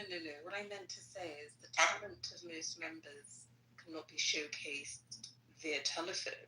Unless so it's a talent that can showcase by telephone. That's what we have to do because it's global. And that's limiting. It's only singing, really, right? Singing, spoken words, poems, drama. Yeah, drama. You can act a whole movie script or voiceover, like voiceover. You can use sounds to amplify your speech. Perhaps you are playing an audio that is speaking, so that there are a lot of things you can do with. And you can play the piano, the guitar. I heard Kosiso plays the piano. You can play the piano. Oh, really? How long have you been playing? I don't know where I heard that from. Black, where that Black plays with men, he can play them on the stage. And you can even moan. They've done the moaning stuff on Clubhouse. Yeah, so all about that. Like, I know singing is the major one, to be honest. So, so we make sure that in the finals there's a singer, there's an actor, there's a spoken word person. So there's a variety at the end of the show. That's probably it's all goal to judge. But to make it more elaborate, you remember that other this thing we're planning to do some years ago, like Big Brother. Yeah. On there. Big Brother on Clubhouse. I don't know if you remember. Yeah, I mean, I shared from my done it before. Posted the Big Brother on Clubhouse. It was fantastic. Like it was fantastic. But then people have patience and all that. But we did it before on Clubhouse. I was there. Shared from was at Ibuka, and it was. Sounds like role play. So we've had a winner. We did audition. We had diary sessions. We did tax presentation, and we had the first set. We did a big show. They had booked it. Then there was the final performance. That was actually built it from scratch on the club, and they were like they did for 3 days. And the housemates were in a group chat.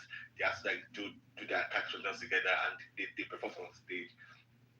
But also everybody had their line, everybody had their cue, everybody wanted to come in, and it was so I'm not even hyping it. It was mad.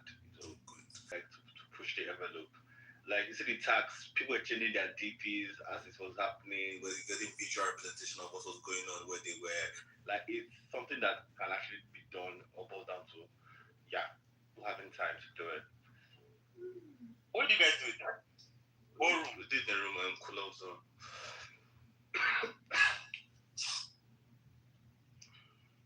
We had like minimum of almost 120, 100 people in the room. Like people that would come in to watch. I did an announcement and everything. Then we ran and do break rooms. I'm not gonna open a break room where people now go to listen to diary sessions. But I'm not called. We are called like the National Diary Room. I'm not asking her questions. How she feels about black. What has our week been? What she feels like? It's still acting, but you have to create a storyline that people will vote for you for. People have to look at personality and all that. Sometimes we'll let the housemates talk on stage and allow them just interact and build their personality for the audience to vibe with. So it's actually really audience based because audience decides everything that happens. Yeah. Okay. Makes sense. Not gonna lie, it sounds so stressful. For $500, okay. Anytime reach that, people did it for were mainly younger people there, but these students as well. So they're hungry for it. People are millionaires in the room. So the money will not mean anything. So it's turn into that deep. What I'm mostly interested in is I like all these question games. So yeah, so what also did them Uche won that one, Abi. You won one to close on Abi. The trivia one.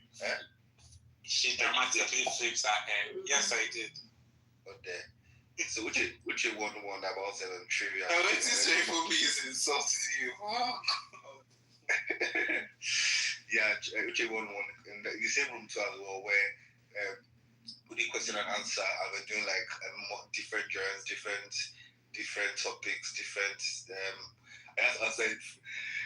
I mean, how many seconds was it? Uche, I can't remember. Uche. Yeah. You have to answer in how many seconds? I had to answer in 10 seconds. That's too much, chef. 5 seconds is time because that's time to Google in 10 seconds. We have to answer in 5 seconds. Oh, yeah, stuff like that, chef. Yeah. And see the way the answers were just coming to my head sometimes. Like, they asked, where do people buy food in an army barracks or something? Like Mami Market immediately. I've never thought of this before. And I got it. I was like, okay. They said the largest organ in the body is what? Skin. questions then that they've asked so much in trivia that if you follow a lot of trivia, I mean, if you heard a lot of trivia questions, you know the answer. Like this skin one, this largest organ in the body.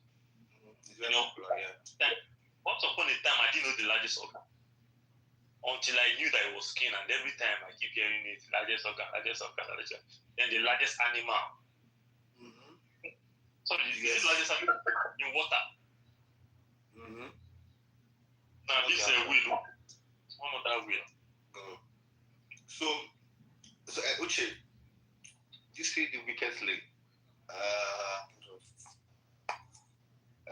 What weakest link here? Watch the weakest link here. I did. Yeah. So I know they brought it back. No, the lady she died. I think they brought it back. So I think I did like celebrities or like a group of the TV cast. I think I saw the one with the Glee cast recently. They all came to the weakest link and they were like voted off. So I love weakest link. That's my favorite show growing up. Like I loved trivia shows. Yeah. I just answered very fast. What city is the capital of this? MC. Beyonce had the first album. What song was on the album? Okay. Test run. Everyone unmute your mics. Get ready. I want to see who's the dumbest person. I'm screaming. What is the only food that never spoils? Water. Food. What is the only national animal of Scotland? I think that's how you should know this. Okay, the unicorn. Which artist painted the Mona Lisa? That doesn't exist. Go on, sorry. Which artist painted the Mona Lisa? Leonardo da Vinci. Very good. What does the acronym WWW stand for? World Wide Web. How many hearts does an octopus have? 7. 3. What is the smallest planet in our solar system? Pluto. No. Pluto. No. Smallest planet in our solar system. Afam, why are you not participating? Smallest planet in our solar system. Mercury. Who wrote To Kill a Mockingbird? Eminem. Y'all don't read? Harper Black, you were shouting curriculum with English literature before. Who wrote To Kill a Mockingbird? Harper Lee. What's the world's largest desert?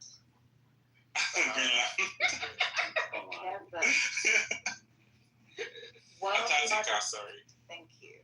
Which fruit, the only fruit in the world that has its seeds on the outside?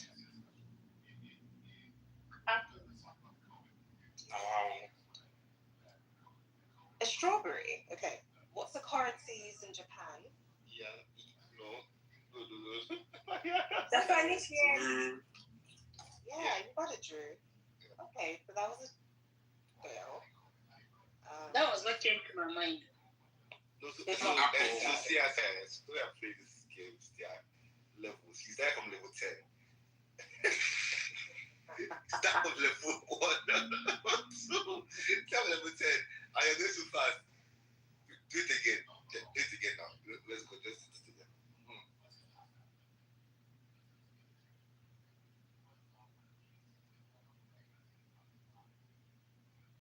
Sorry, I had to leave and come back. Okay. What was London's airport renamed in 1960? The Eagle. No. So sorry, No, Hummingbird. Who painted the ceiling of the Sistine Chapel? Castle. Very popular name. I know the name. It's not David. It's Da Vinci. No. Yeah. Close. Almost. Leonardo da Vinci. Michelangelo. Okay. Ninja Turtle. Wow. What's the main profession of the Nintendo character Luigi? Professor. Black, you play video games, don't you? He's a plumber now. Yes, correct. Oh, sorry, I didn't hear you. Correct. He was inaugurated as the U.S. president in 2009. Obama. Bush. Correct. Oh, yeah. Obama. Largest living species of a lizard. Monitor lizard. Widow dragon. And again, That's the same thing now. Dragon. Okay, this is easy. Main ingredient of guacamole. Avocado. Second president of the United States. Abraham Lincoln was Roosevelt. No. I don't know. Okay, John Adams. Sorry. Which planet has over 145 million moons? Jupiter. No. Uranus. Saturn. UK's longest serving female Prime Minister. What year was the first iPhone released? 2004. At least 2003.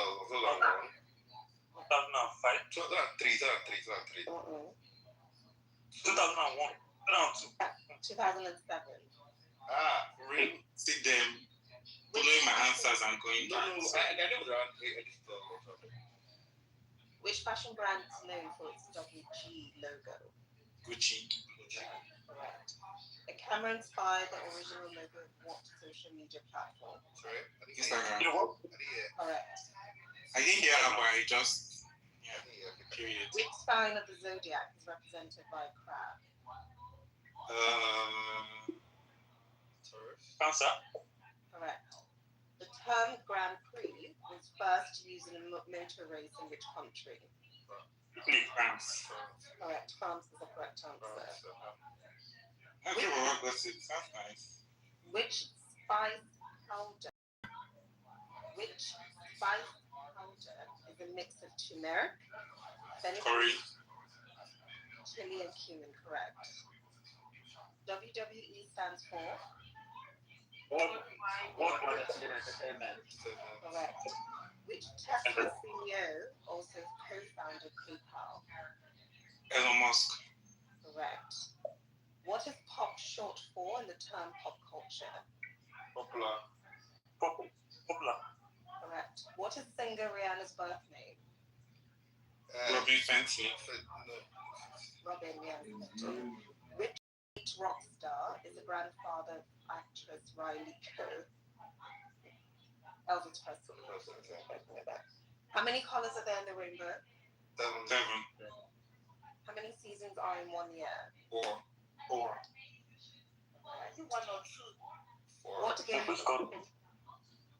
is Princess Peach originally from? Badminton. What does Dr. Seuss character Sam I Am want to serve? What? Guys, come on. Dr. Seuss character Sam I Am. Why didn't read? Green eggs and ham. Which member of the Scooby-Doo gang typically wears a purple dress? Velma. No. That's the other one I know. Shaggy. Daphne. Dress. What type of fish is Nemo? A clownfish. Who was the first Marvel character to appear in Fortnite? That's in America. No. Iron Man. Appear what? Iron Man. To appear in Fortnite. The streaming, the game, Thanos. In SpongeBob SquarePants, what animal is Squidward? Octopus. Squid. What movie was Michael Jordan and Bugs Bunny star in? Space Jam. Correct. How many legs does a spider have? 8. Correct. What do caterpillars turn into? Butterfly. What is the name of the fairy Peter Pan? Sorry, hold on. I know this name. What? Correct answer. Which city was the first modern Olympic Games held? Correct. In soccer, how many players are on the field for each team? 11. 10. 10 they have one keeper. 22. 11. Everybody came up with 2,000. For each team. Because I didn't hear the question. Which boxer could float like a butterfly and sting like a bee? Muhammad Ali. Muhammad. What tennis ball always follows dues? It's like, yes, answer this one. It's like with coffee. What tennis ball always follows dues? Fitila. Answer now. Advantage. It's advantage now. Why do you not answer if you do it?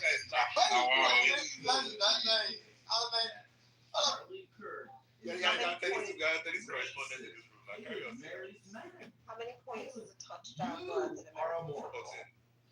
No. Seven. No.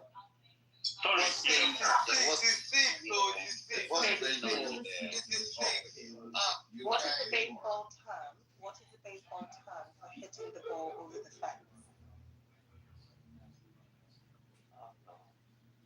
Are we still in baseball advantage? What's going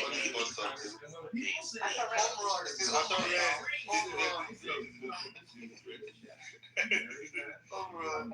Which Open Tennis Championship is played on clay? Correct.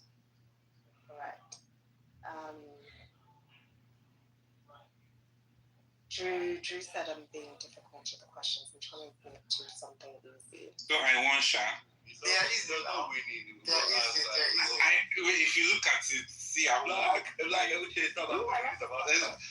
I want to know who won. Because if you were answering most big questions like me, you'd have said the same.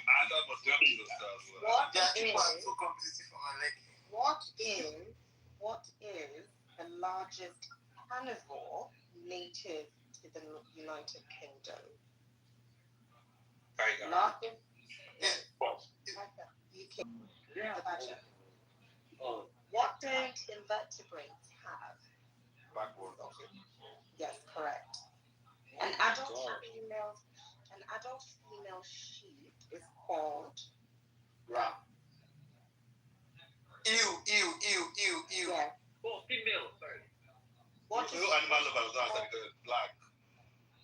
Very disappointing. But if it's true about you, no mistake it. Still, no. There's lots. Yeah. What do you call animals that can live on land and in water? Correct. Excellent. Biology class. Giant pandas. What do they mainly eat? I think we use that easy. Bamboo. There is bamboo. A baby goat is called a what? Yes. Which animal never sleeps? Black. Bats. Okay, where's the hit quote of fascism? actually, That's why he's a martyr for the Second Amendment, to protect us from a tyrannical government. And if you want to criticize it, Pan Pandey should be fired for what she said yesterday. Do you guys Why would she say this? The reasoning behind that claim that he made is because freedom always, whether it's freedom of speech, freedom of carrying guns, whatever, freedom always carries the risk that someone will go nuts and abuse it. Yet, the cost of surrendering those freedoms is much greater than the harm caused by a few bad actors.